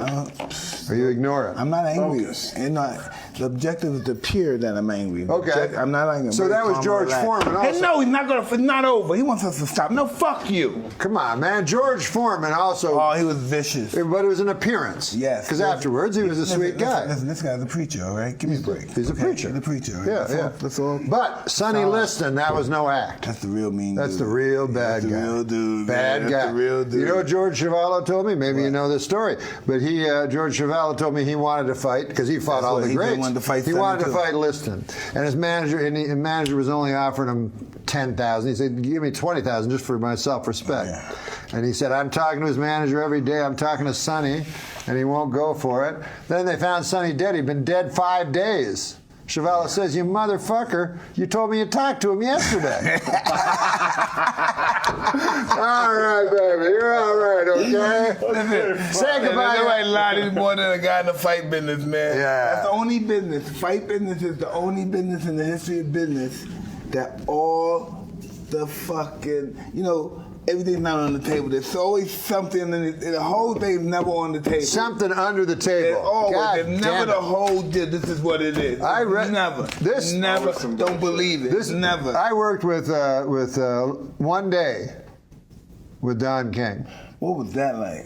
He was like a viper. I went in a room with him. He was a scary motherfucker, with 4 Nation of Islam guys around him, not smiling, only in America, none of that shit, just looking at me with rings and shit. And I'm going to tell you this right now, from my experience with Don King, And I'm just telling you experience. Yeah. He's not gonna he's not gonna bust a grape. He's not gonna. That's just like his perception. He's not gonna hit nobody. He's not gonna have no physical confrontation with nobody. Yeah. It's not gonna happen. So, but still, he can control.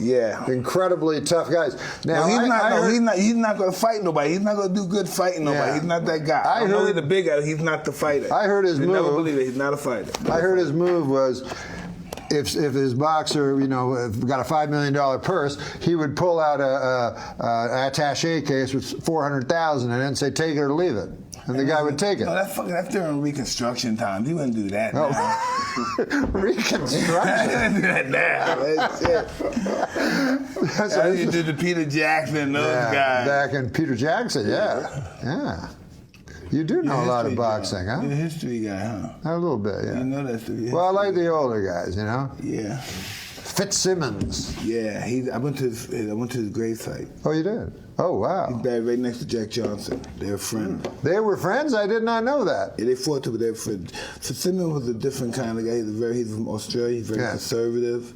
Kind of Republican. Tall guy. You're very conservative. Didn't tolerate nothing. You couldn't talk disrespectful. But not racist. No, he wasn't. He didn't appear to be. He said, "If you lay your hands on me, I will murder you." He talks like that. Yeah, lay your hands on me, I will murder you. And who did they bring back? James Jeffries. That was Jeffries was he was a great fighter. Yeah, Jeffries was one of those guys that talk about the mean. Yeah, he was one of them mean fucking guys. Really tough. Yeah. But they brought him back to fight Johnson. He was an old man. He was old, washed up. But no, listen, he was remarkable to get into shape that quick. Right, yeah. Handball and boxing. Well, how old? He must have been 40 or no, he was maybe 38, 39, something like that. But he got in shape. Well, 40 is pretty close. He got in shape, man. Yeah. Imagine that. Coming out of retirement to fight Jack Johnson? 5 years. Jesus Christ. 5 years of retirement, doing nothing. He got fat, gained 300 pounds. And what about Jack Johnson? That guy was a big motherfucker, right? He wasn't that big for the time he was. He was only 6'1.5" and 198 pounds. Oh. But for the time, that wasn't big. So when he lost to Jeff Willard was 6'6", 245. That was a giant of a man. Wow. That was a giant. They used to have those big freaks like Carnera, where they just find a big, tall guy and figure he could box. Well, that's the Goliath symptom. You think the biggest guy is the best guy. Yeah. They're not the best guys, but if they hit you, they can hurt you. They can, but you get inside. You just get inside them and take them apart. You got to get in there first. Right. Yeah, get in there. Who was your toughest fight ever? Everybody. Everybody was tough. Yeah. Not everybody. 8 seconds. If you knock a guy out in 8 seconds, that's not. Cus told me if that guy was relaxed enough, he would have got me. I don't know why. 8 seconds. Cus said you had your hands down. That guy was relaxed enough. You do that a lot. I heard he told you were going to lose the Golden Glove. No, he wouldn't say that. No. But he would just say. He always talks you down, this fucker. What? Adam Egan. He has never let me think that he talks you down all the fucking time. That's okay. I'm gonna be honest with you. Is that all right with you? He was always my favorite. You can forgive him? Yeah, come on. You can forgive him? Okay, listen. Y'all ready to take a picture? Picture, baby. I forget people that talk me down. Yeah. I love the fact that they talk about me good or bad. Oh, that's great. Talk about me. Because the equilibrium in the universe. He talks you down, I talk you up. So I got a balance between. Yeah, baby. Okay. Yeah, you got love. Everybody. You got love from me and disdain from him, but you still shake his hand, man. Yeah, because you know forgiveness. Let's take a picture, baby. I got love for the universe. Mike Tyson. Love for the universe, people. With your camera, let's say love for the universe. We're gonna take a picture live on TV. Love for the universe. The universe of people. That's beautiful. You should be a preacher, I tell you that, man. No, it's in the blood. It's in the blood. We're taking a picture, man. I'm the Muslim one. I'm the Muslim preacher.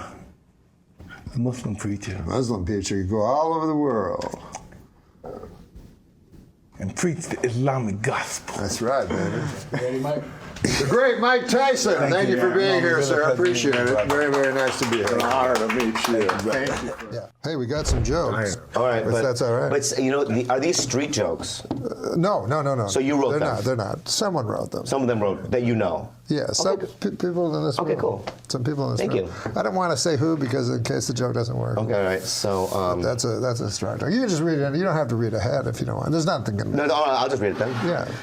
When you're single trying to attract a partner, it's important to project the qualities you desire, which I understand, but boy, oh boy, have I had to suck a lot of dick lately. That's sort of like a Bobby Lee joke. It is a lot like a Bobby Lee. All right. What about this one? This is for you. Yesterday I had a picture framed. Now it's doing time upstate for armed robbery. Oh my God. That's a good one. Here's one for Bobby. I don't want to know no more dick sucker. No, sir. Do you diet sometimes? I know, but do you go on diets and stuff? Yeah, sometimes. Okay, so this is sort of a diet joke a little bit. I'm so sorry. No, Boy, was it hot outside today. I went out to buy a California Pizza Kitchen signature pepperoni frozen flatbread, and by the time I got home, it was perfectly cooked and entirely eaten. 100% true. Oh, you ate it. See, I love Wait, how he stop. laughs. I love how he laughs. It's just weird, right? Some of them are odd. I'm not going to lie to you. This is a joke. Well, some of them. But this is a joke. I think technically. Like an observational joke? I think technically. I need to have glasses in order to see my family. Specifically, 2 glasses of scotch.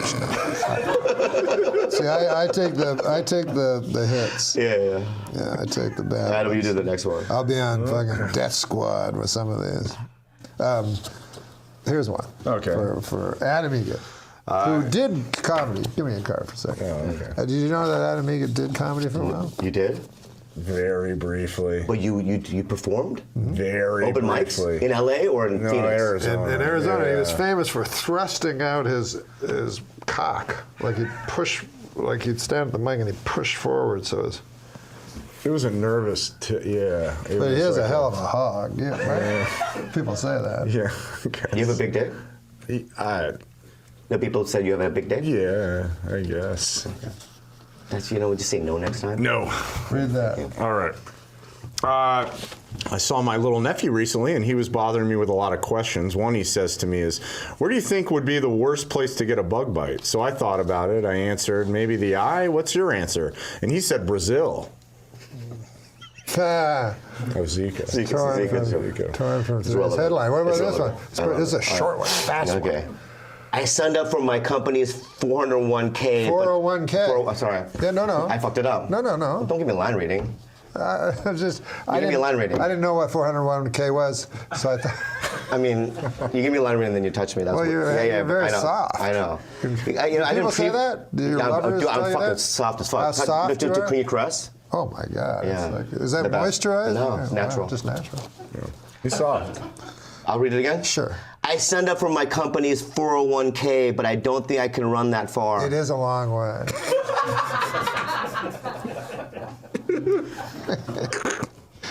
Wait, I gotta get one that's gonna make Bobby happy. I don't like when he scowls after that. I grew up poor, man. My mom used to cut my hair with a bowl. Did you ever see where they used to do that? Yeah. Which was bad enough, but then came dinner, and it was she served a bowl of hair. That was him.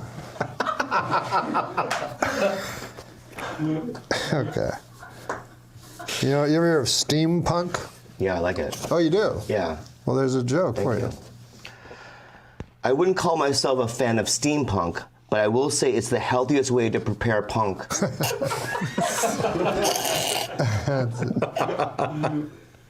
I'd like to take a moment to address all the men listening. I should do this on the camera. No means no. And bacalawa means cod. What? I guess it's a type of fish or something. Oh. I don't know. Oh, bacalawa. If I was grading constellations, well, will you laugh if he does one? Okay. I'm going to give you a good one. Okay. If I were grading constellations, my review and description for Orion's belt would be just 3 stars. This is a thing we get once in a while. We ask for letters from people that have problems, and it's actually called Dear Bobby. So this one says, Dear Bobby, I am in love with 2 boys and don't know which one to marry. First, there's Andy. Are you thinking about this? Yeah, that's when you say, I'm listening. I'm in love with 2 boys and don't know which one to marry. One is Andy. First, there's Andy. He's sort of blonde and sells insurance. Mama likes him, which helps a lot. He's very reliable and seems anxious to get married. Then there's Tony. He's dark and sort of gives me the creeps, but they're awfully nice creeps. I don't know which one I like best. In the daytime, I like Andy, but I believe I like Tony better at night. Which one do you think would make the best husband for me? Andy or Tony? Okay, so we're just gonna have a talk. Everything was going well until these jokes showed up. Yeah? Oh my God. How long is this? This show? Yeah. So how long I have all day. I have all day. So far? But I just kind of want to know how long it is. It's over. Yeah, we were just discussing what is it? You just said we we're get doing these jokes, and then I try to give you the best ones. So. Oh, like we're gonna read all of jokes. us. Yeah, we'll show you how to do Are it. they old-timey jokes? Are they classics? No, they're all written by guys in this room. But don't let that. Okay, go ahead. Where's my tree? This actually happened. Oh, do you know I asked Chris Elliott about the tree thing? Oh, yeah, what happened? He made it up. No. What? Chris Elliott would go, which tree is mine? So we said something else because I thought it was an all-time. It must be like a show business. That's so term. great. I made it up. Okay, go ahead. I'm a gifted but self-taught composer, and my masterpiece is Toccata and Fugue in what I think is D minor. I don't understand. You said it so fast. I did say it fast, and I think some Now of these words from this this is ripped right from today's headline. Did you know that Ringling Brothers Barnum and Bailey Circus closed today? Well, there's a joke already written. And do I read it? Yeah, just to the camera or to Adam. Or... After 146 years, Ringling Brothers has... After 146 years, Ringling Brothers has shut down. Sad news for circus fans, but great news for employers looking to snap up guys who know how to beat elephants with steel rods. Oh, Lord. I suddenly tried to do it like you would do it on the news at SNL. Ouch. Steel rods. I wonder if that really happens. I'm sure it happens. I'm sure that must happen. Second worst job. Assistant crack whore. I said crack whore 4 times. And that's like, I know. Anyways, white girls who wear big hoop earrings may be guilty of, quote, cultural appropriation. And they risk getting a curse put on them by peeved gypsy fortune tellers. What's the joke part? That's the setup. There's a hidden insult, gyp, that people don't. Oh, gypsy. That one slipped through Gypsy, the cracks. That's okay. People don't know. I know. Well, once you know, you have to stop using it. I know. I find it offensive. I'm Jewish.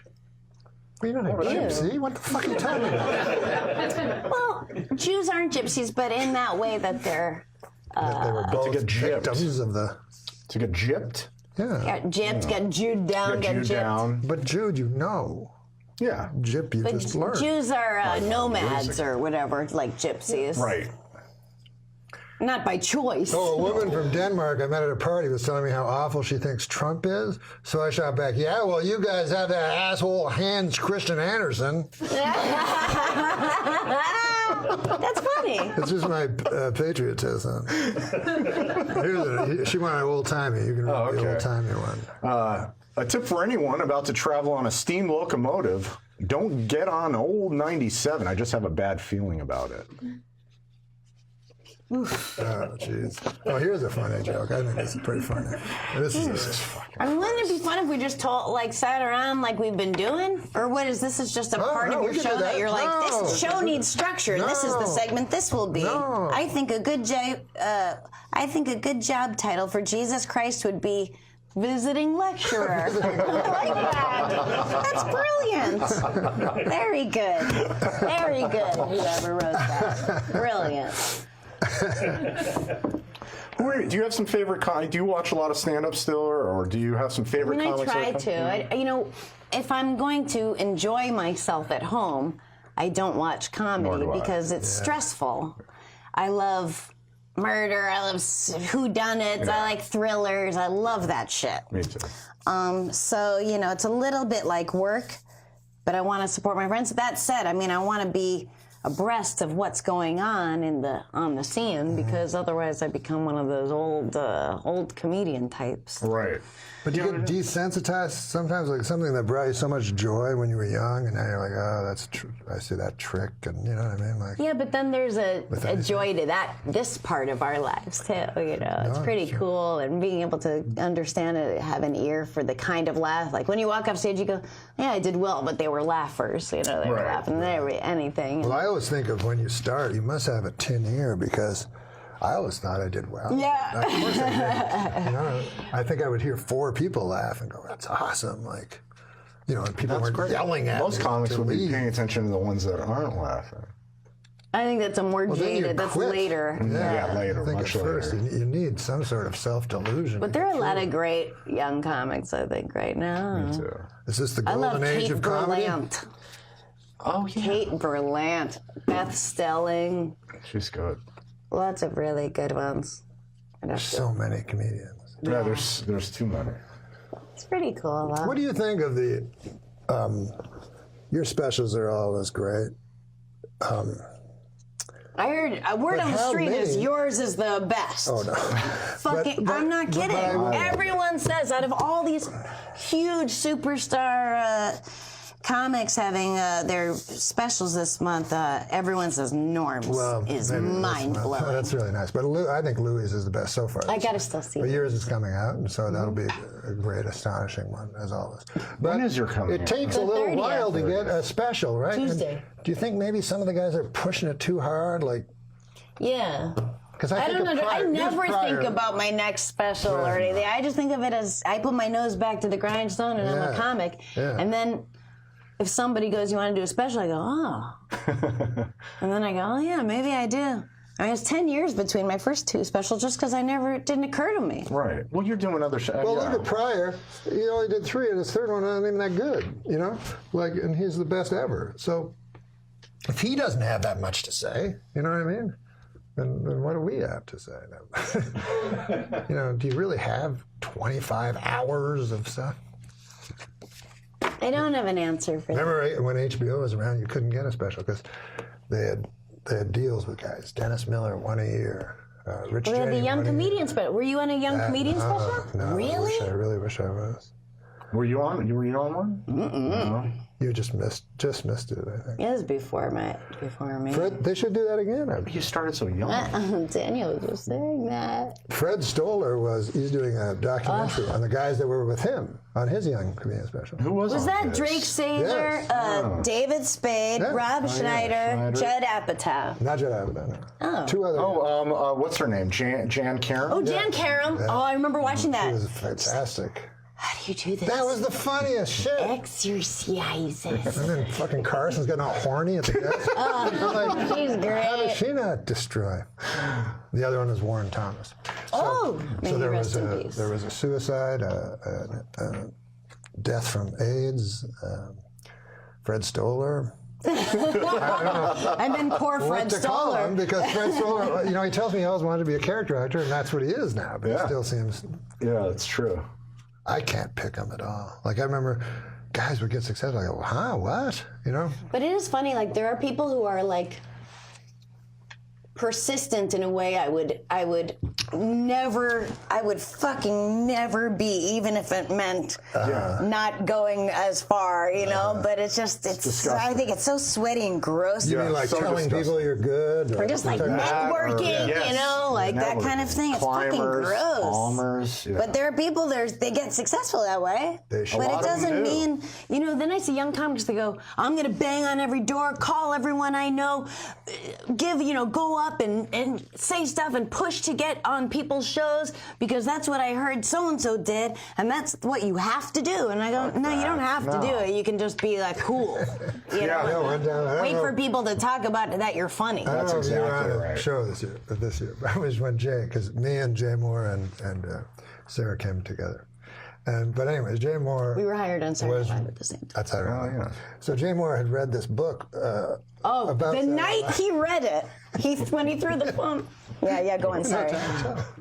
I'm sorry. I remember he was literally reading like Saturday Night, the book about Saturday Night Live, and he reads about Bill Murray, like throwing a phone out the window, and they fucking pulled the phone out of the window, threw it out the window, and that's when they go, okay, you don't have to be a writer, you can just perform. But it's hanging.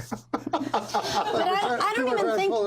Like where we were outside of it, so we had a perspective to see like, oh, you just read this and then you did it. I honestly think that he absorbed it and became it genuinely, It's also part of his talent. It is, Yeah. He's persistent. Hey, I remember hearing about you smoking a cigarette. This is how long ago? Smoking a cigarette in the writer's room, and Ian Maxtone Graham poured water on it. You punched him in the face. Oh yeah, I heard that. Fred Wolf told me about that. People come from different backgrounds. No, but you know what I mean. You grow up in Canada, everybody fights and everybody... Yeah, you wear cleats on your hands, right? It is funny when you meet someone and you go, well, this person has never been punched in the face. Oh, there's he so told me many after now. he never fought. He was a foot taller than me. He was a big guy. And then I felt bad that you never fought in your whole life. And then you pour water on a guy's head? Yeah, that's... Because he goes, oh, I didn't know that there were consequences to actions. But it is, I bet, in a way, right or wrong. A great guy and a funny guy. Yeah. But remember, it's funny because he was so hoity-toity, and he had never gotten his license because he had always been driven, and no. And the Harvard guys used to look down on him because he went to Brown. Meanwhile, none of us went to, or I didn't go to college. You did. No, I didn't go. So we were like the real scum of the art comics, but that they stole all our jokes from. Well, I read in Monty Python that Cleese and Chapman went to Cambridge. And Palin and Idle went to Oxford. So the two from Cambridge looked down on the two from Oxford like they were idiots. Wouldn't it fucking the other way around? No, Cambridge is the best. Oh, okay. Well, that's how much I know.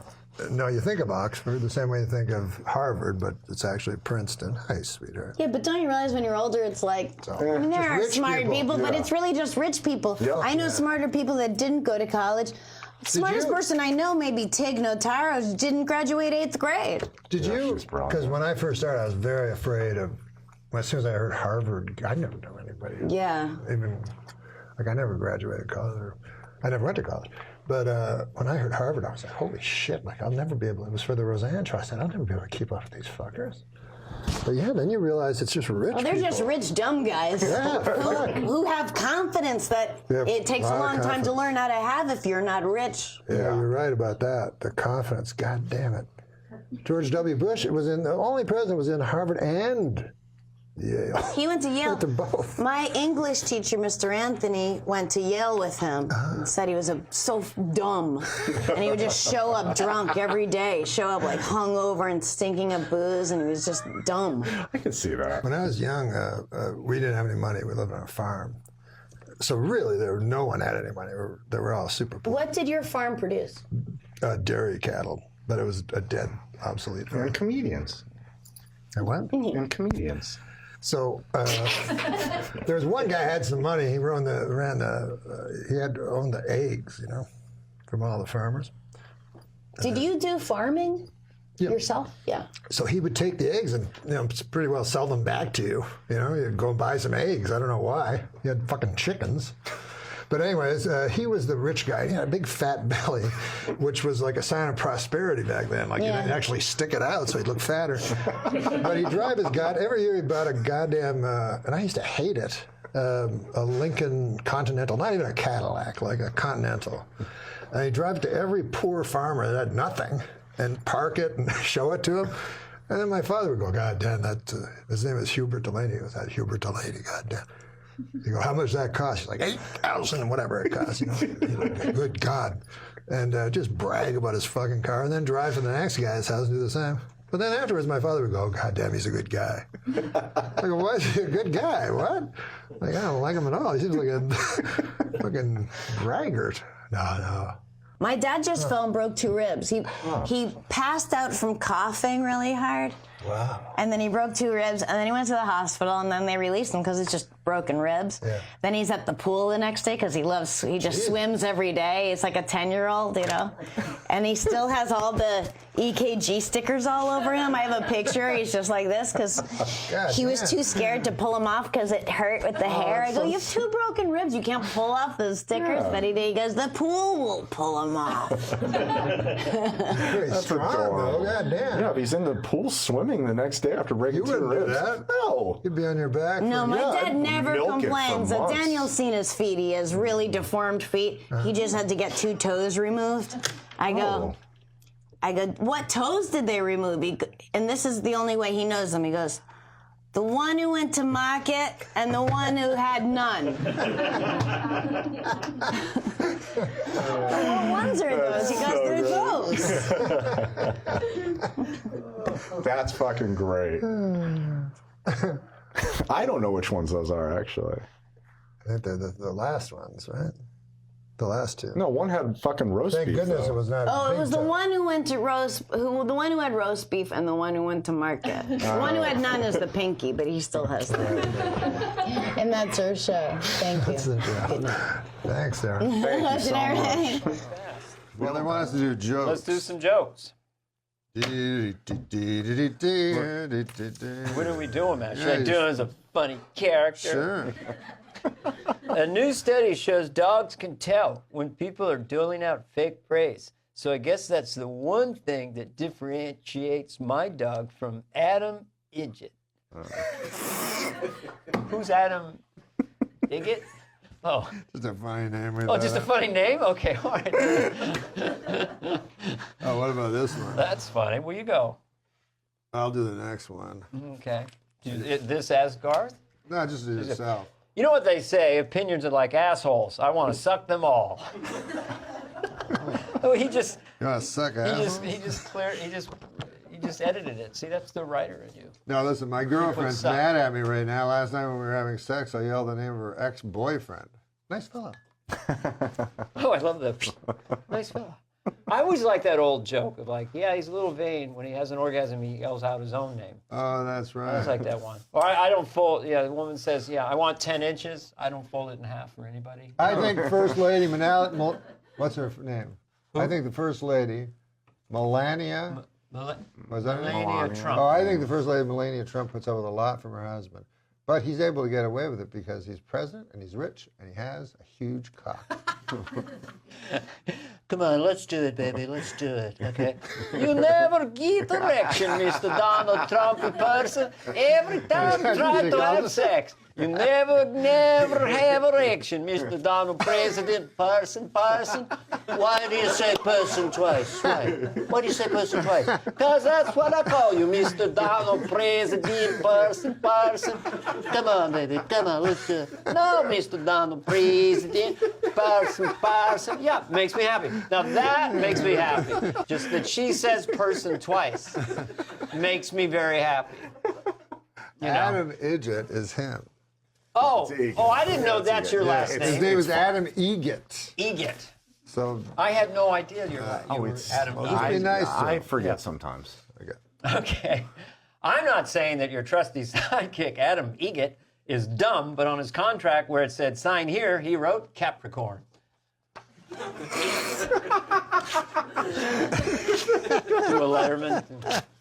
That's so dumb. Good heavens. Oh, dear. Oh, one story from the book of Hadith reports how the Prophet Muhammad joked with a boy called Abu Umayyah, who was playing with a small sparrow. One day, the Prophet saw the child looking sad, so asked, "Why do I see Abu Umayyah looking sad?"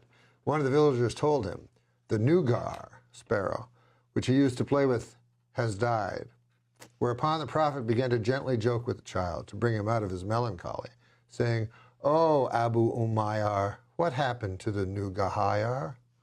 Note, in Arabic, this is a play on words because of the rhyme between the boy's name, Abu Umayyah, and that of the bird, Nugar, being the diminutive of Nugar. That's not what I was expecting. I wish it could keep going on. Yeah. This is it? No, that's your joke. Oh, my God. You want me to read this whole thing? All right. Yeah. Jesus. Okay. Okay. A man boarded an airplane and took his seat. As he settled in, he glanced up and saw the most beautiful woman boarding the plane. He soon realized she was heading straight toward his seat. As fate would have it, she took the seat right beside his. Eager to strike up a conversation, he blurted out, "Business trip or pleasure?" She turned and smiled and said, "Business. I'm going to the annual Nymphomaniacs of America convention in Boston." He swallowed hard. Here was the most gorgeous woman he had ever seen sitting next to him, and she was going to a meeting of nymphomaniacs. Struggling to maintain his composure, he calmly asked, "What's your business at this convention?" "Lecture. I use the information that I've learned from my personal experiences to debunk some of the popular myths about sexuality." "Really?" he said. "And what kind of myths are there?" "Well, one popular myth is that African-American men are the most well-endowed of all men. I've heard that. When in fact, it is the Native American Indian who is most likely to possess that trait. Another popular myth is that Frenchmen are the best lovers, when actually it is men of Jewish descent who are the best. I have also discovered that the lover with the absolutely the best stamina is the Southern redneck."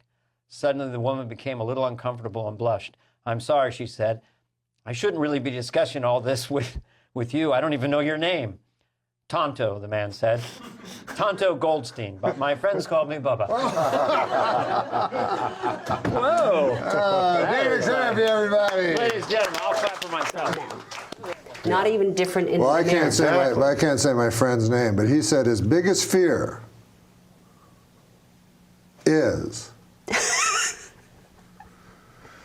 that ISIS or some terrorist group like that will get a hold of a dirty bomb and explode it over a major city within the United States and kill tens of millions of people. Because then the blowback against innocent Muslims would be absolutely terrible. Yeah, that's horrific. That's true. All right, let's do some jokes. That went well, Josh.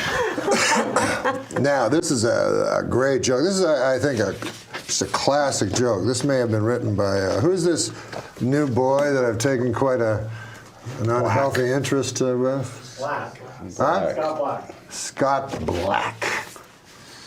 Black. Anyways, I really like this Black.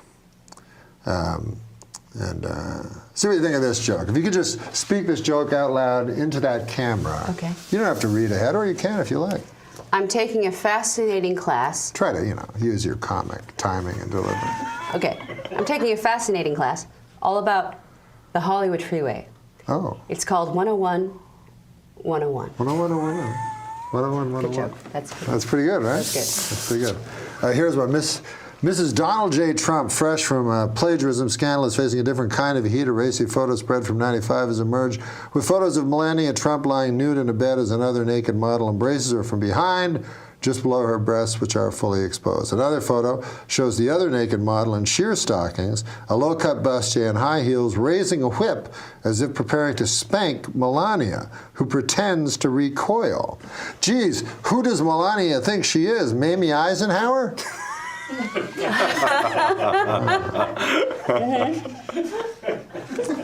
Crowds in Brazil greeted arriving Olympians with signs reading, "Welcome to Hell." Imagine that. Their local Chamber of Commerce really needs to brush up on the basics. Would you like to do a joke? It's always funny when, because when he started, he sucked at jokes, and no one liked them. But he's getting a lot better. He's better. Yeah. Okay. Just say it into that camera. All right. There's no hard evidence that flossing helps your teeth much, scientists now say, though they add, it is a great activity for people who enjoy tedious, repetitious drudgery. Some of them he's gotten better. Yeah, that was a stumble. That wasn't great. And that was good. It was good.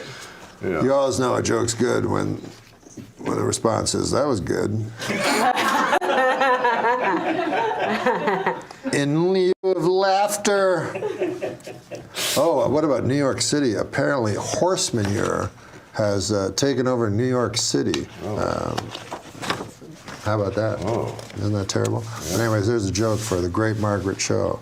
The heat wave striking New York City this week has led to piles of horse manure to spontaneously combust. So for the first time in history, you can explain why New York City smells like a flaming pile of horse shit. Oh, jeez. Only Margaret could have pulled that one out. Who wrote that? You? We let him write 3 jokes a week. My mom was a drug addict, so we had a lot of cookies that she had baked. But she, you know what her secret was? Love.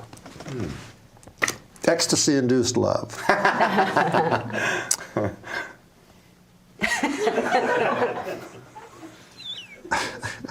Now, you should read ahead on this one. But I think this would be a good joke for you. TBS... Well, you're not reading ahead. Oh. TBS is developing a Notorious B.I.G. inspired comedy series, which I guess explains their new slogan, TBS, fucking dog shit. I don't know. Sometimes you don't want to say that because then TBS will phone you and say, we're interested in what's that, you know.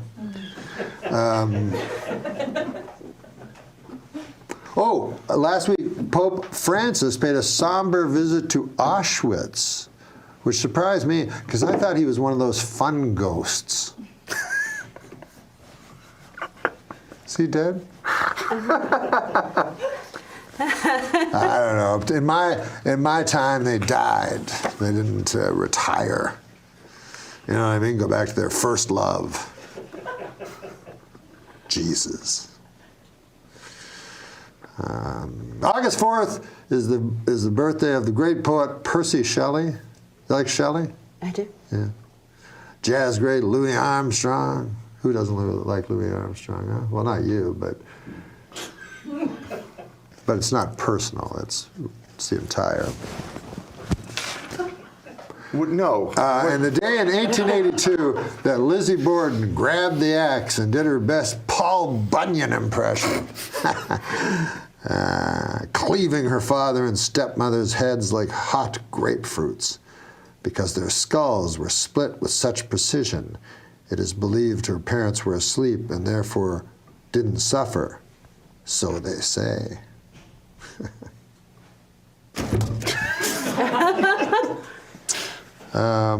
So anyways. Was that a joke?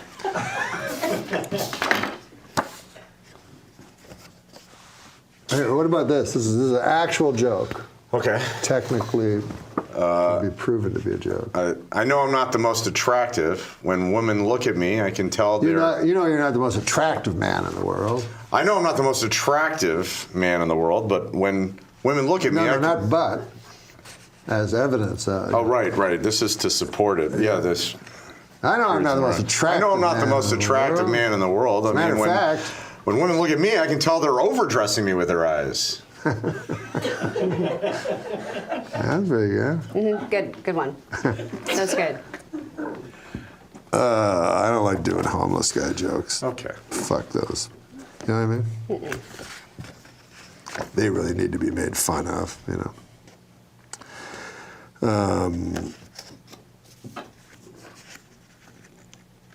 You guys talk. Are you going to read all those jokes? Oh, no. Oh, no. These are just going to go into a pile for use. Didn't your cousin have trouble during the war on drugs? My cousin got a Purple Heart during the war on drugs. Well, that's good. After he tragically overdosed on cocaine. Oh.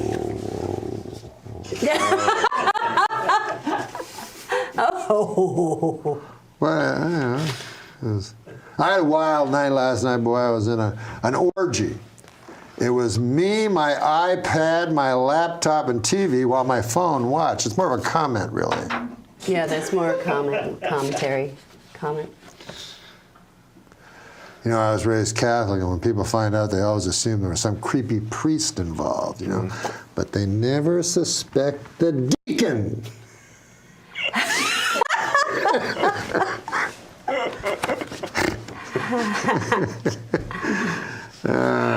Were you raised in a broken home? I heard that from somebody. Yes, I was raised in a broken home. My father was a drunk carpenter.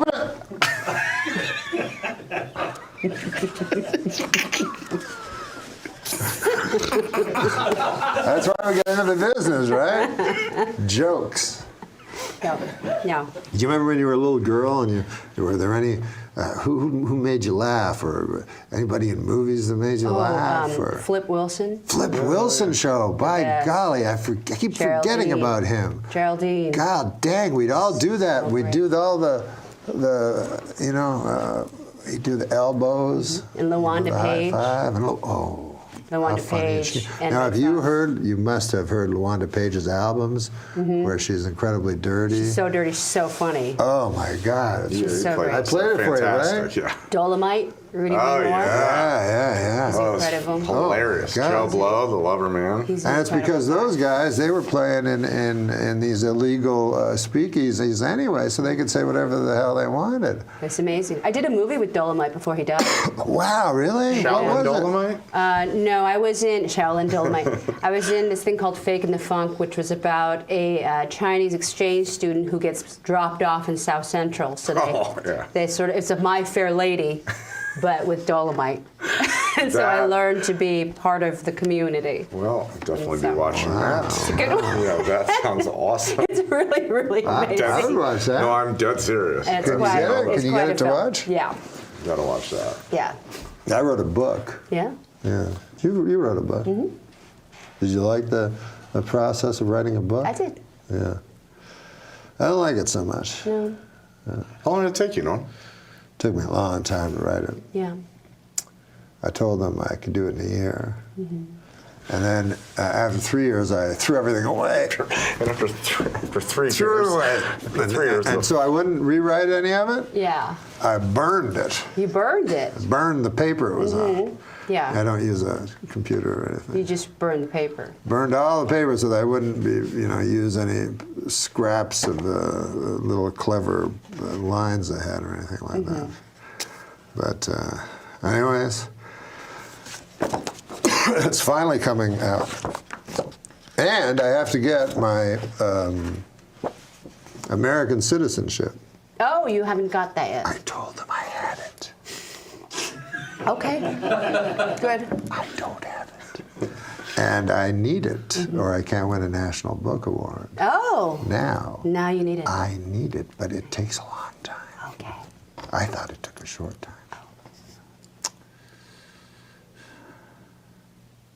I've never been on top of trends, I guess. When everybody was burning CDs, I was still burning books.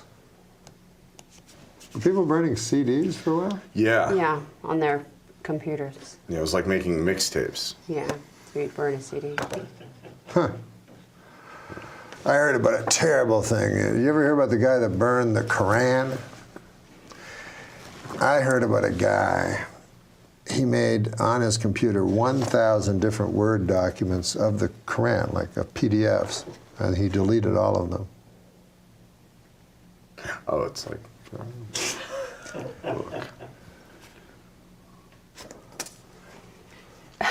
Anyways, we better take a break, but you were telling me before the show a story about a sad pizza that you knew, that you were friends with a sad pizza. How did you know that pizza was so sad? I mean, have you heard of the sad pizza? No. It cuts itself. Oh. Oh. That is sad. Thank you for making us laugh for so long. Jesus Christ, I'm trying to... This is just going south. God damn. Feather number 2. Well, this is a Tim Allen question from Steve O'Donnell. How much can you tell us about Toy Story 4 due out in another year or so? Please tell me that Buzz Lightyear finally gets to fuck Jessie the cowgirl. Let me put that in a way that Disney would understand. Technically not a question, more of a demand. Well, if you understand Buzz, I have no genitalia. If you've seen the picture, he's smooth on that area. Like G.I. Joe. Yes, very much like G.I. Joe. And if I was like my buddy Hanks, he just says anything. I'm not allowed, nor do I really know much. It's Jesse's story. I know that much about it. That's all I got. Wait, Hanks can say anything. Hanks will just, they don't touch him because he's really, he landed a plane on the Hudson, for the love of God. And then a week later, he's looking for stuff in Paris. I mean, this guy does into everything. Are you saying Buzz Lightyear is going through a transition? Might be a female. Ah, interesting. Could be Buzzer Lightyear. No, he's not a transition. Oh, okay. Kids will not get that. Why do we got to go there now? Right away. Now you have all the jokes. This is where we do the jokes. Got it. This is a joke section where you just have to read a joke off a blue card. You don't have to think of a joke. Good. Like those other shows. I'm not Jay. No, it's automatic. So what joke would you like? Tim to do? This one seems like it might cover, some of the I subject see. matter, they're like the little people. Yes, I got you. All right. Blue Man Group. It's a long-running off-Broadway show in New York. Men dressed in blue. If you haven't seen it, very annoying. They beat on drums forever. The Blue Man Group has been forced by the federal government to hire an orange man and a purple woman. Oh, my God. Oh, dear. Purple woman. Sign of the times. Orange, huh? Orange man and a purple woman. How about this? Orange man and a purple woman. A new report from the CDC states that only 1/3 of Americans use condoms, while 2/3 of Americans are still pretty cool. Get out! Why do you get a good one? That was good. What? Whose joke was I just? What, was that steal somebody's joke. He says that's a good one. You can tell. Ever since Trump's new policy came in, the band Foreigner is scared. What? Because of Donald Trump, the band Foreigner is scared. Oh. The what? I'm sorry. I because of Trump's immigration policy, the band Foreigner is scared. Oh, the band. I stole that. It's some young guy said that at the Laugh Factory. I think I stole that. But I didn't steal it really because I just admitted that I stole it. Yeah, and you did it better. It's confusing because you could hear the phrase banned foreigners, like with foreigners that were banned. Yeah, me and him both thought banned. They say curiosity killed the cat, but I don't think we should rule out that shifty-looking kid next door. I was raised in a broken home. My father was a drunk carpenter. Oh, man, this shit is just going south. Oh, something tells me a cock and bull story has a very different meaning in a gay rodeo. Well, this goes along with this stuff I've been doing. Slogans that you say that you don't understand where they came from. Right. Colder than a witch's tit. Yeah.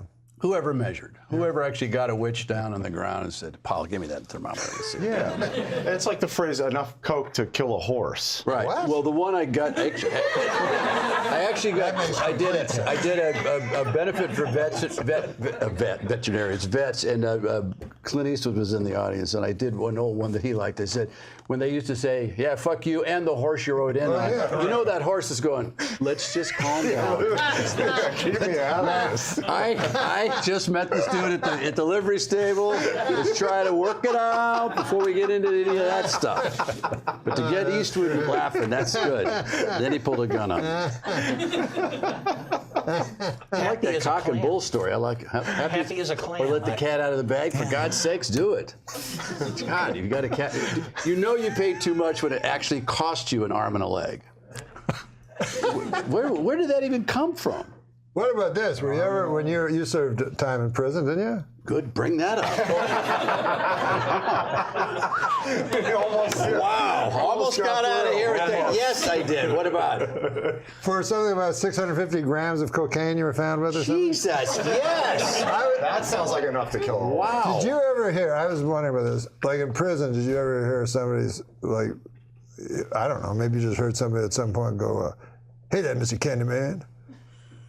What the fuck? That was a long way to go for that. Mr. Candyman. No, how about I have some of that cocaine? Like, were you expected, in other words, to get cocaine? No, I was not. I was not expected to do that. And I'm really happy that you brought that up. Oh, I'm sorry. No, it was good. It was really good. Hey, Mr. Candyman. Hey, Mr. Candyman. It never actually. But did they call you Candy, Mr. Candyman? No. You just learned to pick soap up with your feet. That's all that I learned. Why do you bring me a big rock candy mountain? Yeah. You got friends. Yeah. You got friends. Yeah. You got friends on the outside come in. Woo! Well, you do feel better.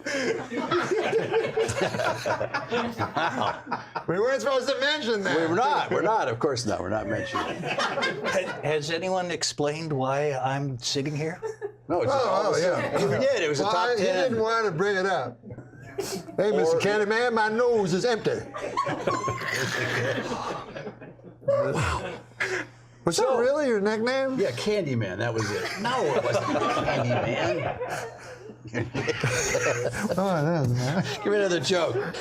You know, I'm happy to help out a friend, but the next time my roommate asks for help putting sunscreen, he better be talking about his back. Fool me once. Oh, no. That was for Adam Egan.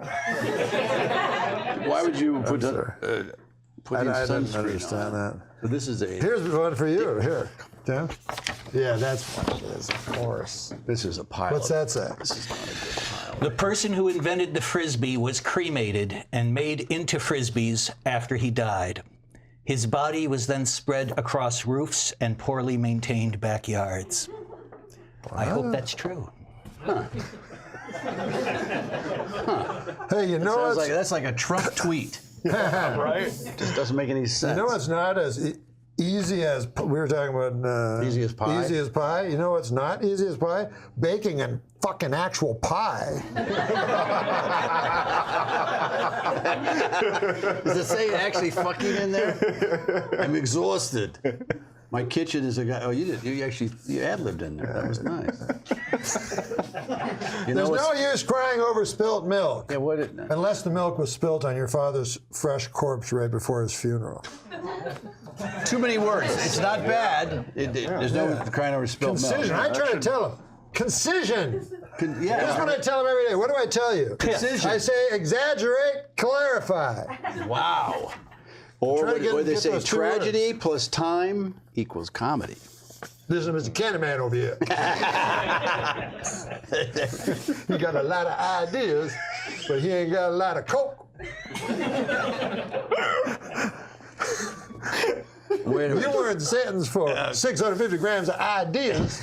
Wow. You do feel better. A New Mexico man was arrested for urinating on a family at a Metallica concert, or as Adam Egan knows, it's called foreplay. Oh, it is. Yeah, it is. Hey, you were talking about who's Adam Egan? That's the problem. That's the problem. We forgot to introduce you. But here's a thing you were talking about: how things start, how sayings start. When I grew up, my family was so poor. Yeah, well, we didn't have a pot to piss in, so we pissed in other people's pots. We'd break into houses in the dead of night, find the people's pots, and take a giant piss in them because we had accumulated full bladders from holding our urine all day long, waiting to piss in people's pots. Now, literally, if you told this as the character, it's too long, but there's so much meat in there. Yeah. It's two separate jokes. May not be long enough. I said there's a story there that, you know. I don't want to shoot myself in the foot. That's another expression. Oh boy, here we go. Nothing funny about Nazis. No, you can't even talk. You can't even say Nazis. The only thing about Nazis I've used is. Wait, I haven't said that. I don't want to shoot myself in the foot, but my left big toe is a neo-Nazi. Even worse, my big right toe believes that there should be a gender pay gap. You can't. Hitler's just not funny. Still, it's not enough time. Except he did kill the mustache style.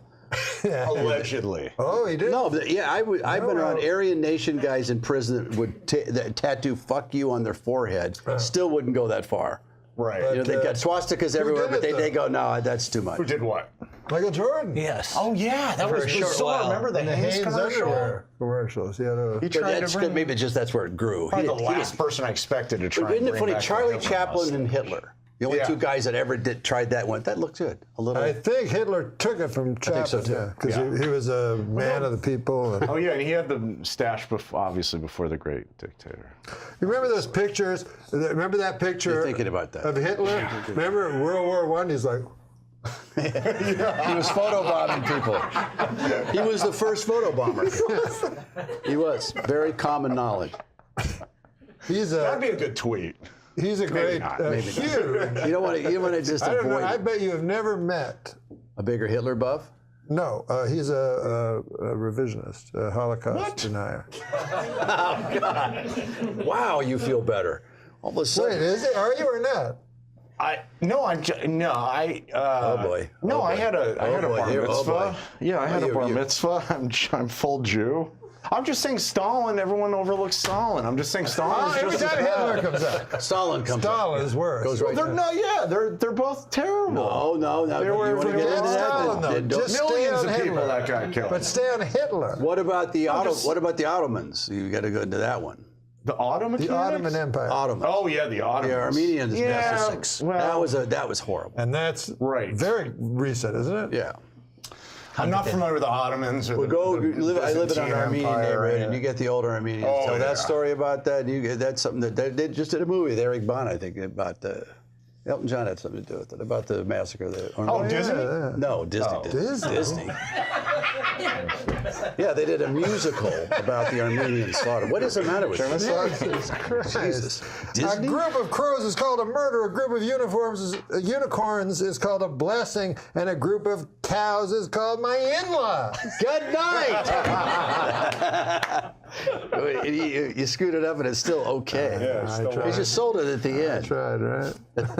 I need one. Well, you don't like children, so this might be I didn't say that. I said I don't like you. Do you have children? You said you don't like children. Did I? Oh, many times. So many times. Did I say that? I exaggerate to clarify. When did you not say that? A hippo's mouth is wide enough to fit in a 4-foot tall child. Really? Huh.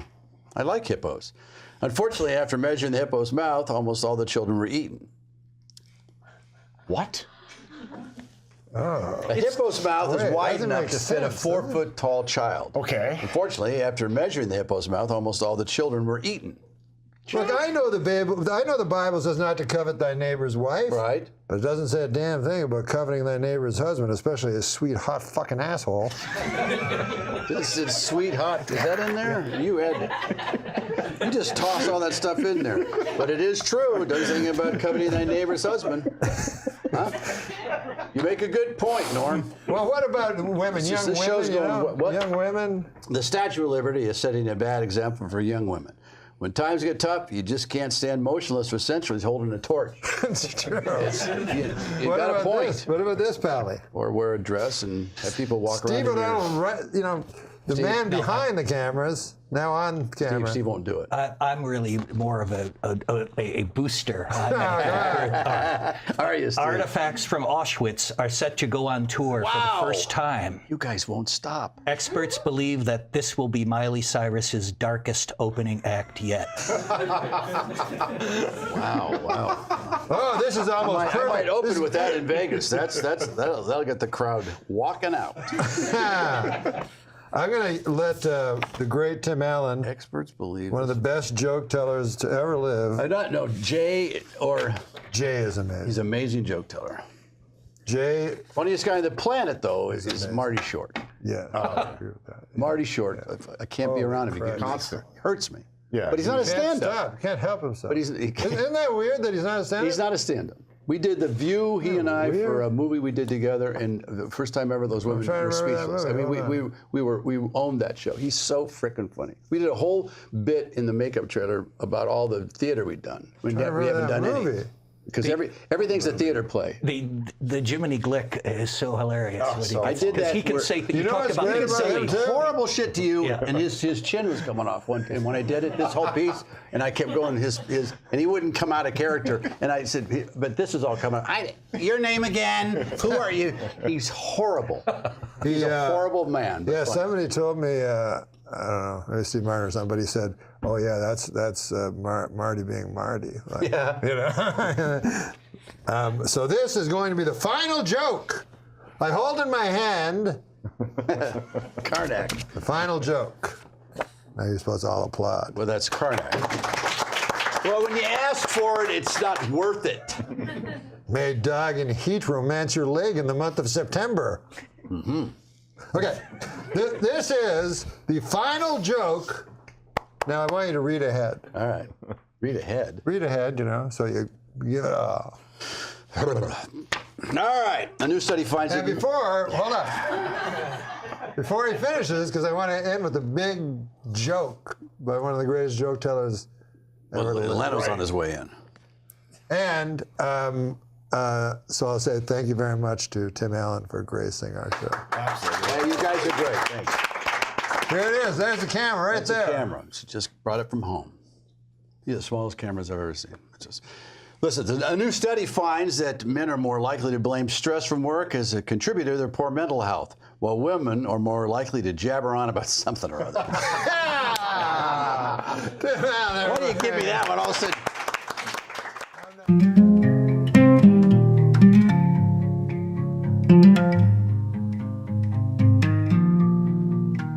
I'd trade tomorrow for one more sunset from back then.